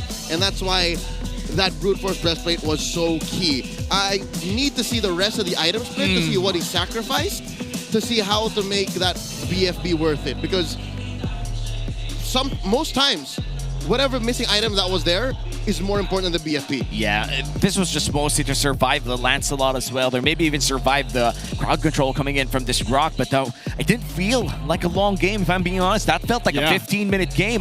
But that was almost 20 minutes of pure MLBB action. Let's not forget, this was also the debut game of Sanford's Dairoth, making a comeback after 500-plus days. Season 13. That was the last season that Dairoth was played. Joseph, are you ready to see Dairoth in ranked? I'm okay with it, man. I've been doing too. You know, like I always like it when, you know, you have a shakeup go on, and I was wondering, like, what is going to be that solving hero for the Uranuses, the Groks that have been popping up, some of those more tanky heroes. Well, Dairoth has always kind of been that, but also look at his build. Like, he literally just had the Fury Hammer, and that was for the early game laning that he had against Lord JM. And held down. And he held on, and then he just went basically tanky boy. All right, so can confirm it was the Lantern that Sanji juggled. Yeah. But mind you, that slot is also very negotiable. That's where you usually put also the Winter Crown. The slot where you put in the Immortality if you need to juggle with. So yeah, no, Sanji kept this very close to the chest, and his economics was sound to be able to build this BFP. Yep, and so far for this game as well, we did see AP Bren have glimmers of hope. I feel like even the last team fight, they were dealing sufficient damage. It's just so, it was already too late. As you said, it was double whammy for AP Bren. TLPH had win conditions left and right, and wherever they went, it was a win condition for TLPH anyway. Yeah, even looking at this once again, you know, it's like TLPH. It's not even just the Dairoth. Like, Dairoth was a big part of it, you know, obviously the way Sanji played too, but again, you know, when we were wondering, like, why the Moskov, especially when it was up against the Grok and everything else, well, the Dairoth was the sprinkle, like the sprinkle on top that made the OHEB even work more, but it was still the way they approached the team fights and even played around JP here. You can see, of course, Carl Teasy doesn't have an insane GPM like we've been talking about previously, but it was still the way that he played around the team in the space that they had, because it was weird. Like, even with an 8,000 gold lead that they had, man, like, AP Bren seemed to still be okay in the team fights. Yep, this is the concept I've been talking about, and I think I have a name for it now. Whenever the BPI rich guy has a low GPM, yet still in-game you see them way ahead of their opponents, I call it low ceiling economy. Low ceiling. Yeah, because how tight the game is, and again, as you put it, how much of a fight AP Bren is putting out, whoever the BPA rich guy is looking at a much lower ceiling. He's not looking at a 900, 950 kind of gold lead or gold gain. He's looking at a 700, 800. So he's still way ahead. And, you know, for this game alone, that means we have seen once again the GOAT rising up against the new era jungler, but you could be discovering the next new era jungler. Showcase your esports skills and passion for gaming by organizing your own local tournaments through eProject, esports for everyone. And participants in this program will be provided with special access to the tournament modes, in-game items, dias, and much more. All you got to do is visit the MPLPH website for more information on how to apply. There are a lot of amateur tournaments out there, so if you are an aspiring pro player who wants to make it to the big stage, start with the ones that are close to you, and don't miss out on this early Christmas gift. Tickets are now at 189 pesos from September until September 19. Go to MPLPH website and secure your tickets now, and even check our social media pages to see which ones are still available, because as far as I know, TLPH and Aurora games are pretty much to the brink of being sold out already. This one's pretty sold out, man. This one's pretty sold out too. The arena is full. Yeah. I mean, grab your tickets though. Yep. So this is a mixture of Hive fans, of Cavalry fans, and they just all went out to the arena for Family Sunday. Yeah, I mean, every Sunday here in the Philippines is just a big family day, and we would honestly see a lot of kids on Sundays. That makes sense. Now that I think of it, every Sunday we see like moms, dads bringing out their kids. Well, right now we will be looking at the trivia right now. The first time the regular season welcome an audience was in season 4, which was held where? Where was that? Was this still in the mall? No. This was some Riverside studio in Makati. Riverside studio in Makati. You know, now that I mention it, that studio might have been called Riverside. Oh. I was there. So seasons 1 to 3 were the mall No, seasons setup, right? 1 to 3, when we had the regular season, it was in studio. Only when the playoffs started was when we actually went out to hold an event with an audience. Like in the mall and stuff, you know, where Coach Tic Tac was standing like this. I was also there, but I don't think I was in one of those pictures. Yes. I feel like if they took a photo of you, we would immediately notice with how tall and good looking you are. Yeah. Hey, dap me up in that. But season 4 was where, even in the start of the regular season, we had an audience. Yeah. And little bit of trivia to build on this one. The English desk then was already a trio desk. Oh, it was? Yep. Wait, so I'm curious, how was it? How was it having an audience for the first time? It was fun.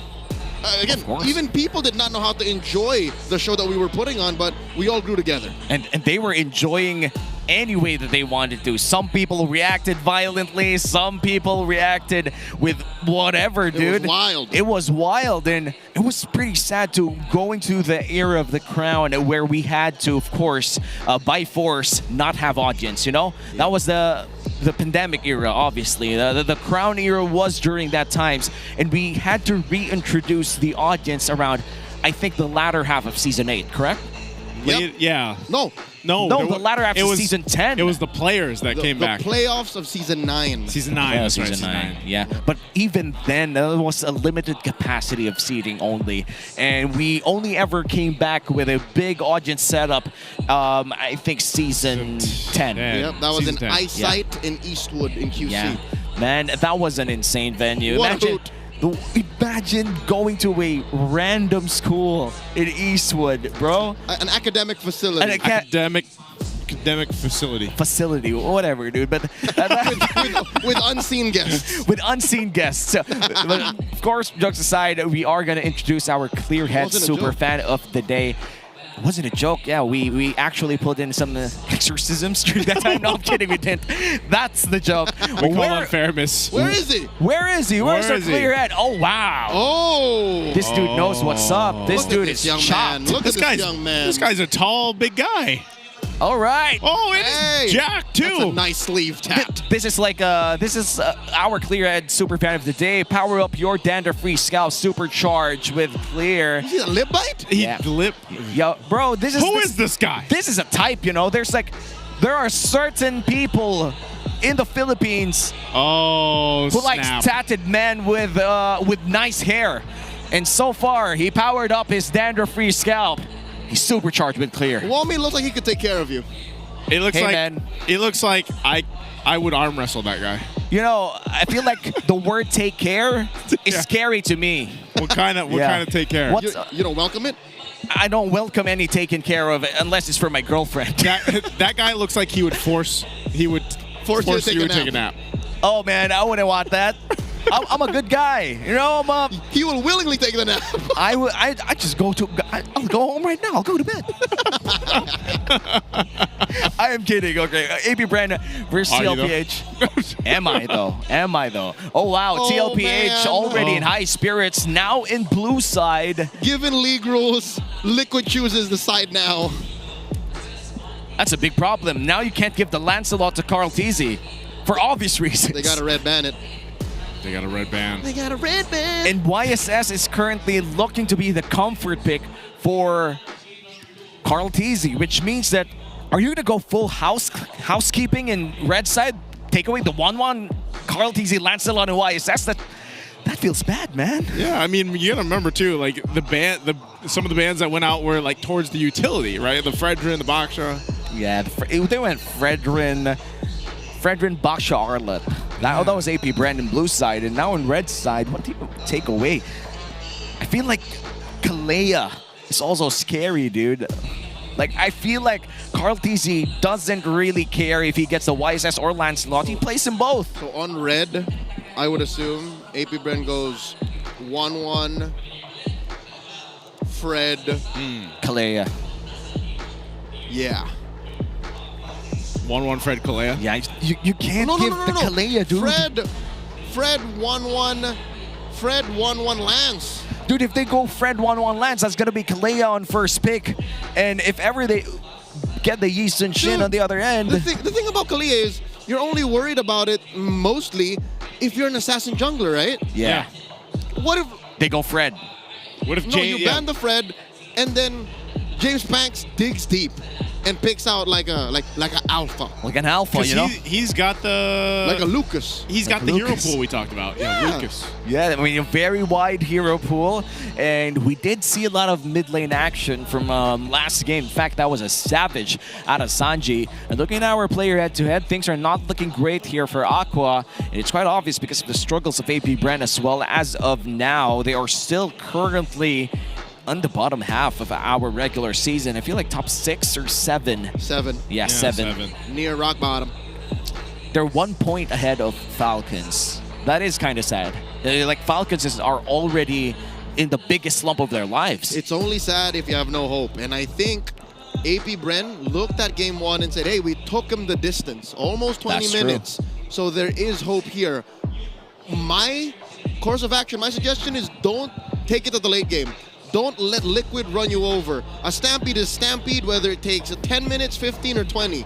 So don't take it lying down. Don't be passive. Yeah. Not only that, but like, again, Aqua can only do so much. Like, he's only able to go ahead and work around what they have in the roam for X-Nova, and also, of course, in the jungle early on. And, you know, a lot of those early rotations, like, it's kind of dictated there for the pacing of the game. And we know that TLPH likes to go ahead and, if they can get a strong start and get things going quick enough, then they'll play into that. They'll be able to make that happen here. So that's why I think for AP Brand, it's yes, Aqua has the veterancy and everything else, but it's like it's so much reliant on that early game trio rotation that they have and being able to fight in those first objectives. I feel like X-Nova should be playing a more high-tempo roam here. Grok just isn't it today, I feel. Like, Grok is a big-ticket type of roam, you know? You kind of go in, go for the tech charge, find 2 or 3 people, sometimes, or most of the time, burn your flicker to make it sure that it's not just an honest tech charge. Yeah. I feel like a high-tempo roam would be better here for X-Nova, even if it's like someone as passive as a high loss. At least your uptime is way better than having a Grok just forcing the threat of the tech charge instead of enforcing the tech charge on the 3. You know, that's a big difference. It's the only thing I don't like about the Grok, man. I know he's really good, and Rampart can be used to, you know, in creative ways, but it's like if you don't land that tech charge and you're not able to go ahead and do something with it, then you're a sitting rock, literally. Yeah. Sometimes it's a little too much effort to try to make work. But you know what? I think X-Nova's Grok wasn't so bad in game 1. Yeah. Might be worth, I don't want to say forcing, but might be worth revisiting. Especially if you have a mindset of, we're going to win early, and we're going to do something about the matchup that we can win. Was the Dyroth also a problem for the Grok then in some way, or no? Not the too Grok. Much. I think for the Uranus. Yeah, it's for the Uranus. That was an already losing matchup. Mr. 50-50 went in less than 50-50. It was just really hard as a Uranus against a D-Rod, especially someone like Sanford who knows how to play these winning matchups. Press those buttons. Yeah, those are the things that I feel what makes Sanford a great XP laner. They just know how to play those winning matches. But anyway, we will be taking a short break. We are your casters. My name is Omi. With me is Nice to and Leo. MPL will be back.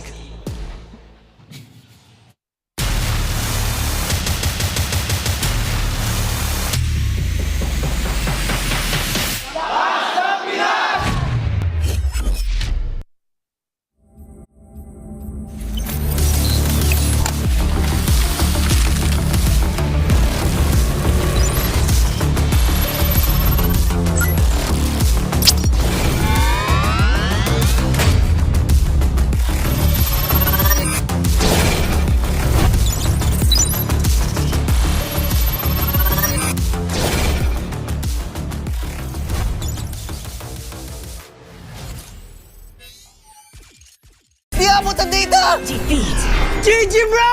Don't worry, the Only with Smart Power All 99. Hindi bitin with 10 gig data to power your games plus only Facebook or only TikTok. Load now!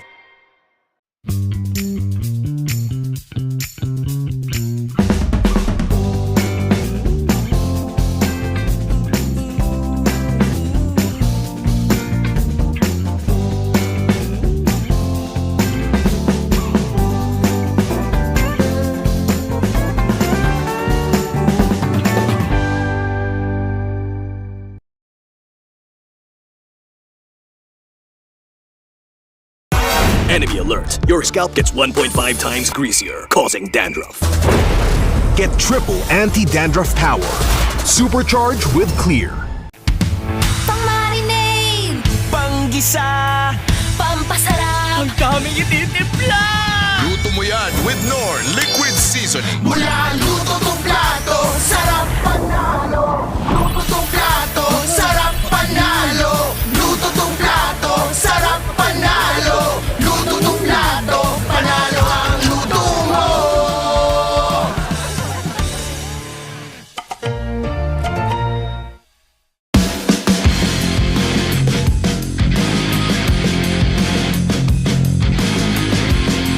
Hello Super Fans! Episode 2 na tayo ng ating Meta Pro at syempre kasama natin si Edward dahil siya ang magbibigay sa atin ng tips, hindi ako. Uy! Ganun ang Meta Pro. Yun pala. Oo, mamimit ang Pro tapos magbibigay ka ng Meta. Paano? Umpisa natin.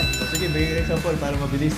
Sige, ganito muna. Sa mga nagdaang panahon, matagal ka na, naka 500 games ka Oo, palo eh. ka eh. Ano yung pinakatumatak sa'yo ng Meta? Siyempre yung pakita Bene. Pakita Bene. Oo, season 7. Ubistrat. Okay. Ano yung mga pinaka-nadalian ka or nahirapan? Nadalian mo? Nadalian sa Meta.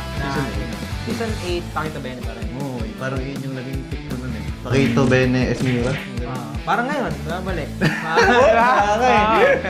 Yung mga nahihirapan ka naman, yung bad trip, sana matapos na itong meta na to. Yung season 14, 13-14 ba yun? Yung tank.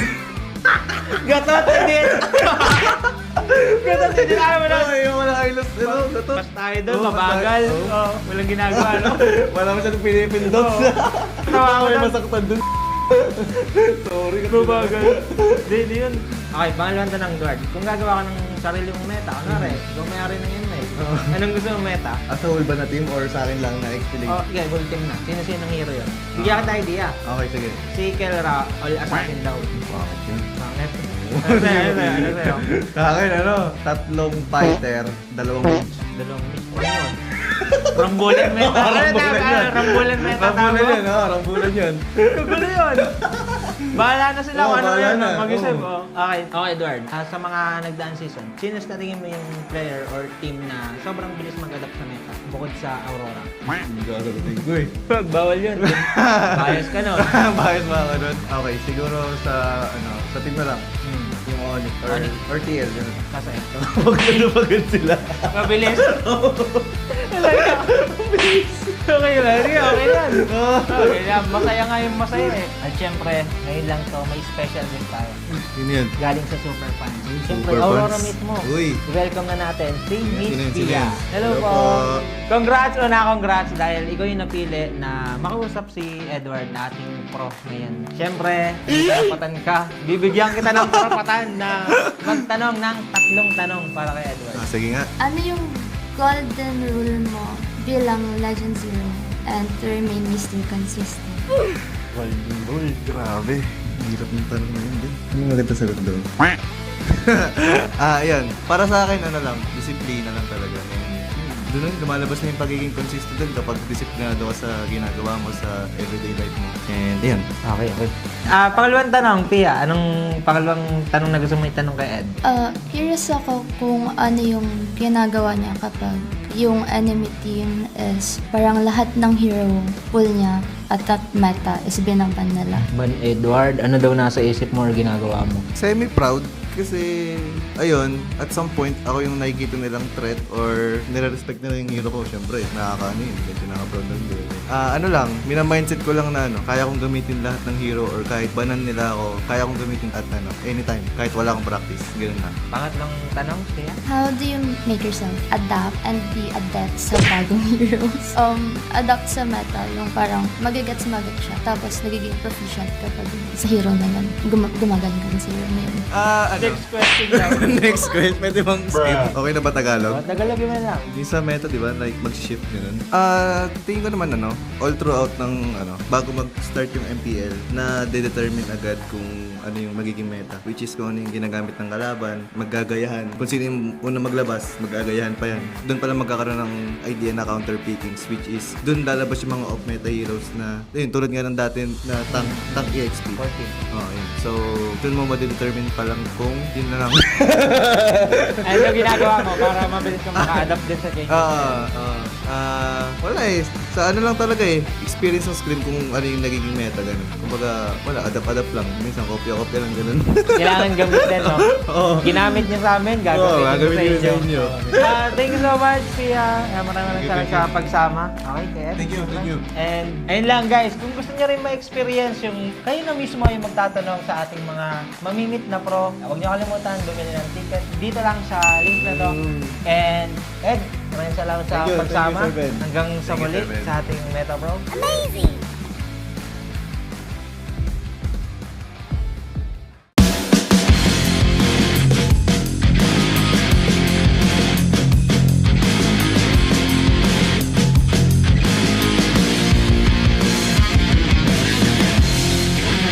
Hello Super Fans! Ako nga pala si Bentings, pero hindi ako magbibigay sa inyo ng tips, kundi ang ating mga pro. At syempre, dito lang yan sa Meta Pro. Makakasama nga natin dito ang ating gold standard na si Kelra. Hello guys! At syempre, bago tayo mag-start, ang ibig sabihin nga pala ng Meta Pro, mamimit na natin yung mga pro at magbibigay pa sila ng mga meta tips. Ang unang tanong, Kelra, sa mga dumaang meta, ano yung mga pinaka nagustuhan mo at mga hindi mo nagustuhan? Sa lahat tayo, no?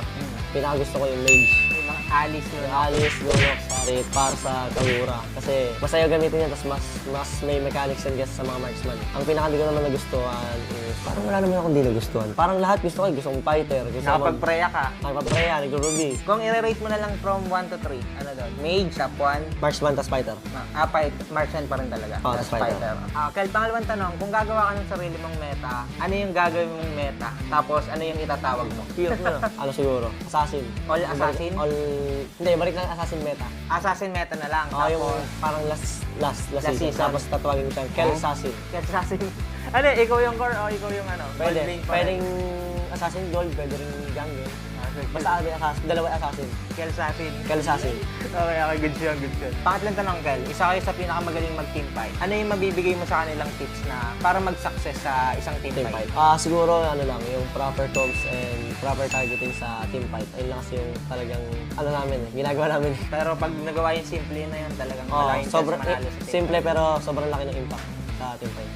Ang next na tanong natin, ano naman ang mabibigay mo sa mga nanonood sa ating mga gold laner? Kahit yung pang-RG na tips lang na mapapakinabangan nila. Siguro sa mabibigay ko sa mga pang-RG na tips, unang-una, lalo na pag solo kayo, huwag kayong matitilt. Kailangan enjoy nyo lang yung game kasi kaya nga game, ini-enjoy, di ba? Enjoy nyo lang game, tapos siguro sa in-game naman, kailangan nyo maging patience kasi kailangan nyo mag-farm, lalo na gold game kayo. Kailangan nyo ng pera para makasama sa team fight and mapanalo yung team fight. Napakaganda nun. Madami kasi sumasama agad sa team fight, tapos nauuna pa sa mga tank. Mga una pa. Kaya nadi-disaster sila. May nang pinakaiwasan dapat. Pag sumama ka sa team fight, huwag ka mauuna. Kasi once na sumama ka, tapos nagpaparm yung kabilang gold game, bosset ka nun. Lugi ka sa gold. Lugi ka sa gold. Napakagandang tips from gold standard. Ang next na tanong, Kel, sinong team or player yung feeling mo napakabilis umadapt sa meta o kaya sa mga hero na bago? Sino sa tingin mo? Yung previous season siguro yung TL. Tapos sa player naman, si Carl kasi di ba, with the jungle talaga siya. Tapos nag-assassin, isang season lumipas. Pero yung season na natalo sila nung assassin meta nung season 14, maganda pa rin yung performance ng assassin niya doon. Pero kahit na utility siya, di ba utility talaga siya nakita? Parang utility, mga friend. Doon siya, kasi matagal, hindi, sikat na siya sa assassin, mga lance. Pero di ba matagal siya hindi assassin? Kasi napahinga. Naging utility ng sobrang tagal na season, sobrang habang season. Tapos nung nag-assassin, parang nandun pa rin talaga yung premium sa assassin. Isang beses lang natalo yung assassin meta nila, tapos wala tuloy-tuloy na. Champion na. Champion na ngayon. Kyle, the GOAT. Taste of MLBB. Okay guys, next naman, may bubunutin dito sa Kelra. Ano to guys, mga player din to, tapos sasabihin mo Kel kung ano ba yung weakness or strength ng player na mabubunot natin. Start na natin. Ikaw na bumunot? Di ako na. Sige. Isa muna na. Isa. Ikaw wala makuha. Super Yoshi.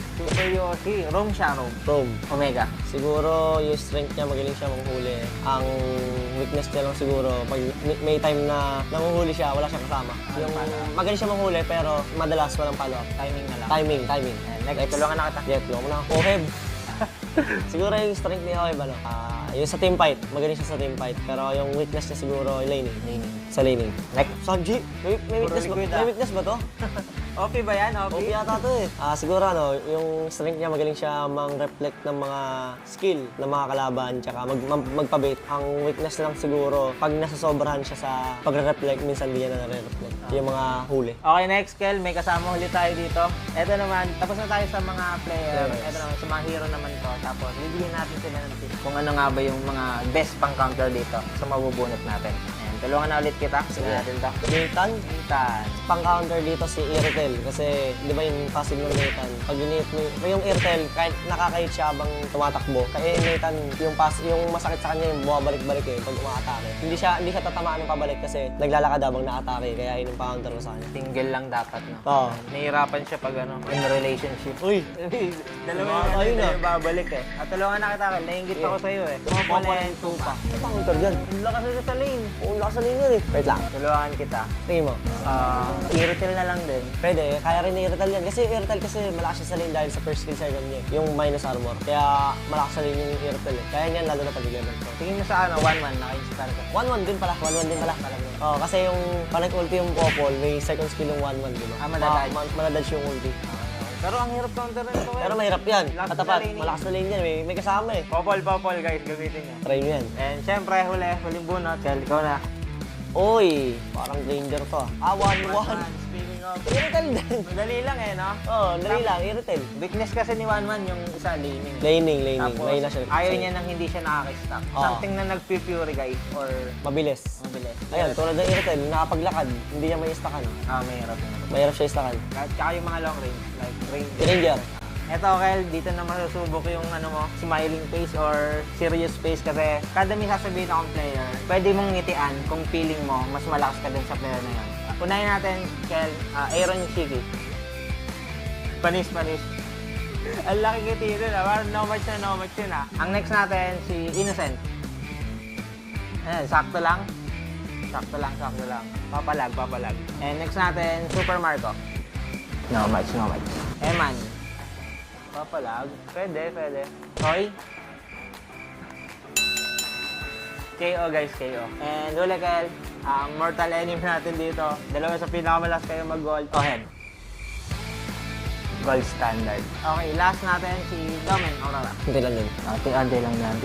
And next naman natin guys, magiging si Ben Abondo muna tayo kasi magpapastok tayo with Kelra. Kel, bibigyan ako sa'yo, pastok lang, tulungan na kita. Siyempre, TLPH or Aurora? TL. Bilis na. Pastok yun Pastok eh. Sabi ko RG.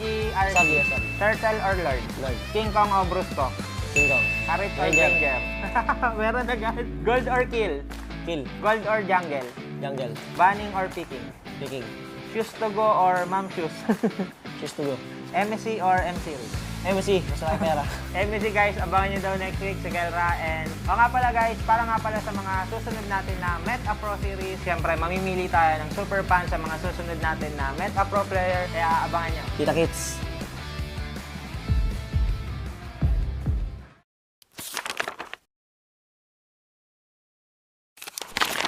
Kung isa ka sa mga player na natigil matatag sa MPLBH, anong sekreto ng Kusang Field? Para sa akin siguro yung passion ko sa gaming talaga. Kahit anong game kasi gusto ko maging magaling eh. Yung passion ko sa gaming is nakuha ko siya simula nung bata pa ako eh. Parang sobrang saya ko sa mga nilalaro ko and sobrang saya ko lalo kapag nananalo ako. So, piling ko din ko nakuha yung passion ko. Nabanggit mo din na CPU yung GOAT mo.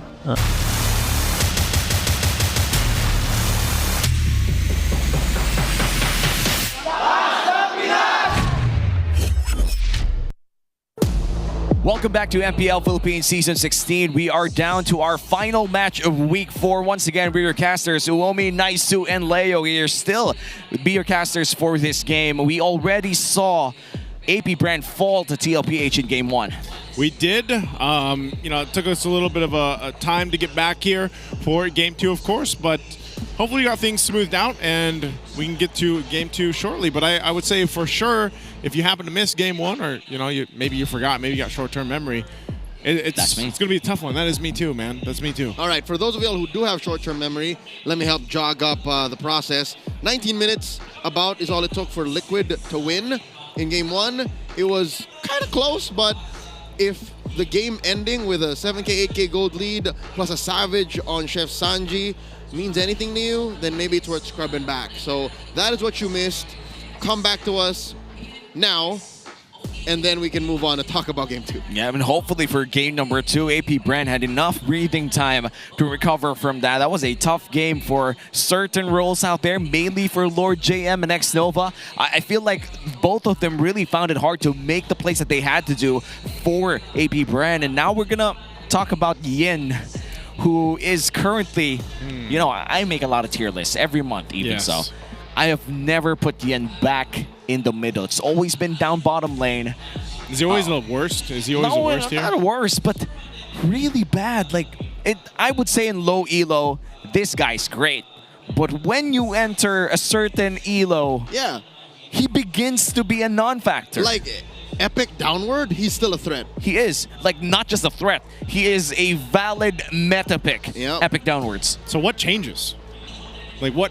Why does he all of a sudden fall off? What he brings to the table, this is just my opinion, right? What he brings to the table is just so specific that both teams just don't benefit when you put a Yin in an atmosphere such as competitive professional MLBB. Yeah, I mean that isolation trick on his ultimate doesn't really work well for junglers because the Yin himself can't press that retribution, You can't look at your own objectives, too.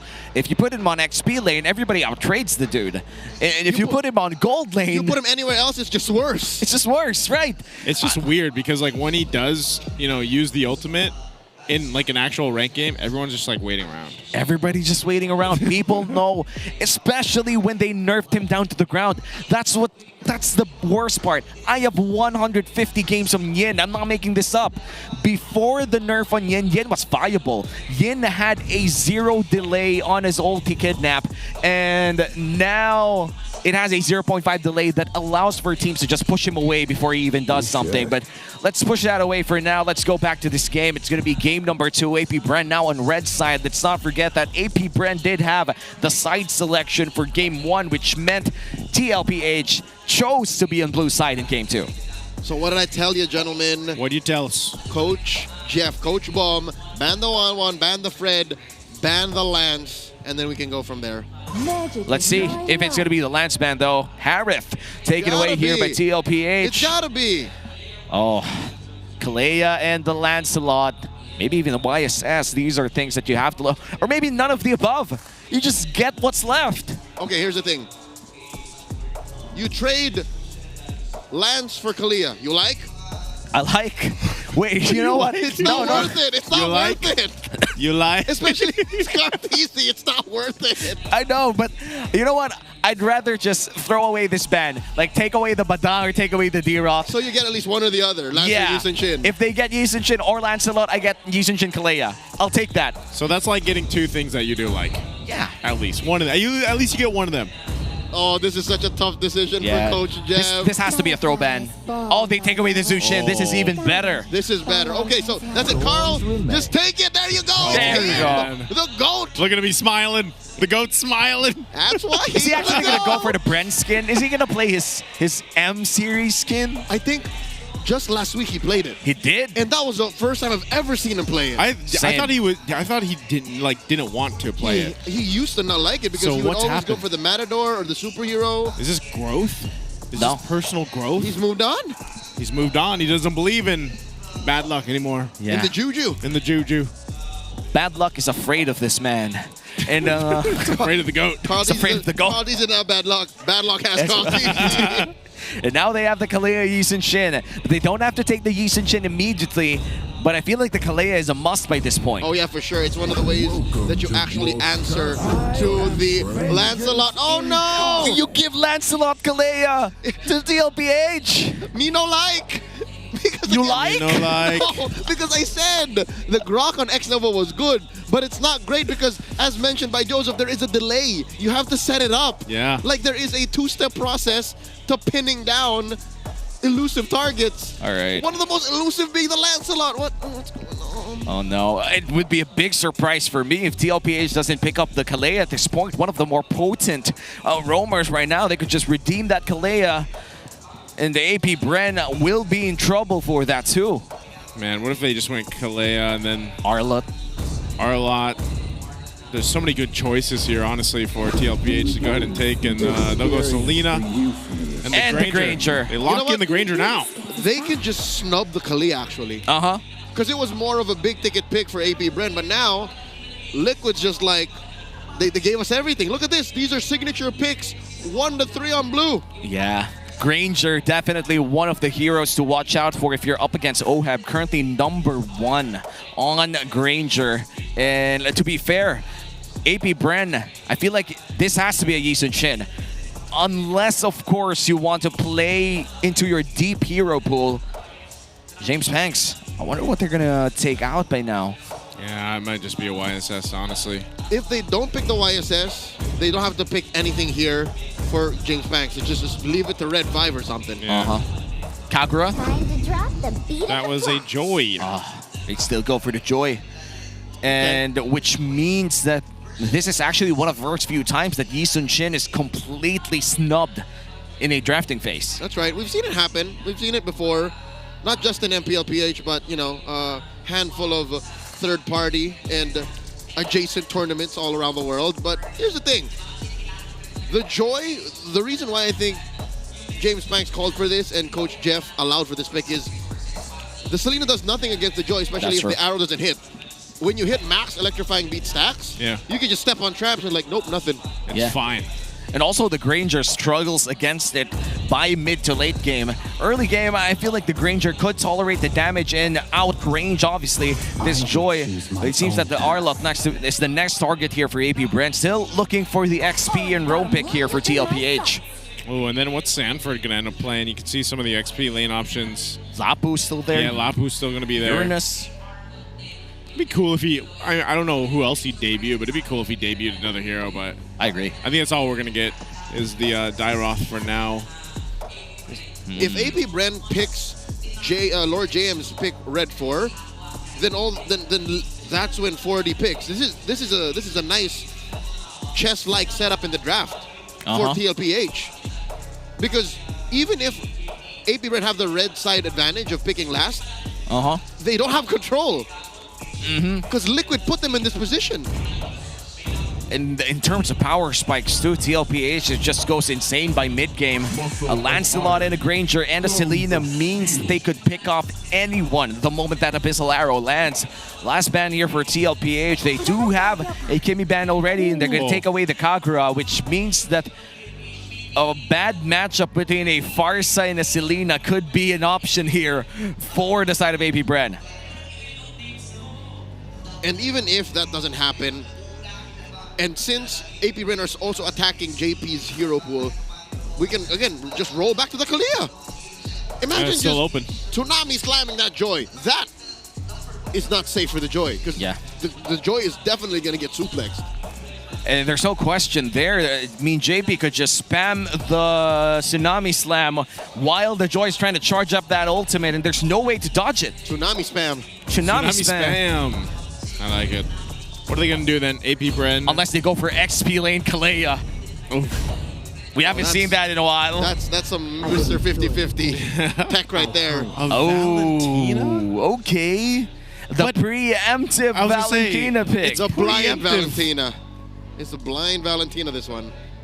Still just a Phantom Execution. Yeah, because you're also assuming that Rome and XP will have solid pickups for you. I wonder how Daddy JP and TLPH's coaches skirt around this. Chip Lapu. Chip Lapu? Yep. Again, I just randomly threw heroes there. That gives the Valentina nothing. Although there's very little interaction with Selena and the chip, but I mean, it's still lethal. Hylos?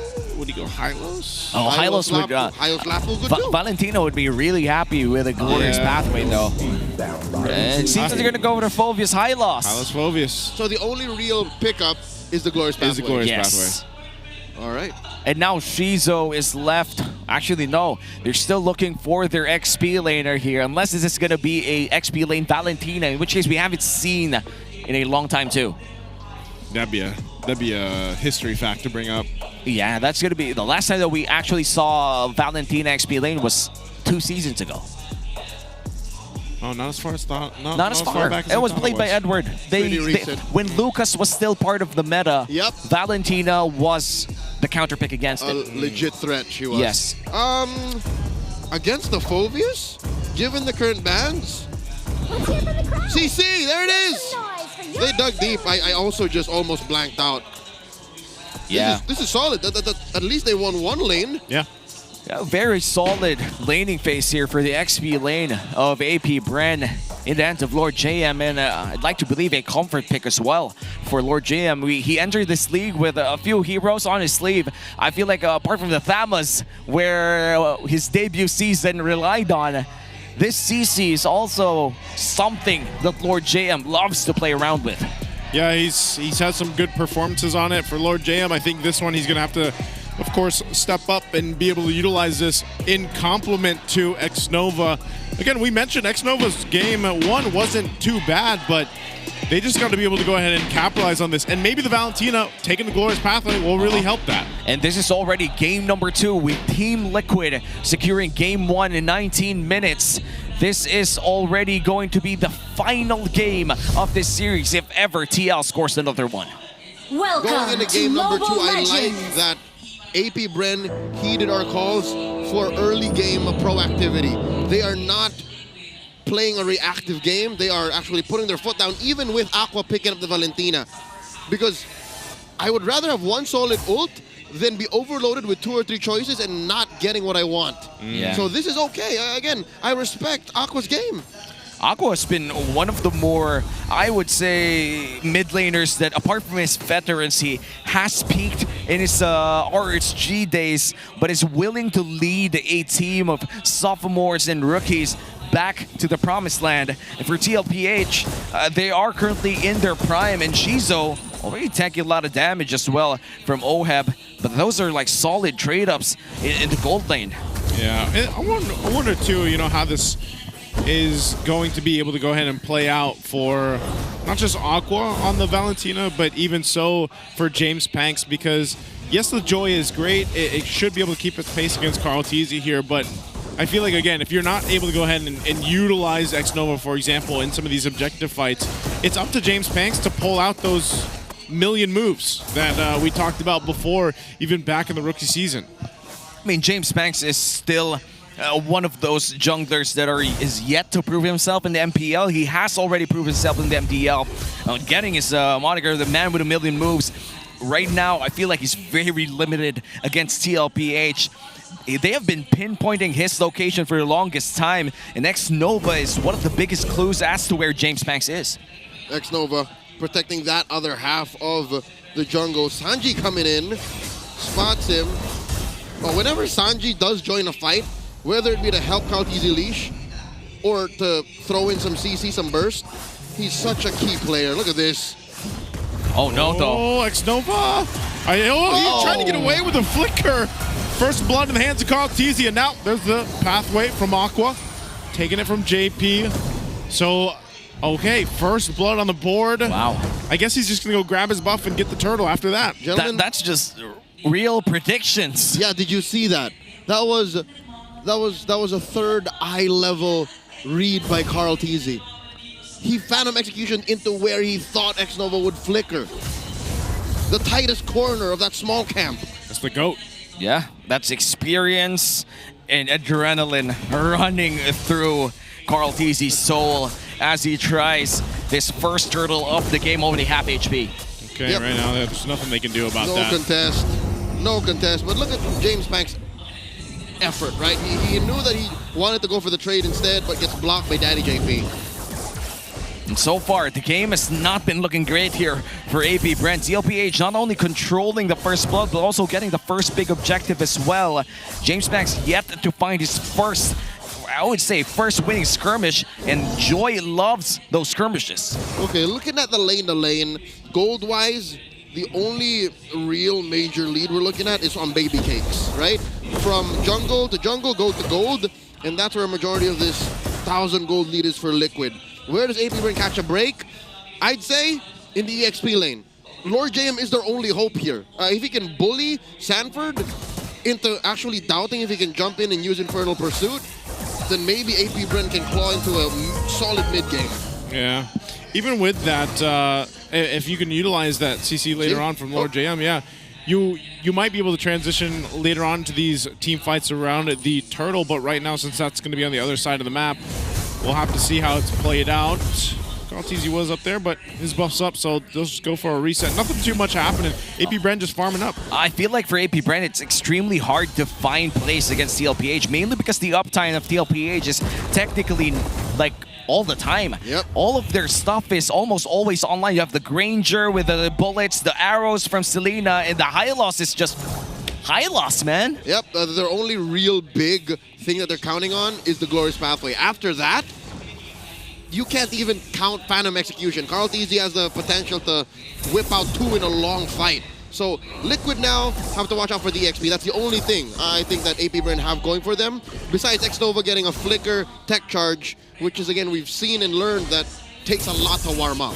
Now the second turtle of the game already in the eyes of JP and X-Nova. Both roamers establishing good position around that as well. Pexel Brush with Earth and Rampart. And the arrow does land at James Panks, which means Carl Teasy could go for this. Yeah, half health there. Another arrow's going to land. James Panks, though, is going to go mid for Sanji.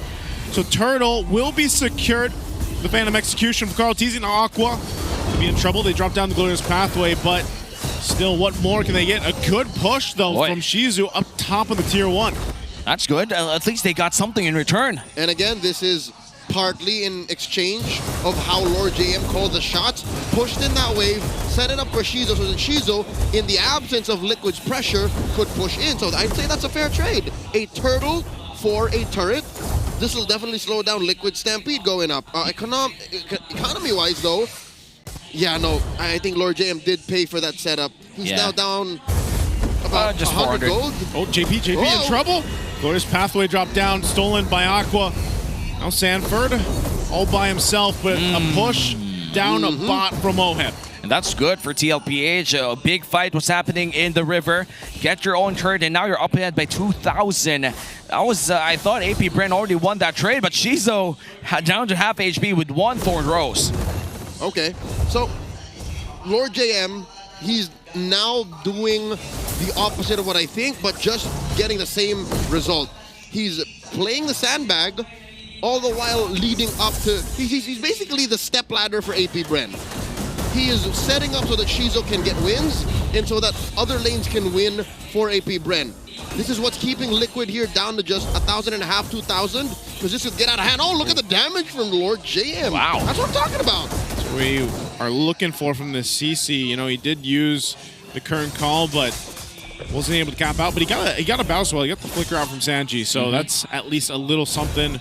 AP Brand really holding on to this tier 1 in the mid, though. That's what they want to. The third turtle's coming up shortly. But that's already 2 green caps stolen away by Carl TZ. James Max have nothing to farm apart from this mid lane as the last turtle spawns near the XP lane, and TLPH already in a very prime position to take this away for them.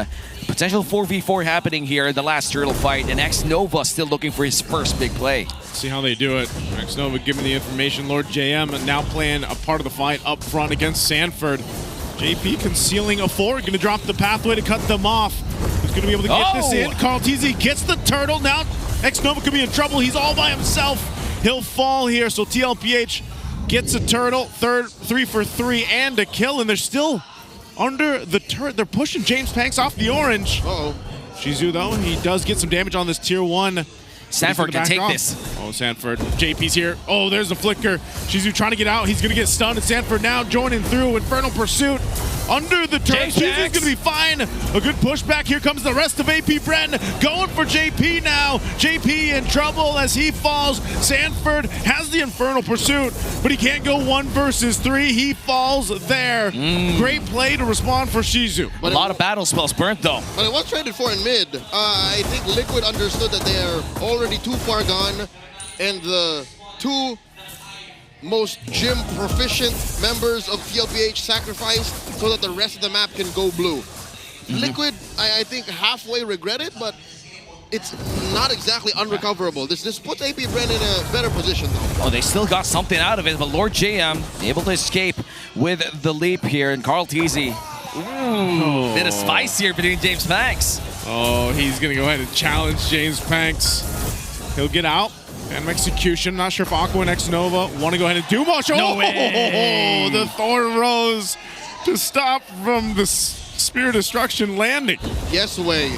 Carl DZ knows the ins and outs, the little intricacies of this hero. That's what I'm saying. You don't give Lancelot to Carl. Even with a Brent skin too, showing off in this game.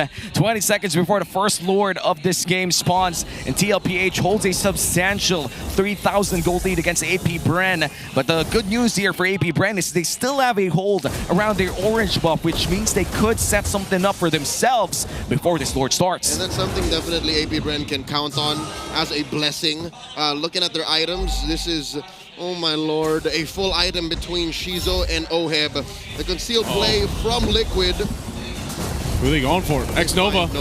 Tech slams on now, on the defense, even flickers. Now Lord JM all by himself is going to pop the Vengeance. Trying to do something. I'm not sure what the plan was there. An SOD is landed by Shizu, but he's just going to stay on that bottom side, and TLPH will go ahead and take this Lord now. And this is going to be a free Lord after that winning team fight from TLPH. Lord secured here by Carl TZ, and no turret in exchange for AP Bren. So Shizo, what he's doing here is he's threatening the split lane, the long lane split push, but just the same, he's keeping himself safe. If at any time he overheats, best believe since 40 has his flicker off cooldown, Shizo could get punished. And unlike Liquid, wherein they could have traps set around or their rotational speed is just much faster than AP Bren, Shizo only relies on SOD. But if he does throw an SOD, mind you, how that mechanic works is he can only teleport to where he hits another member of Liquid. So it's a catch-22 again. So that's why he did not force the push on that bottom lane, and he sends himself home. And look at that artillery damage coming in from TLPH. Not even this Lancelot is just poking out people with Thorn Rose. That's how brave Carl TZ is right now. Yeah, that Thorn Rose, and then under the turret even, Oheb playing up front, getting the Death Sonatas off. So that Lord's going to eventually make its way up here. TLPH will sync things forward to get these tier 2 down in the mid and the top. They still have the Holy Shields here for AP Bren. Let's see how they go with the defense. The Lord will go ahead and charge into this bottom turret. Arrows being thrown at, but ultimately Rampart. Lord is cleared. Sanford gets caught in the Rampart, but he's still sitting at half health. He's going to be fine. Lord JM will jump on out. I'm not sure if TLPH is going to be able to get much more. They got the Holy Shields though. They got to take it slow.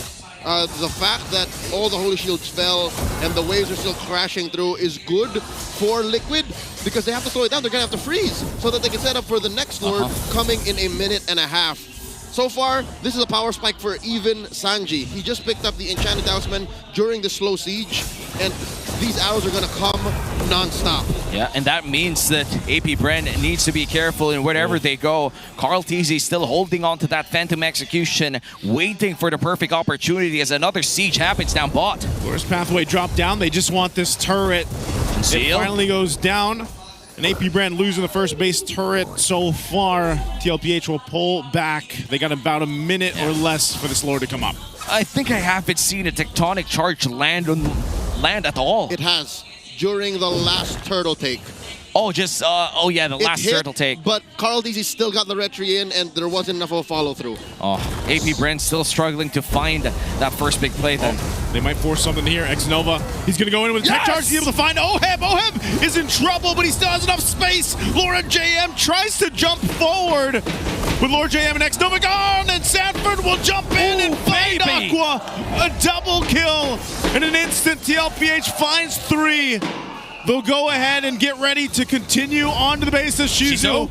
Keeping Sanford at base. Sanford could be in trouble here. Here comes Carl TZ though to try to help out. He's a little bit too late though.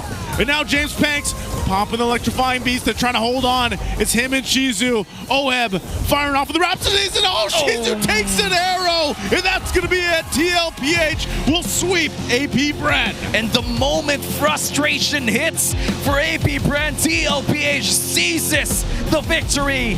TLPH sweeps AP Bren.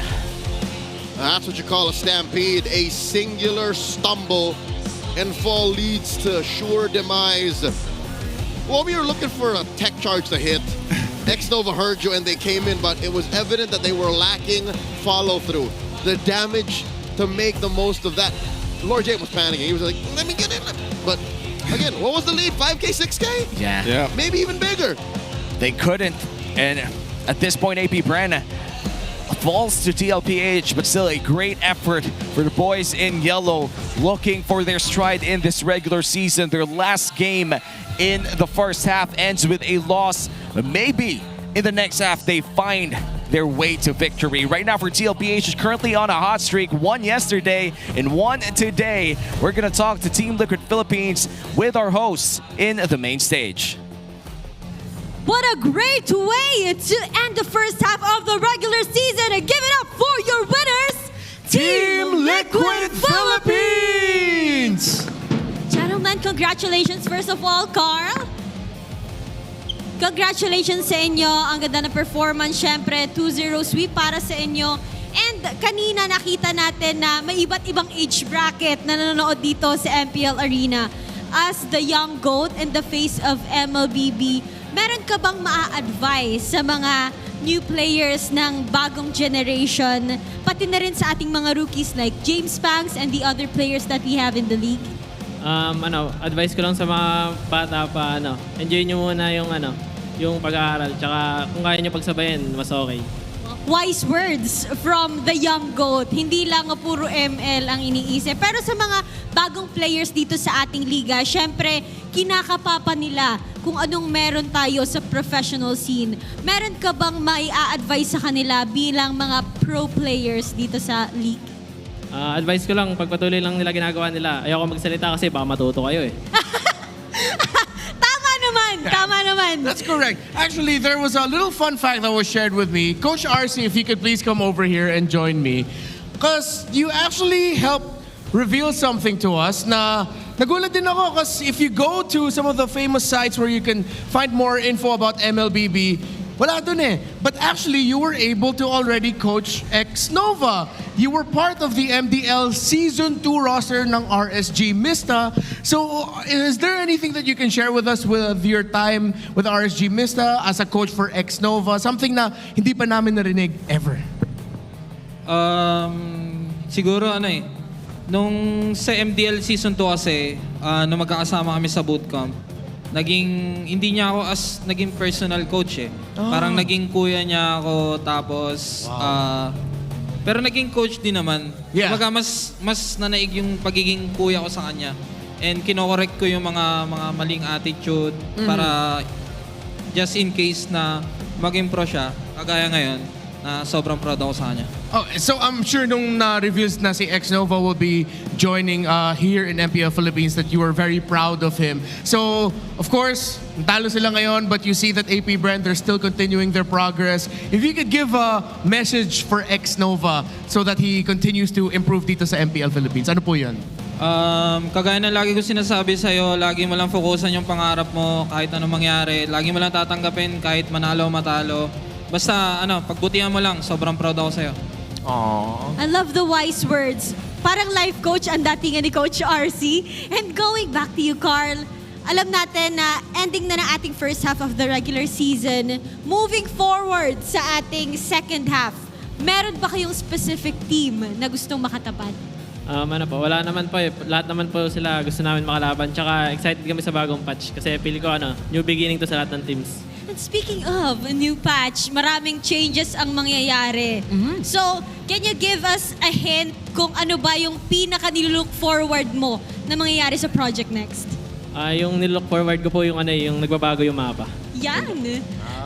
Alam ko, lahat tayo nilook forward. Yeah, and actually, since katabi ko na dito si Coach RC, without revealing too much, masakit ba sa ulo na magkakaroon tayo ng bagong patch dito? Kamusta yung buhay as a coach with the fact that the game might change in ways na hindi in-expect ng MLBB community natin? First of all, syempre, nakaka-overthink na eh. Pero as long as kasama ko yung team ko, wala akong ino-overthink ngayon. Wow, sana all. So sweet. And with that, we're looking forward to seeing you guys in the next round. Again, please give it up for your winners, Team Liquid Philippines. You may now take your back. What a great way na pinakita ng Team Liquid Philippines sa kanilang laban kontra APBR. Yeah, and again, very surprising the result. But now, we even hear from Team Liquid itself saying that the game might change in ways we don't expect. And kahit na sa struggle onte, si Coach RC, hindi naman struggle, but more of napapa-overthink na. And now, we're looking forward to seeing get it. Yeah, all right. So now it's time, of course, to learn more about what we missed out, maybe, in the game. And for our analysts and casters to break it down for us. So, we'll pass it back to you. Thank you so much to our host and to Team Liquid Philippines. Amazing performance coming in from TLPH. And looking at that 2-0, I would say they're currently on a hot streak entering the next half. Did you say amazing? Yep. He put that in Amazing. there. He put that in there. I put that in there. I still get confused when he does his intro, though. Like, I'm not sure if it's Womi or Umi. I'm not quite sure, too. But, of course, our MVP, Carl TZ, with a perfect game. 100% KP and 0 deaths. I told you so. Again, we know that Tell us again. You don't give last shot to Carl TZ, sir. They clearly left it out to open. And I'm not so sure if APBR had a sound answer to what potentially could have been unleashed on them. And we saw it in its full potential. Maybe twice or thrice did the tech charge hit. And even when it did hit, Carl TZ shrugged it off. Yeah. And with a Thorned Rose, too, already in a very low cooldown at this point in this meta, dealt so much damage all across the map. I feel like that's one of the 3 tech charges that actually landed. Yeah, it was, again, like X-Nova. That's so clean, by the way. Again, that Thorn Rose. But yeah, X-Nova, he tried to land a couple, but Leo mentioned it. It's just there wasn't enough follow through, and that's what we were kind of talking about from the draft. Okay, just to add a little bit of a wrinkle to Carl Dizzy's performance, some intricacies to the Lancelot game he played. Looking at AP Bren, I'd say maybe 2 or 3 of those targets you would not want to puncture through even if you gave the option, right? You don't want to necessarily always jump on the Joy, Lord JM on a Vengeance when he pops it. Even Aqua, he keeps himself scarce, he backs off, but the way Carl Dizzy knows when he's able to press it or when he should press it, makes it such a masterful performance. That is what makes this all the more worthy of an MVP game for this Lancelot, especially since it's Carl. Yeah, and this Carl TZ Lancelot has been through with MLBB esports history, has been with him since M2, and now on the way back to M7. We're looking at a meta that is defined by Lancelot. Which is going to be interesting because if that's still the case, I mean, they talked about it there in the interview a little bit, even with Coach RC. It's like everybody knows that we're going to be a potentially a very different, maybe meta in the next couple weeks. I think some teams might even be preparing to test things out already, but I don't know if the Lancelot is going to change too much. At least being one of the top picks for the jungle there. Knowing what we know about what's coming, it might actually benefit Lancelot. Yeah, that's what I'm thinking. Yeah, I feel like it's going to make the strong ones stronger and the weak ones even weaker, with select people thriving in certain changes. But right now, it's a 13-minute game, still fairly quick. Yep, looking at the main damage sources from AP Bren, you have Aqua in the early, and then James Spanks as well, who hit some modicum of power spike. Liquid just had the better item response. Like Radiant Armors on those who matter, the frontliners. And then you just barrel through everyone else. Because even Lord JM isn't infallible. Like Lord JM is a hybrid sustained damage, right? Because when you click Vengeance, that's when everyone else's damage doesn't matter. And that's when you want to soak it in. Liquid played that window so well that it looked like Lord JM was made of paper. Yeah, without the Vengeance, he was immediately bursted down.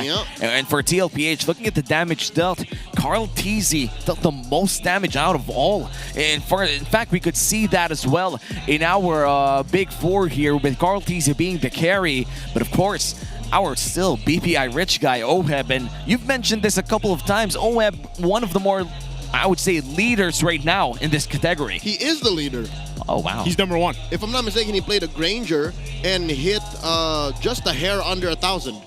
That's why he's number 1. Yeah. We haven't had anyone in the thousands, right? Like last season we did.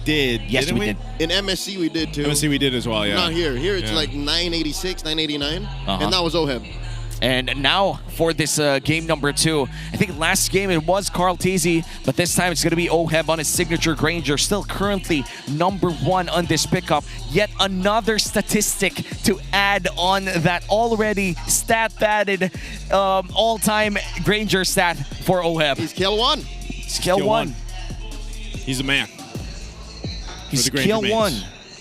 How do you do that again? Kill 1, baby. Kill 1. I don't want to try. I don't want to try I might that do too. That's something pretty different. hard. I might we got international viewers here. Oh, yeah, you're right. But anyway, I don't know. I don't know any hand symbols in the international stage, but I know this one. What's that? That's love.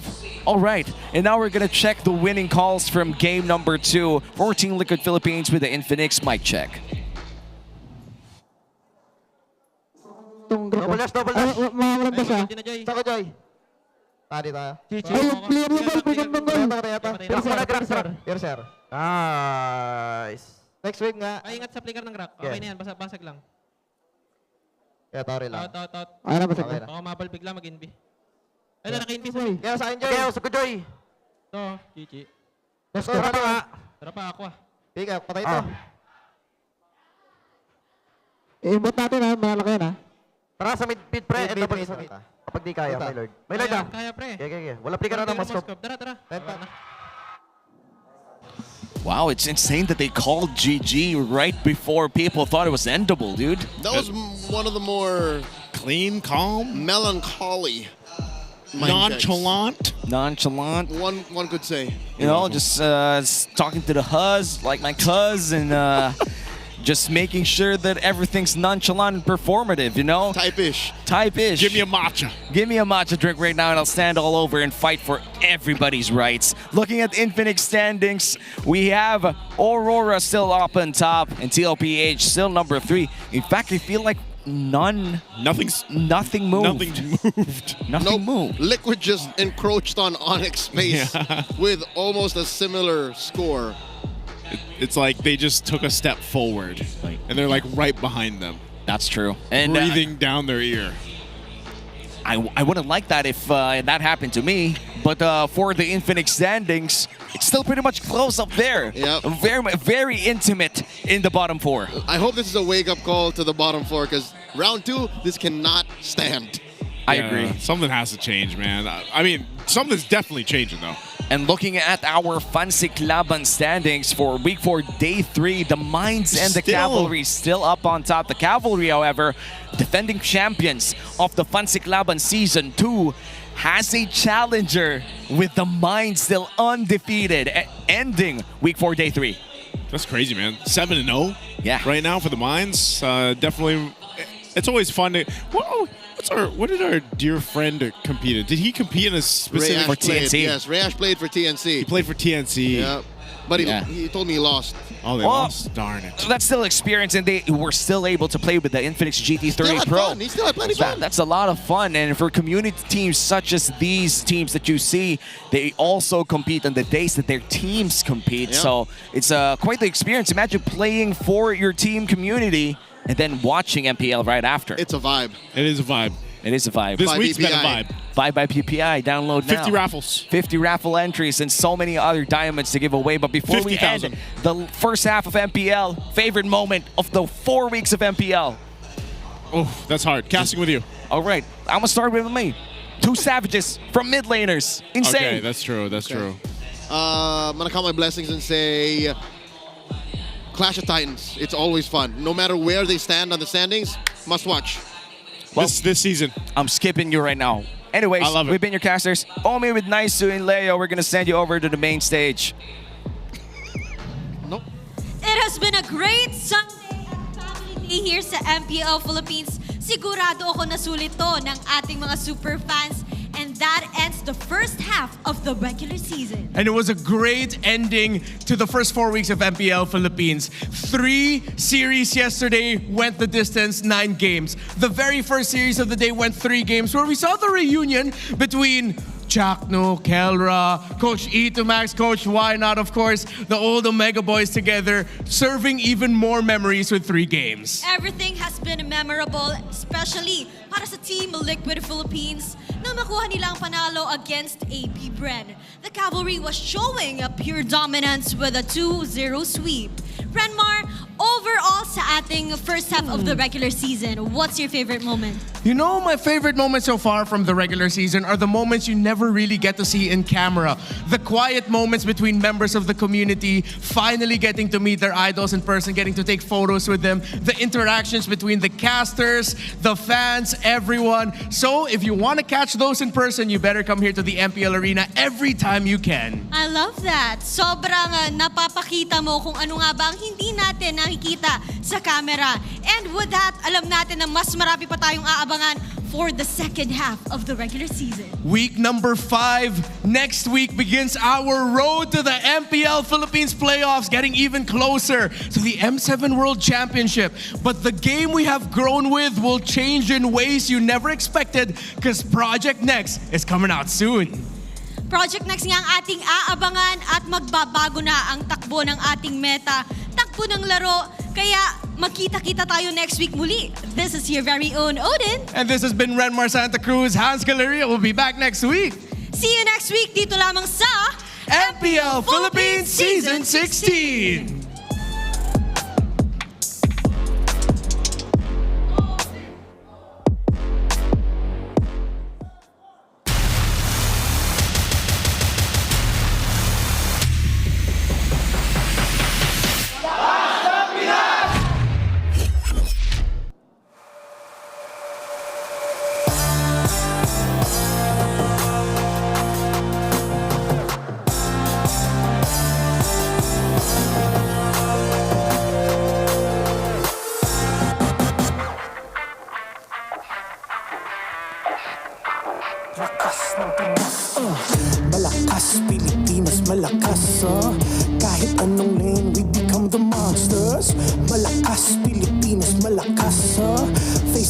golden sun and repping for the 3 stars. Look at us to the top, no ifs, no buts. Winning any game para to sa PINAS.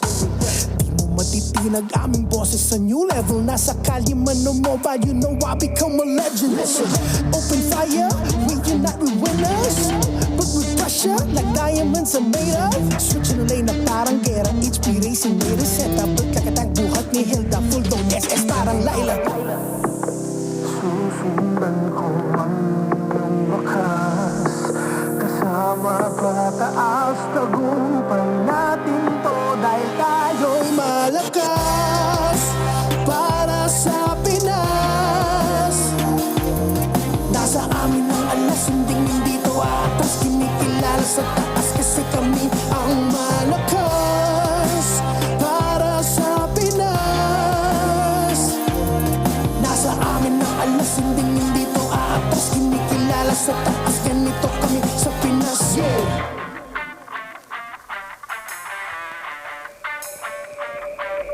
Laging MVP, no surrender, no retreat. Pag nagsama-sama, just imagine what we can achieve. Laging MVP, no surrender, no retreat. Giving 100 on my all, cause we just cannot be defeated. We are unstoppable, immune and invulnerable. Ready ang equipment, lahat frozen, mala, crowd control. Pakita on the jab, east to the southeast. Taas ang matawag, proud and loud, cause every enemy we devour. Susundan ko ang iyong wakas. Kasama pataas, tagumpay.